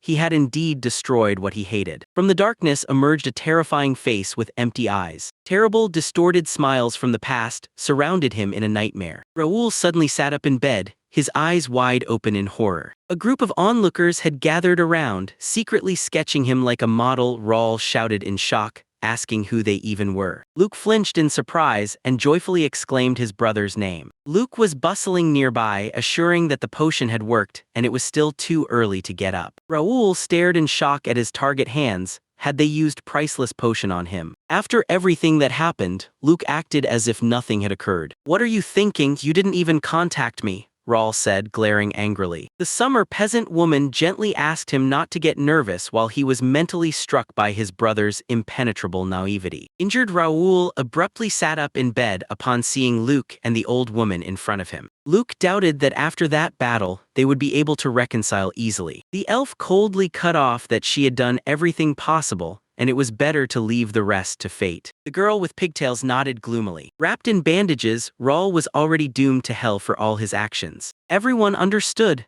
His hatred could flare up again, so it would be easier to let him quietly fade away right here. But that was not all yet. The boy suddenly pulled out a huge fang and proudly raised his nose. He stated that this is a trophy from a giant boar, whose carcass has already been displayed in the city square. Luke joyfully announced that it was thanks to Raoul that they defeated the monster, even though he had fainted from the direct blow. Raoul quickly realized the cunning plan. Everyone wanted to blame it on an attack by the forest monster from which he supposedly saved the village. Suddenly, a piece of meat thudded onto the table. Thick steak from the Minotaur. The fork sharply plunged into the roast, just before the face of the prisoner. His stomach traitorously growled loudly. But Luke calmly took a bite himself, not giving Raoul a crumb. He was stunned by such audacity. Raoul exploded with curses while the boy chewed, and the old lady calmly praised the taste of the meat. She smiled slyly. He will receive his share only after the negotiations. Raoul agreed to the tale about the monster's murder just to keep his peace. Luck seriously warned that besides the boar bones, there would be no more concessions. Too many people got involved in this matter, so it was best to pretend that nothing happened and return to normal life. And he slyly reminded about the debt for the spent potion. The old woman cackled ominously. The rare elixir would cost him very dearly. Finally, she pushed the plate closer to the boy. Luke joyfully raised his mug, proposing a toast to the agreement made. Raoul replied that he did not need their pity, and I firmly promised to repay the debt tenfold. Luke and his grandmother exchanged a satisfied glance. Raoul greedily sank his teeth into the hot meat. That's what we agreed on. Raoul's army immediately left the territory of the village. The villagers murmured in disappointment that the negotiations had not corrected his stubborn nature.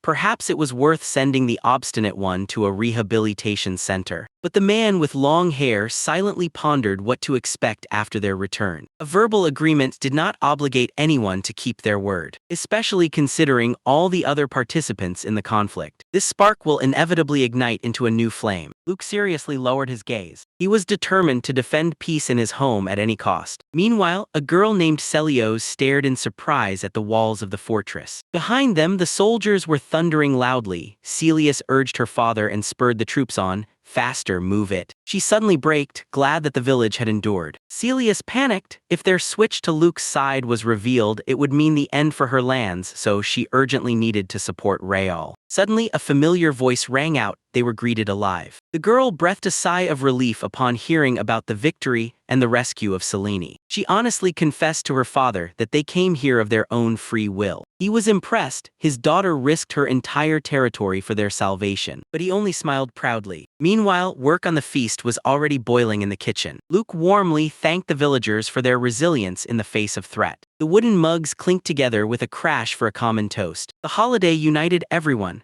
Elves, dwarves, and fairies in this noisy village. The dark-haired woman smiled softly, while her light-haired companion looked frankly displeased. Thick clouds of smoke rose over the ruined city of Menel. In the midst of the shattered room, the man fell to his knees and rasped heavily that the rebel army had been completely destroyed. Before his eyes, the faces of his wife and children flashed by. With tears in his eyes, he whispered an apology and tightly gripped the hilt of the dagger. The blade pierced the chest, splattering the happy memory with blood. Although Albert's house had already celebrated triumph, their army continued the slaughter until the suicide of the enemy commander put an end to the war. The dark-haired Lord Edel calmly looked at the fruits of his victory. Once the kingdom was divided among 5 great families. In the north and southeast, the houses of Albert and Schnegger were gaining strength. The duchies of Cayenne and Talister ruled the north and the southwest. And in the very center lay the lands of the royal family. By absorbing the Schneggers, the Albert house gained such unprecedented power that even the crown no longer dared to dictate to them. The silence of the luxurious hall was broken by the voice of a servant. Edel indifferently allowed the messenger, with a letter from the monarch, to enter. The man stopped at the foot of the throne. He solemnly unrolled the scroll. The king commanded Edela to come to the palace to receive the highest title of duke. I refuse, the lord cut in dryly. Propping his head up with his hand, he ordered the messenger to get out with these trifles. The servant burst into indignation, reminding that this is an unheard-of honor for the house of upstarts. He continued to shout about the greatness of royal grace. Edel's eyes narrowed. He contemptuously remarked that the crown had long lost any real power. The messenger instantly turned pale. Crying out about treason, the royal servant reached for his weapon. A heavy step was heard. The air in the hall crackled with devastating magical pressure. Edel swiftly found himself before the messenger, forcing him to fall to his knees. He grabbed the man by the hair harshly. Leaning down, the lord ordered to convey his refusal to the worthless king and his entourage. "Give me the throne," he hissed. The black aura of death exploded in the space as Edel promised to storm the capital and send them all to the other world. Meanwhile, far to the north, Count Bajrata was routinely persuading his daughter to return with him to the family estate. The daughter shouted angrily at her father to get out. Her brother Celios scolded his sister for her rudeness and rushed to defend the count. He suggested that the girl go home by herself if she felt so sorry for the old man. The boy nervously averted his gaze and began to confusingly argue that leaving their lands for a long time was extremely dangerous. Graf clutched his head, not understanding what had so enchanted both of his children about this strange village. Blushing to his ears, Celsius confessed that his love lived here. Father immediately became interested in the status and lineage of the future daughter-in-law. In the mind of the old intriguer, a puzzle had formed. Since the former leader Raoul had lost, the most advantageous move now was to win Luke's favor. He abruptly changed his tone and joyfully ran away, promising to support his children's romances in every way. Luke turned around in surprise at the sound of footsteps. Towards them rushed the shining Count Bajrata. The old man firmly grabbed him by the hands, and Luke realized with relief that this visit posed no threat. The Count was scattered in flattery, praising both Luke's charming bride and the incredible successes of the settlement. Bowing low, he expressed his desire to cooperate, leaving the boy blinking in surprise. It has been exactly a month since the enemy army retreated. The alarming rumors subsided, the flow of displaced persons increased, and the population quickly surpassed 15,000. Sitting with a tablet, Luke thought that such a rapid growth without paying taxes would definitely infuriate the capital. His possessions have long surpassed the status of an ordinary village. He approached Danto, encouraging the man to act more confidently after their convincing victory. The former governor was planning to return to the city for certain punishment,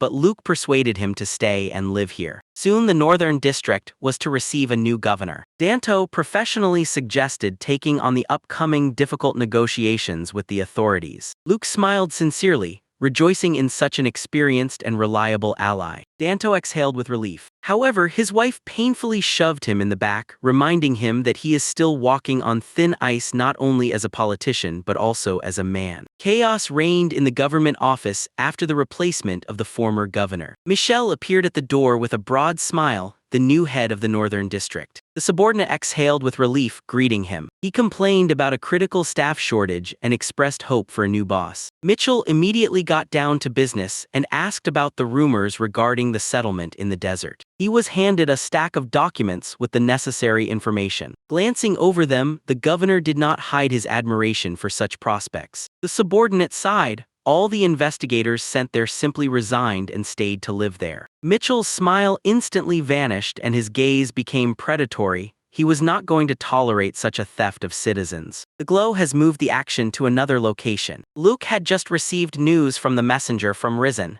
The new governor wished to meet. The assistant to the elder grimly noted that the guests did not waste any time. He shared rumors. This Mitchell was neither an aristocrat nor a warrior, and he obtained his position solely due to practical skills. In addition, he was transferred here after the scandal in the Western District, which revealed him to be a cunning person. The assistant strictly warned Luke to be careful. The boy nodded seriously, and then Mitchell appeared with that same signature, overly friendly smile. He casually shook hands with the little elder, introducing himself as a mere servant of the Albert family. The guest generously showered compliments on their well-fed settlement with not a single beggar in sight. He admitted that he wouldn't mind living here himself, making Luke's assistant tense with suspicion. Suddenly, Mitchell leaned towards the boy and his voice became icy. He had a proposal. The governor sharply bent in a deep bow. Luke and his assistant were frozen in shock. Mitchell desperately begged to make the northern district part of their village. Without straightening his back, he acknowledged Risen's complete defeat in industry and military power. The governor asked to absorb them before the district loses all its population due to mass migration. The assistant shouted in outrage whether this was self-will, to which Mitchell cheerfully admitted that the management had ordered him not to interfere, so he had to act quietly. This answer only angered the man. Such a secret agreement allowed Risen to back out at any moment. Mitchell slyly squinted. They would get the lands and he would benefit from the alliance, and that was that. And then he shamelessly added that he was counting on Luke's construction talents to build similar wonder objects in his city. The assistant lost his patience. He raised his hand against that impudent person who was demanding the impossible. Actually, I can do it, Luke calmly interrupted. The boy explained that the radius of his village management skills had already covered the entire northern district. He smiled sweetly, admitting that he too would like to establish a relationship with the neighbors. Hearing this, happy Mitchell hung on the back of the shocked assistant and immediately began to beg for seeds and a public bath. A system window popped up in front of Luke, asking about the joining of the residents of Risen. One touch and over 9,000 new citizens officially became residents of his village. The assistant whispered a warning that this cunning fox might betray them, but Luke awkwardly justified that the migration was partly his fault. To test the new limits of power, the elder decided to start with the roads. Mitchell asked in confusion. The hatch was activated through a system of paving that reduced fatigue and accelerated movement. He explained that now everyone will be able to walk much faster. The boy cheerfully took his first step. Mitchell blinked in surprise. Luke literally zoomed past them,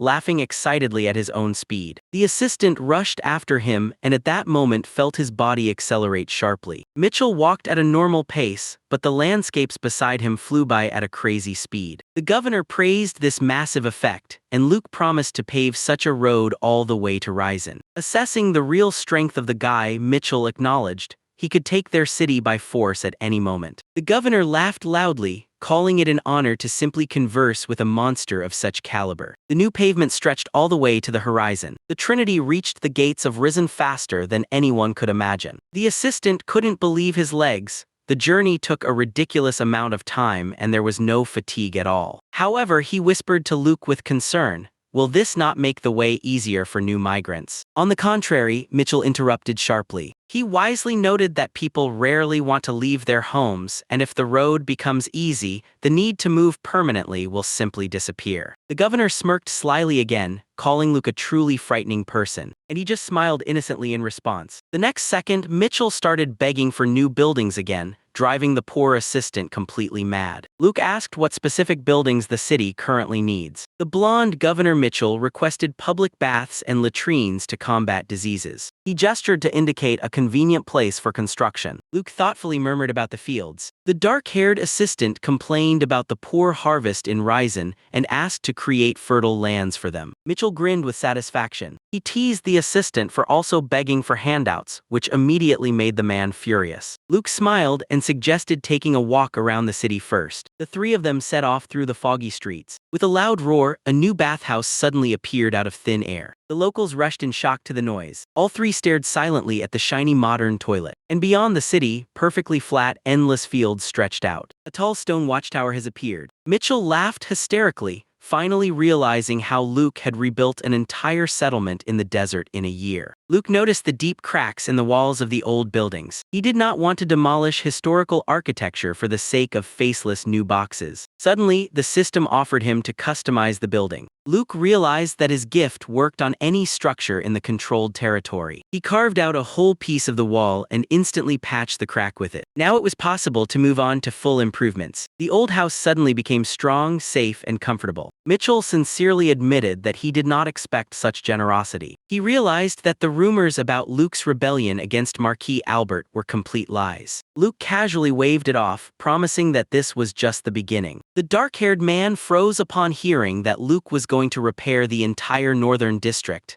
not just Risen. Meanwhile, Luke was pleased. With the annexation of the entire northern district, he would finally be able to raise the level of his village. Mitchell smiled tensely, assessing the scale of this terrible force. Deciding never to become enemies, he gladly accepted the help. The sun set, and the guest was offered lodging. The next morning, Luke was already fixing the leaky roofs with a single motion of his hand. He paved new roads and restored settlements throughout the district. And with each repaired city, he added new inhabitants to his domain. The system reported 30,000 residents and the 9th level of the village. 300,000 points have been deducted, and new features have been unlocked. Among them was the skill of spatial relocation of buildings. Luke stared at the screen in confusion. Now he could not only move structures across the ground, but also lift them into the air above other buildings. On screen, it looked boring, but in reality, it would have an incredible appearance. Suddenly, he was illuminated. He realized that with this skill, he would be able to make his stone golem fly. Happily humming, the boy set aside the experiment and opened the list of new buildings. The menu now features large objects, museums, theaters, and a huge dam. His gaze caught on the last point. He turned to Mitchell and asked if their lands were suffering from floods. He replied that once every 10 years, floods completely submerge a poor village. Luke tore away and ran there, throwing that he has a solution. With a deafening roar, a giant concrete dam rose above the forest. The assistants raised their heads in shock. Luke happily explained that they are now protected from floods,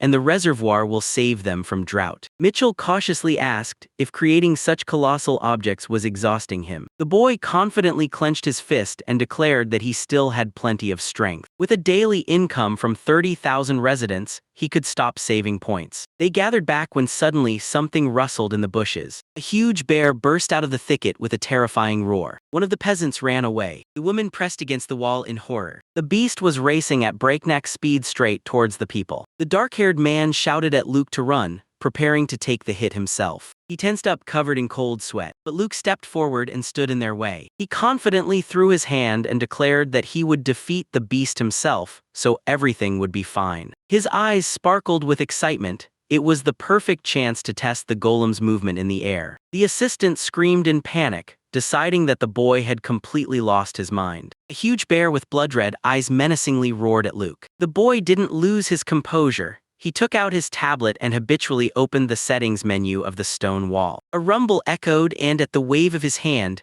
a massive golem rose from the ground. The villagers behind gaped, not believing that their young lord was capable of creating monsters from stone. Luke focused and activated the spatial movement skill. The stone giant suddenly detached from the ground, lunging straight at the enraged predator. But the giant clumsily flew over the bear like a stiff board. The boy blinked in surprise and decided to try again. The giant dove down again. A deafening blow, and the stone fist struck the ground a step away from the target. The third attempt turned out to be even worse. The golem simply hovered in the air in front of the bewildered beast. The observers exchanged skeptical glances, noting the extremely strange movements of this creature. Luke grabbed his head, realizing how difficult it was to control a cumbersome wall in three-dimensional space. The bear took advantage of the pause, stood up on its hind legs, and let out a deafening roar. The boy reacted instantly and summoned a protective barrier in front of him. At that very second, he directed the entire golem straight at the exposed enemy. A heavy stone mass crushed the bear to the ground with a rush. Only a neatly stacked wall remains from the monster. The crowd enthusiastically clapped their hands while Luke himself was on the verge of tears over his shameful defeat in mastering the skill. The senior servant squinted carefully, noticing the young master's depressed state after the victory. He suddenly understood everything. The man called out loudly to the boy. With a warm smile, he praised the giant, calling him incredibly cool. Luke's eyes instantly sparkled with joy. He happily waved goodbye. The Northern District inspection was completed without any issues. Life in the village of Luka flowed in its own way. Summer was approaching, and the sun mercilessly scorched the earth. The peasants barely dragged their feet, suffering from the hellish heat in the fields. The maid brought water to the workers, complaining that such weather kills any motivation. Luke thoughtfully clicked on the tablet and suggested building a pool. He explained to the surprised servants that this was an artificial swimming pond,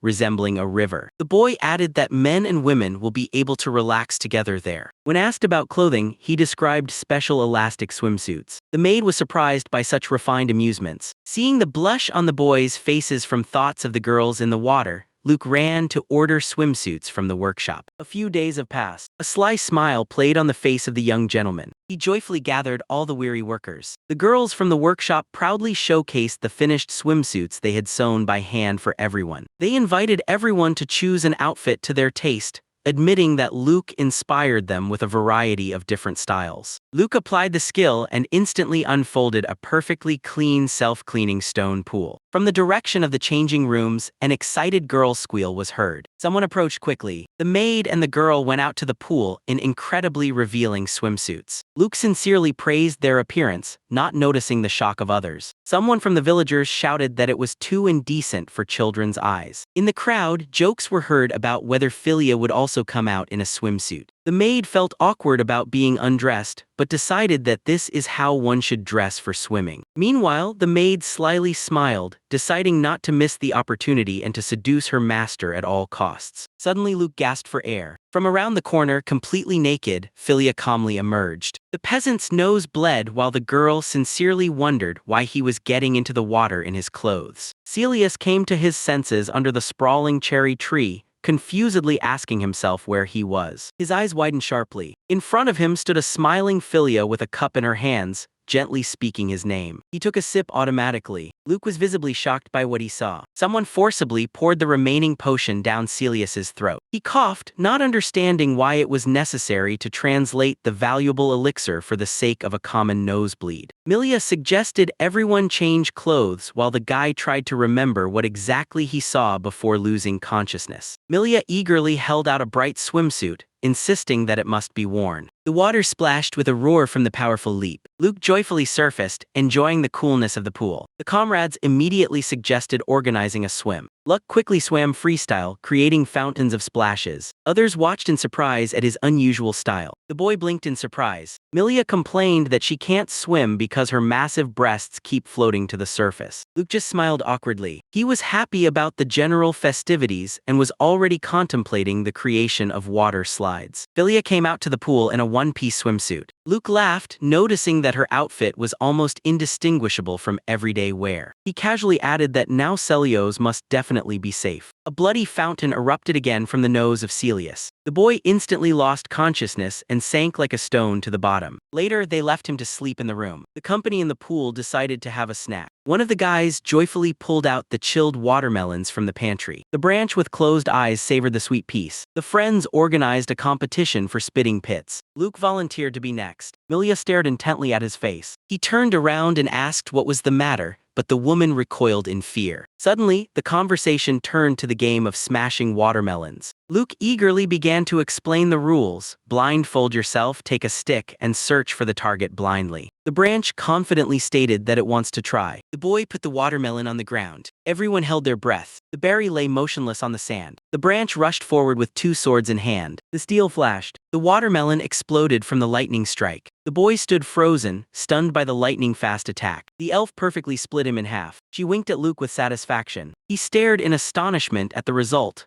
realizing the danger of such a weapon. He started scolding her for the swords, but Philia just waved him off as she easily sensed the presence of the target. Milia approached them, bending her back, and also asked to join the game. Philia's face unexpectedly turned out to be splattered with blood. Noticing the terrible red spots on her swimsuit, Luke anxiously asked if she had visited Celios. The branch calmly confirmed that the poor thing fainted again from the bleeding as soon as he saw her. Now the elf firmly declared that she would split the watermelon with an onion. Luke in a panic handed her an ordinary stick. But the girl coldly cut in that there was no need to worry. Her fingers firmly rested on the string. She threw the bow over her head, aiming blindly. Two watermelons flew high into the air. The branch smiled confidently from beneath the bandage. A few shots and the berries were torn to pieces mid-flight. Luke grabbed his head, not believing his eyes. Luke despairingly groaned that playing watermelon smashing should not be done like that at all. Another girl joyfully exclaimed that it was her turn now. She swung the spear, preparing to impale 10 targets at once. The blonde boy boldly promised to smash them with a shockwave. Luke begged everyone to stop,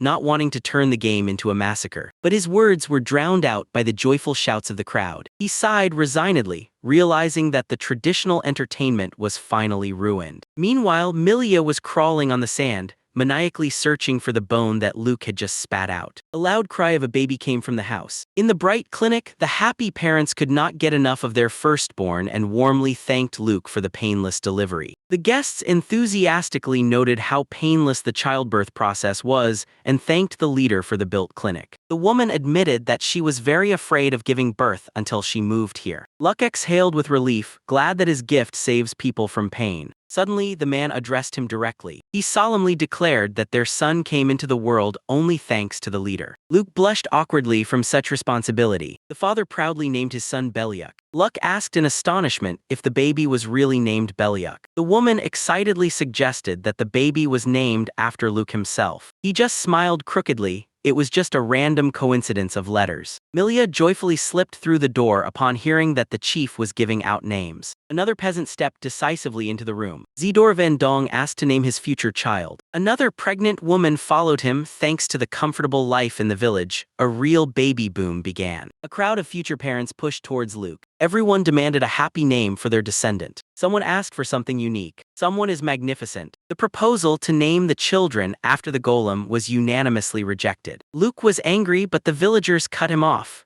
the golem moves strangely and that is a bad omen for the baby. Milia had already prepared a whole list of options, and the doomed Luke sat down to work. The replenishment awaited not only the people, animal voices echoed from all around. Luke blinked in astonishment. He sat among dozens of tiny, fluffy babies. The peasant joyfully reported, "From a dozen animals, the herd has grown to hundreds of cows, sheep, and horses." The secret lay in the barns. Luke's buildings stimulated insane growth and fertility. The boy was taken to the pasture. He recoiled in fear, mistaking the beast for a monster. "Is this our cow?" He couldn't believe. Real horned giants loomed over them. The peasant reassured, "They are smart, quiet, and give rivers of milk." Suddenly, a giant shadow rushed past them with a heavy rumble. Luke asked in confusion if they had gotten ostriches, but it turned out to be an ordinary chicken, only the size of a calf. She was carrying a multitude of eggs. The peasant joyfully pointed his finger at the bird that was just settling in its nest. A completely normal small egg rolled out, and Luke sighed with relief. Suddenly, the hen fired a whole barrage of eggs like a machine gun. It turned out that each meat mountain produces about 50 eggs a day, measured by quantity rather than size. Luke shifted his gaze to the roof of the farm. The peasant proudly summarized the excursion. The chief stroked the giant sheep,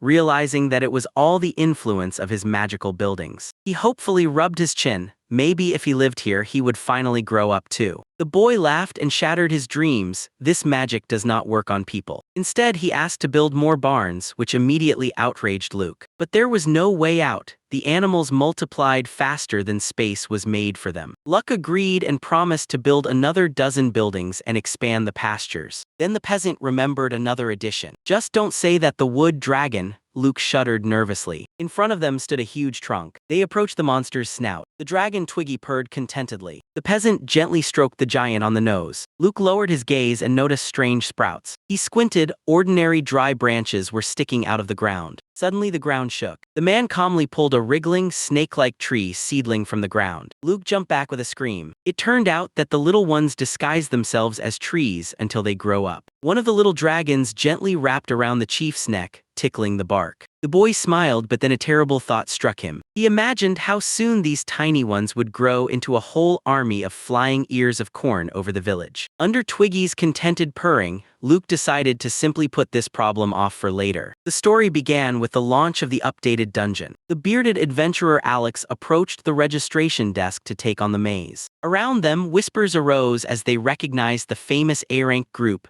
Crimson Lotus. Alex smiled smugly. The party member sharply slapped him on the back, knocking the arrogance out of him. The village of the old man Luca has grown beyond recognition since their last visit. The main attraction remained the dark entrance to the dungeon. The proximity to a thriving village where dwarf weapons and delicious food were sold made this place incredibly popular. Luck opened the first Adventurers Guild for the purchase of materials, although he joked that he was doing it only for the handsome guys. During registration, the team was named Crimson Lotus and quickly gained fame in battles. Now the whole group could barely contain their proud smiles. Everyone started awkwardly justifying themselves, pretending to be modest. Alex suddenly became serious and ordered everyone to gather. The slightest mistake down below could cost lives. Ahead loomed a mountain with the black maw of a cave. The heroes descended the stone stairs into the darkness. Alec entrusted the leadership to a guy named Camer. He possessed a rare gift for navigating mazes, which made him the perfect guide. The young man joyfully ran ahead,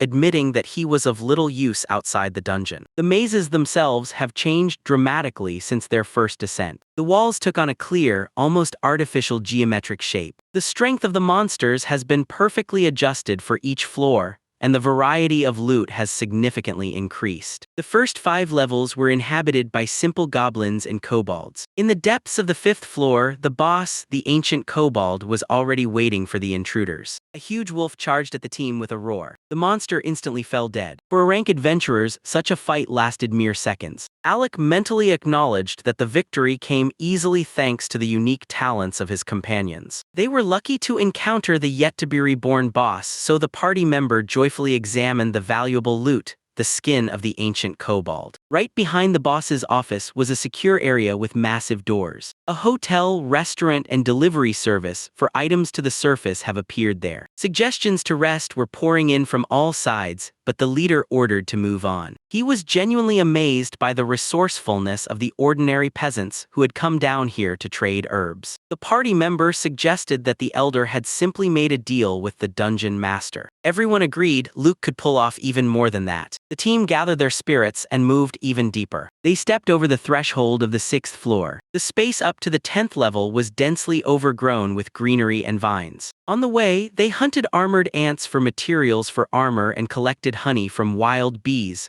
although some sincerely hated insects. Next, the path was blocked by Mother Tarantula, a boss with an extraordinarily strong shell. The adventurers silently crept past the giant spider while it was sleeping. Their research on monster behavior saved the situation. Without a direct threat, the beast did not attack. From the 11th to the 15th floor, they were awaited by burly minotaurs. From the 16th to the 20th floor, they simply burned the enemies with magic. At the 21st level, gloomy ruins with undead began, and the 26th floor greeted them with boiling magma. Alec wiped the sweat off his brow. Last time this hellish heat forced them to retreat. Then they nearly died of dehydration, but now they had an advantage. The leader obtained the ice potion brewed by the elves on the surface. As soon as the cold liquid touched the body, the unbearable heat completely disappeared. Feeling the protection from fire, the Crimson Lotus charged forward with a battle cry. Meanwhile, a ringing voice sounded on the surface. The fairy turned to Luke for advice on designing new levels. The dungeon has already expanded to the 35th floor, becoming truly massive. She panicked. Alec's team had obtained the potion and was about to clear the 30th level. Luke just smiled. He had set up this scenario himself so that adventurers would buy items in the village. For the next underwater zone, he suggested adding new monsters and hiding treasures right on the bottom. The boy admitted that setting up a dungeon for him is like playing an exciting game. The hut fairy smirked, enjoying absolute power over the heroes' lives, and called Luke just as much of a sadist. Luke angrily denied it while the fairy dreamed of spying on the personal lives of adventurers for the sake of drama. She stubbornly insisted on their kinship, cornering the poor elder. In this world, children have been working in the fields instead of adults from a young age. But thanks to the high efficiency of the village, child labor was no longer needed here. The boy pointed decisively. Milia and Selin exchanged surprised glances. The young elder explained that it is time for children to learn for their own future. The school was already built. It only remained to find teachers. The one-eyed maid immediately cheerfully volunteered to teach theology. Selin doubted, but Milia reminded her that she was the only priestess in the village. The boy was worried whether it would be difficult for her to combine this with her service,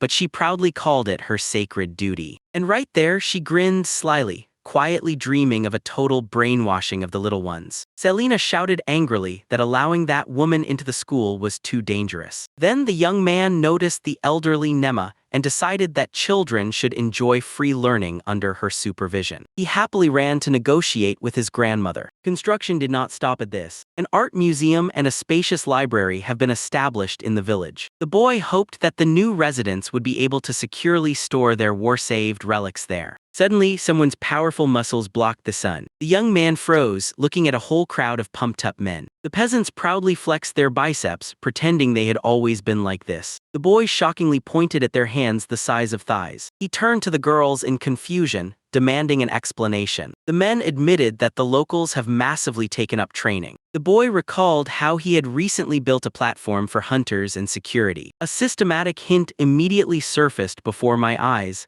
Accelerated development. Zdorovany joyfully confirmed that these muscle mountains are the result of constant exercise. Milia sighed languidly, and a brilliant idea flashed in the young man's mind. He proudly declared that he was going to work out too. In his imagination, he already saw himself as a giant bodybuilder. From this frightening fantasy, Selin and Milia nearly turned gray and rushed to dissuade him. The maid panikedly confessed that she loves little boys, and the peasant advised not to strain the child's body. The young man resentfully reminded of his sturdy peers. Selene suddenly slammed her fist on her palm and shouted to let him train until exhaustion. Milia immediately silenced her, while the men advised to take it slow and without harm to health. An hour has passed, but the boy still hasn't built any muscles. He has only learned to run a little faster. Meanwhile, the rural clinic continued to receive patients. The doctor stepped away from the couch, checking the patient's condition. The boy joyfully clenched his fist. The pain from the injury disappeared without a trace. Healer Muon gently said goodbye to the child. As soon as the door closed, the man sighed sadly. his healing magic was too weak. Previously, he could only barely dull the pain, relying solely on conventional medicine. Muon understood that his current successes were a direct result of the new building. He was genuinely happy that he could finally treat people properly. Suddenly, heavy hurried footsteps were heard from outside. The door swung open with a bang. They dragged a man with torn blood-soaked chest inside. Muon turned pale with fear. The furious companion shouted that he had to drag the wounded one himself because the girl helper didn't even call for help, but only boasted about the slain monsters. The healer panikedly realized that such a severe wound was beyond his ability. He desperately tried to stop the bleeding and urged the patient to hold on until the senior doctor arrived. Selene blinked in surprise and asked why he didn't just pour the potion on the wound. Without wasting a moment, they poured the potion directly onto the open wound and it shone, healing rapidly. Hearing that potions were being sold right at the market, Muon nearly fainted from such absurdity. In an instant, the severely wounded man was already on his feet, shockingly examining his whole body. They ran to the shop where an elf was lazily standing behind the counter. The Muon and the former patient screamed wildly. The legendary potions were just sitting on the shelf. Selene calmly pointed her finger at the shelf while the healer stared in astonishment at the incredible assortment.